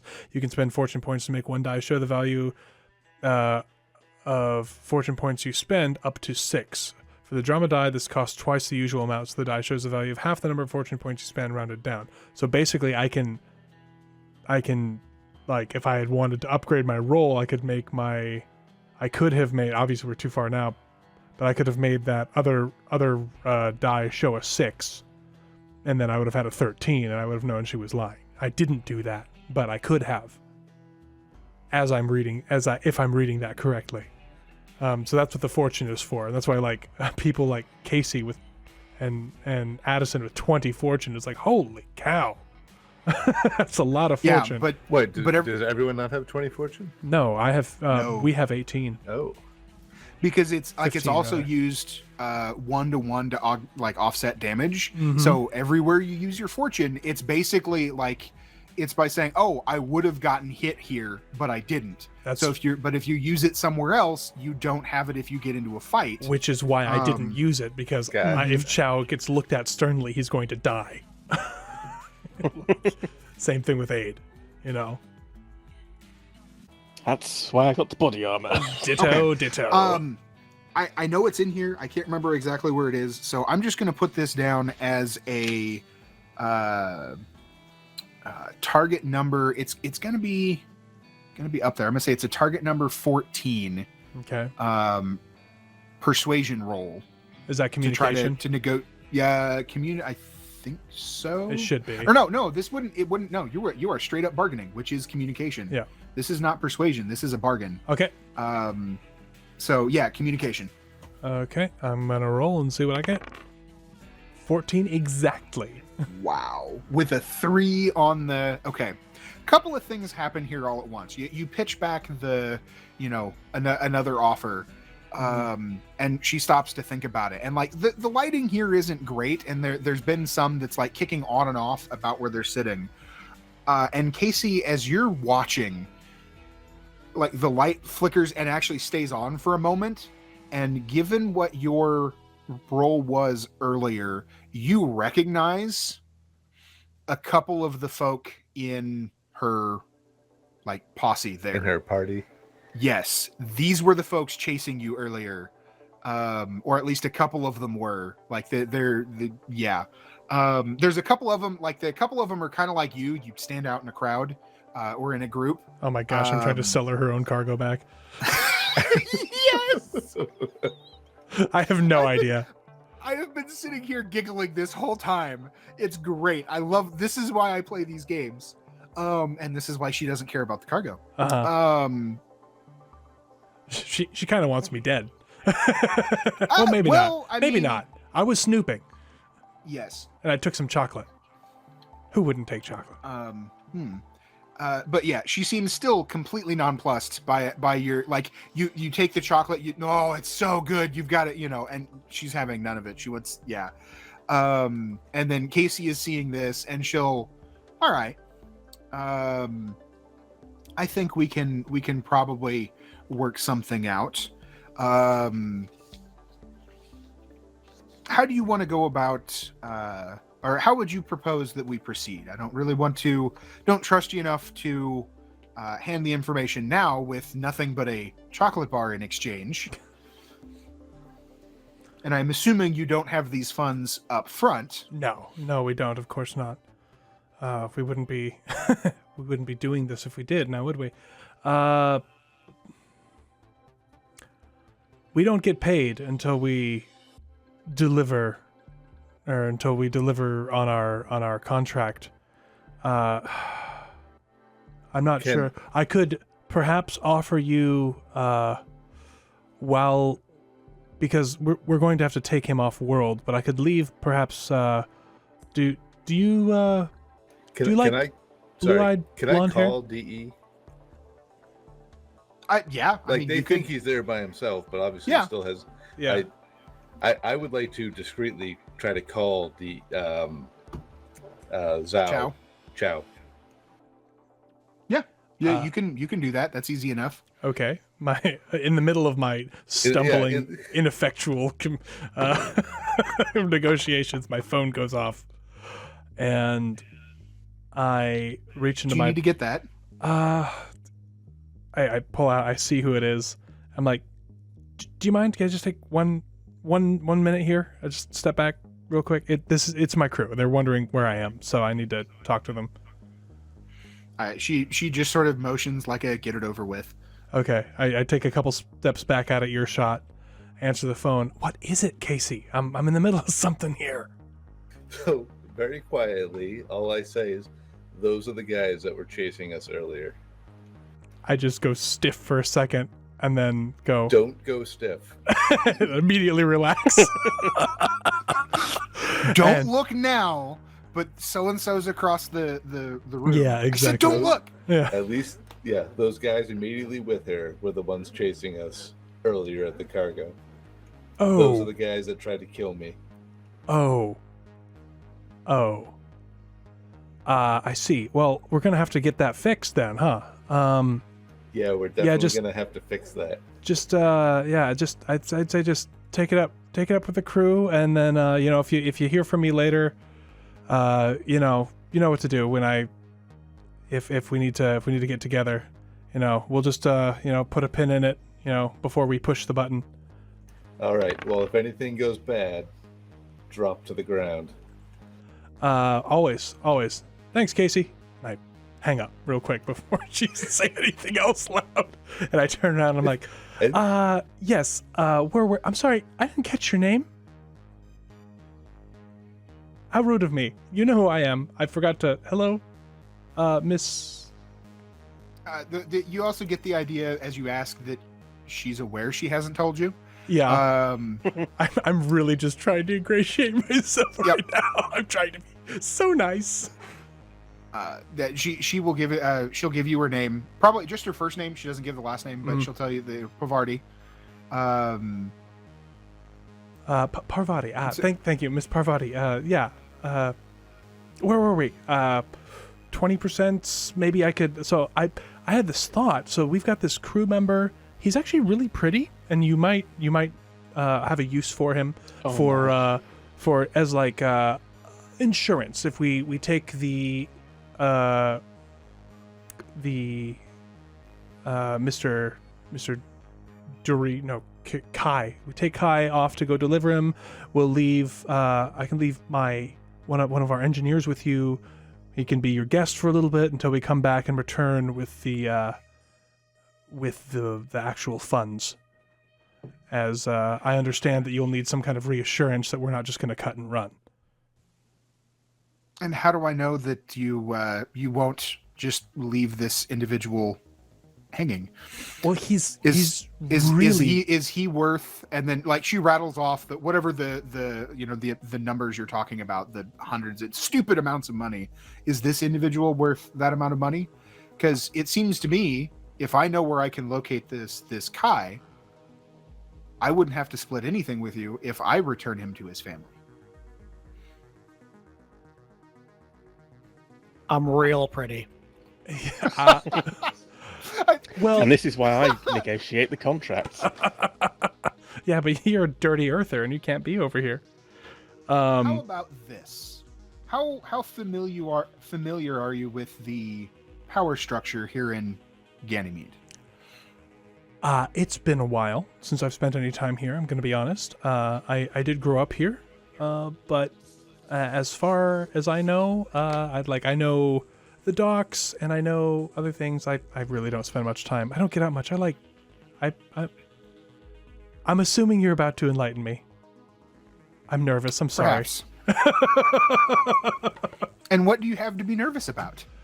Well, if you're just here to work with the OPA like she gestures towards your arm, because I assume like your tattoo's still showing. Yeah, it's still showing. I was like, well,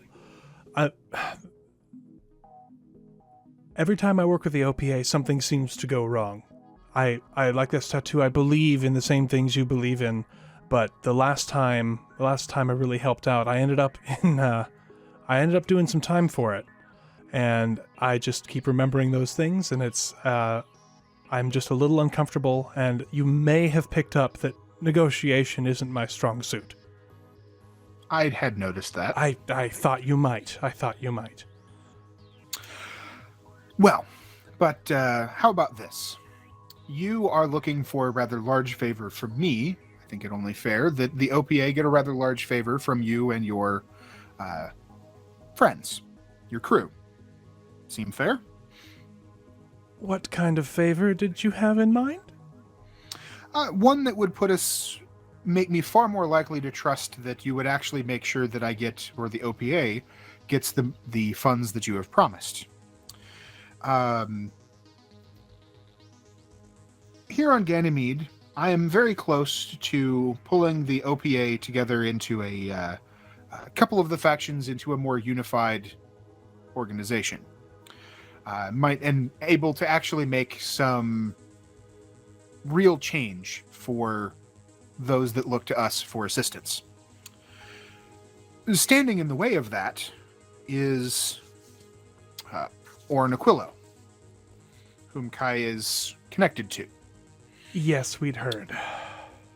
You help me take Orin down, and I help you get or locate Kai, and you can return him to his family. All right.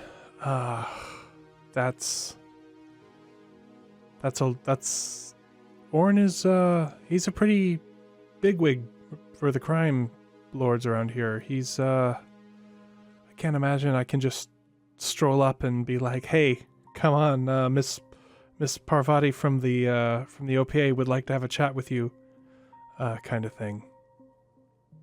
Is there some advantageous information you can give me to help me out with this little errand you'd like us to run for you? Well, that's where you come in.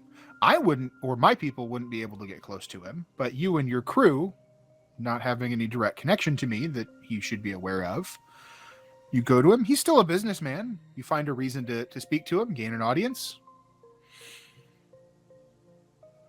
I can't do everything for you. Right. Okay. But you find a way to take care of him, and with him out of the picture, his organization would fracture, which is what I would want. Chow is super uncomfortable with the idea of taking someone out, really uncomfortable with the idea of killing someone, but he's going to be like, All right, I can bring that back to my crew. Can I? Is there an email or a number I can send you with our acceptance, or if we decide that it's too steep of a price for us, to let you know? This isn't something, again, I can decide unilaterally on my own. I'm the contact. I have to be honest. One of the members of my crew I didn't think would give the right impression, as he's a rather overbearing earther, and I can't stand him myself, so I figured he would be in bad straits over here. Fair enough.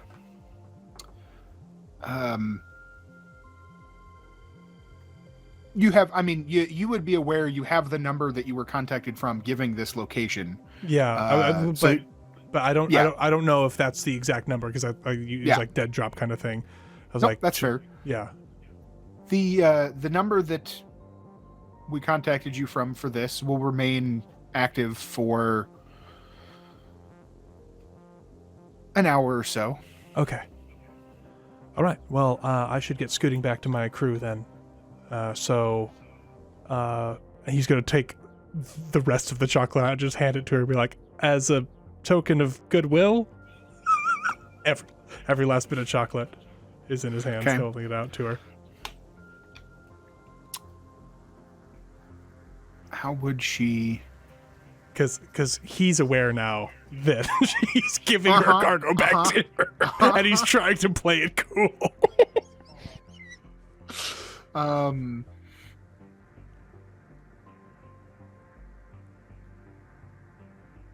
She would just look at it, and then look at you and say, "I think you would, you might enjoy it a bit more,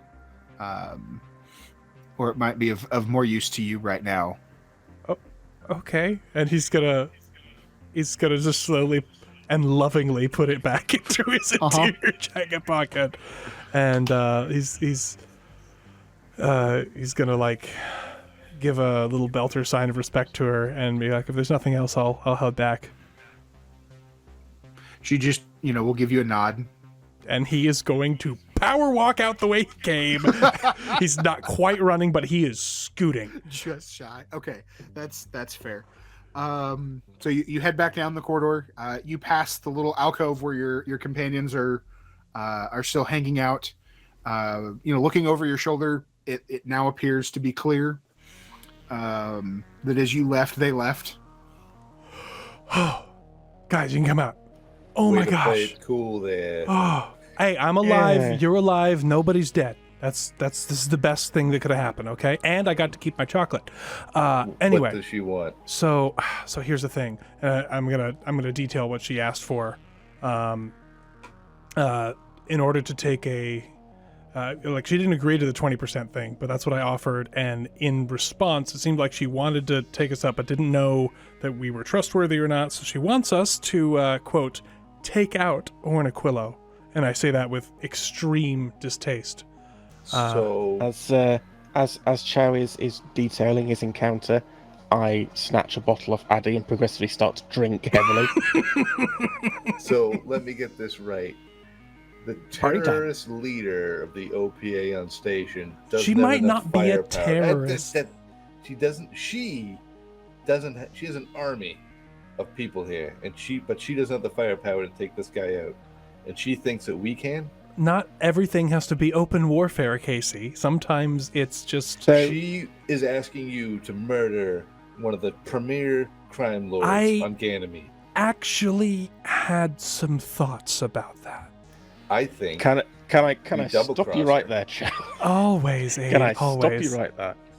So, what this sounds like to me, given what you've said that she said, it sounds like she's going to get us to walk into Orn's guns.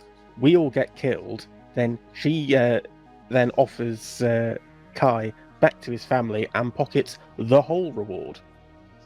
Can I suggest? She doesn't have Kai. If she had Kai, she would have murdered Zhao and just taken him back to his family right now. Hey, the OPA doesn't kill its own, okay?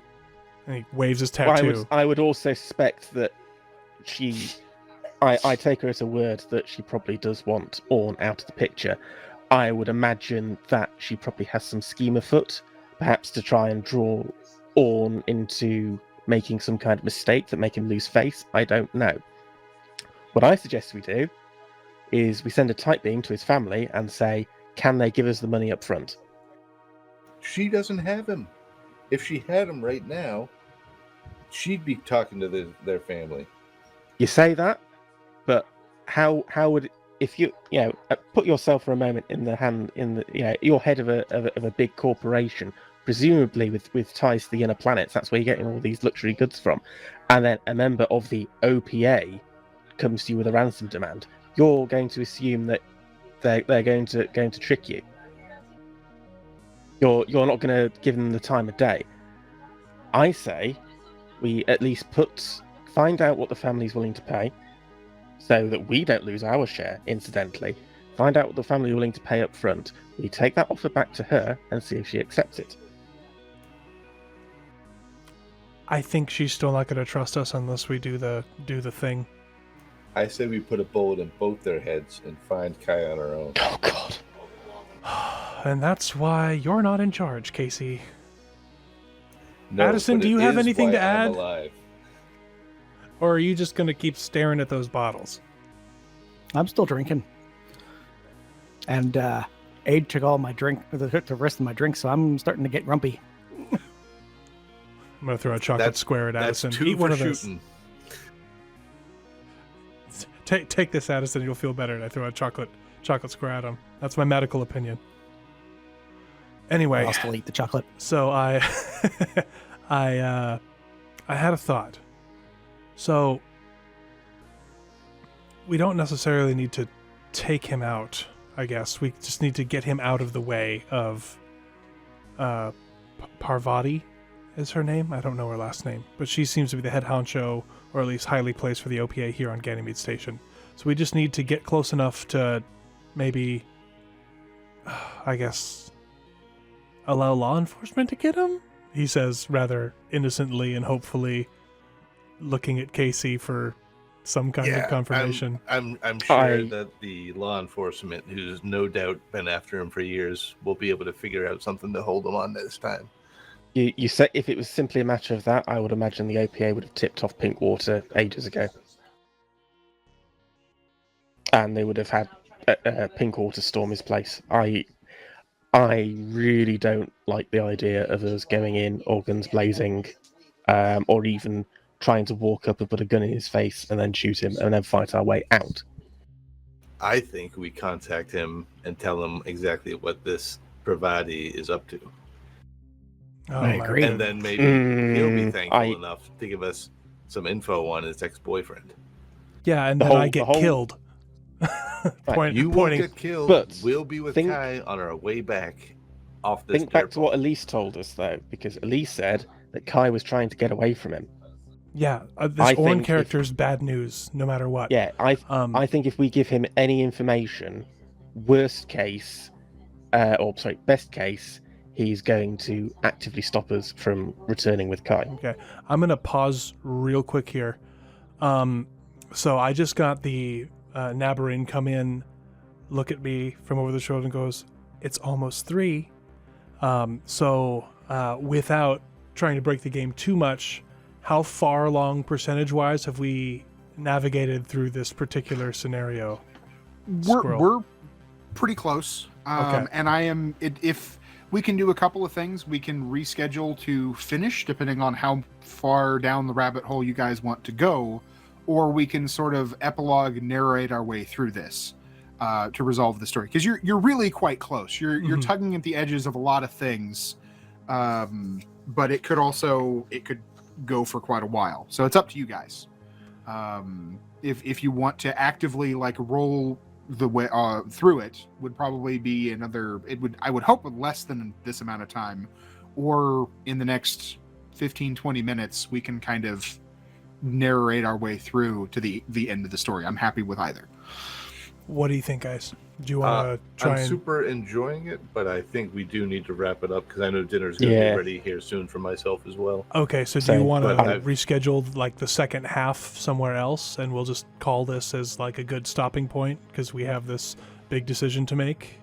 Yeah, I'm happy to continue for a second round. I'm just worried that with scheduling, I mean, it's worked out quite nicely that you guys Yeah. are all off. I'm just a bit concerned it's going to be one of those things going to end up being put off and off and off and off. Mm-hmm.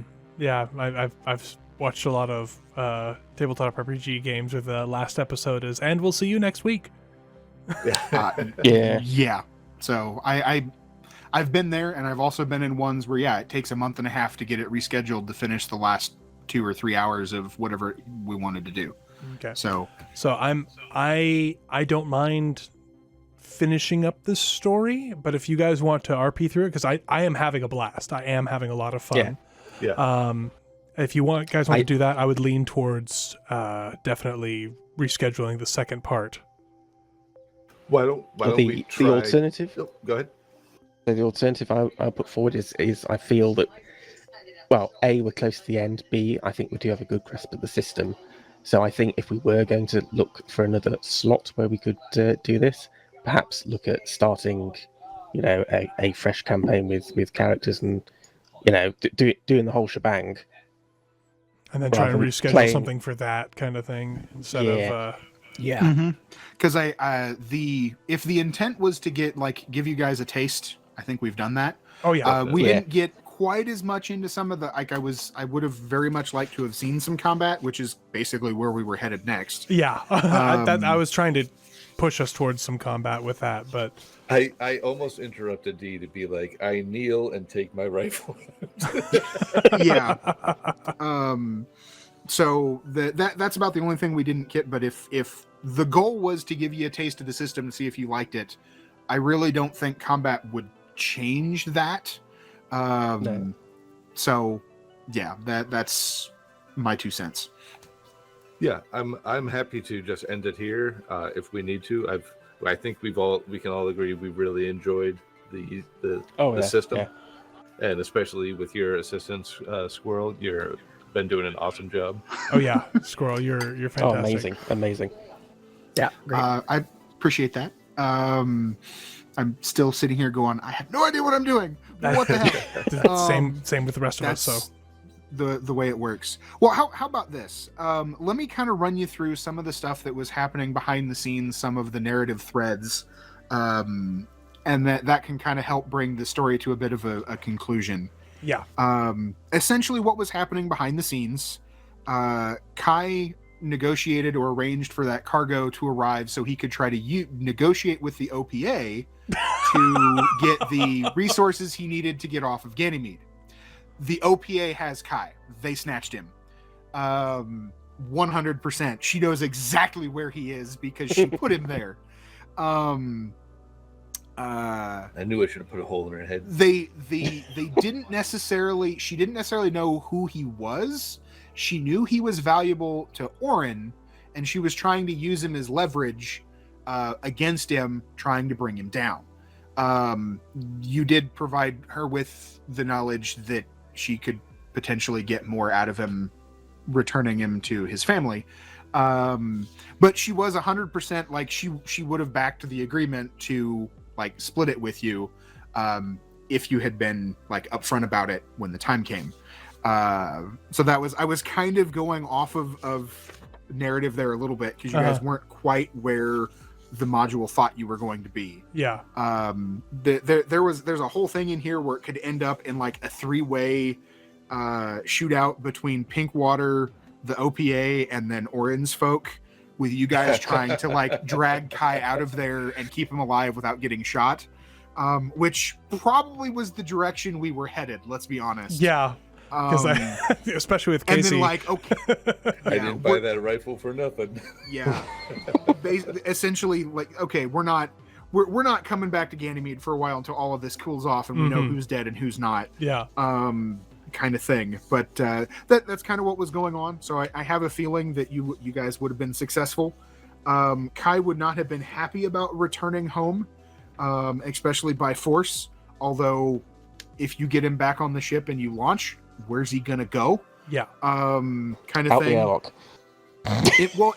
Really the only thing they mention as an option is if Kai is able to convince you to drop him off somewhere else, and kind of, but at the same time communicate with the family and try to make sure that they don't like come after you guys for not bringing him back, kind of thing. Yeah, that's not going to happen. They're still going to come after us. Yeah, I know how this universe works. Oh yeah. It may not be the family. Somebody within the family might. Yeah, exactly. But yeah, it definitely would set you guys up to potentially have, a ship that's maybe paid off, maybe not. Agitate one or more factions on Ganymede. Yeah, as soon as she lied to me, I was like, oh, she's got him. And then when you're like, this is her cargo, I was like, oh no, we're talking to the wrong people. Yeah, that was basically Kai met with the OPA and they grabbed him. They double crossed him and grabbed him because they wanted to use him as a bargaining chip against Orin. So it was their trap that you guys walked into. So it wasn't necessarily their cargo, but yeah, she knew it was there. She knew how valuable it was. The moment you mentioned it, that's one of those moments where it's really fun as the GM to know what's going on behind the scenes. Exactly. Yeah. Well, any questions about any like a decision I made, anything story wise that I didn't explain, that you're interested in? I think it was fine. I think this way none of us had to die. Because I had a feeling if I ended up in the shootout, I think Aid and Chow are both dead. And Casey and Addison drag the bleeding half corpse of Kai back to the ship.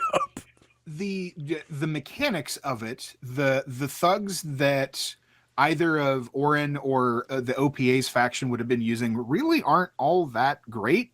I think they have 11 defense, so they're not hard to hit. They do have 17 fortune, but otherwise they don't have a lot going for them. And especially if it's a 3-way shootout, if you throw Pinkwater in there, which they're a little bit beefier, they're not all gunning for you. It's chaos. Yeah. Is what it would have come down to. So essentially, if it came down to that, what the module suggested doing is actually turning it into a bit of a hostile environment encounter, where you guys are basically just rolling to not get hit. Yeah, I imagine so. Yeah, is more of it's less because that combat in Tabletop, since you guys didn't encounter that, we could spend 3 hours in a fight that lasts less than a minute in game. It's just it can get really bogged down. So I like the idea of it turning into just there's bullets going everywhere. Everybody's shooting at everybody else. You're just trying to get out with your target alive. Yeah. And yeah, I like the system. I mean, I'm definitely interested. I think we'll definitely be in touch because I think the intention for us, if we like this, is we wanted to start doing this as 3-hour chunks for our Straturday streams because we're the Straturday gang. Yeah. So we play strategy games on Saturdays most of the time. I know you already have stuff going on Saturdays, and it's about the same time slot. Although it wouldn't go this late. We play for 3 hours, and that's our hard limit. Because otherwise, I've already gone over by a significant amount. That's why Nab came in and was like, not to be like, stop having fun, but you've been up here for almost 5 hours. I'm like, yeah, I know. Because I looked up a bunch of the Tabletop videos, and it was like one was like 2.5 hours, one was 3, one was, just shy of 4. I'm like, we'll be fine 5 hours in. I guess I probably could have mentioned when we started, especially for an intro game. Yeah. This is not uncommon, and it's also not uncommon for them to go hours. I have personally been in 5 and 6 hour sessions before. Not often. We normally keep it less. Yeah. But I probably wouldn't be able to do something every week. Well, I know I wouldn't be able to do anything every week, but at least intermittently, I could probably work something out, or at least try to help get you started, or assist if somebody else wanted to try to take the GM reins, to get things moving. Yeah. I don't know. I don't want to commit to running something Well, for you guys and we're not not be able to. we're not asking you for a commitment so- right now. What we're going to do is we're going to say that we're going to talk about it. And that's all we'll talk about it because this was a lot of fun. And thank you very much. And for thank you. this. Yes. Oh no, the I think I can't remember if I mentioned this in the group chat or not, but like one of the things I really enjoy about the tabletop hobby is getting people, like introducing people, and it's nerve-wracking for me because I also have talked to folks that have had really bad exposure to tabletop because they ended up in a table where just they weren't looking for what that table was giving, and it almost burned them on the entire hobby, and I hate to see that. And so I'm always like, I got to do a good job, because if I do a bad job, that's 4 people that are just never going to want to have anything to do with tabletop ever again. And I enjoy hearing you guys get enthusiastic and you know, having that first taste, because that to me is why I do it. But yeah, you're very welcome. I had a lot of fun. Oh yeah. I can't commit that I'll be jumping into watching The Expanse like tonight, but I will probably. I've dabbled enough to know it's like, okay, I probably need to actually take some time to do this. If only because it's that big of a chunk of like nerddom at this point. Yeah. I kind of have to, just so I know what I'm talking about. But yeah, I'm happy to talk about it, and if I can help you by running something or helping somebody else run something or something like that, I can certainly. I'm at least open to trying.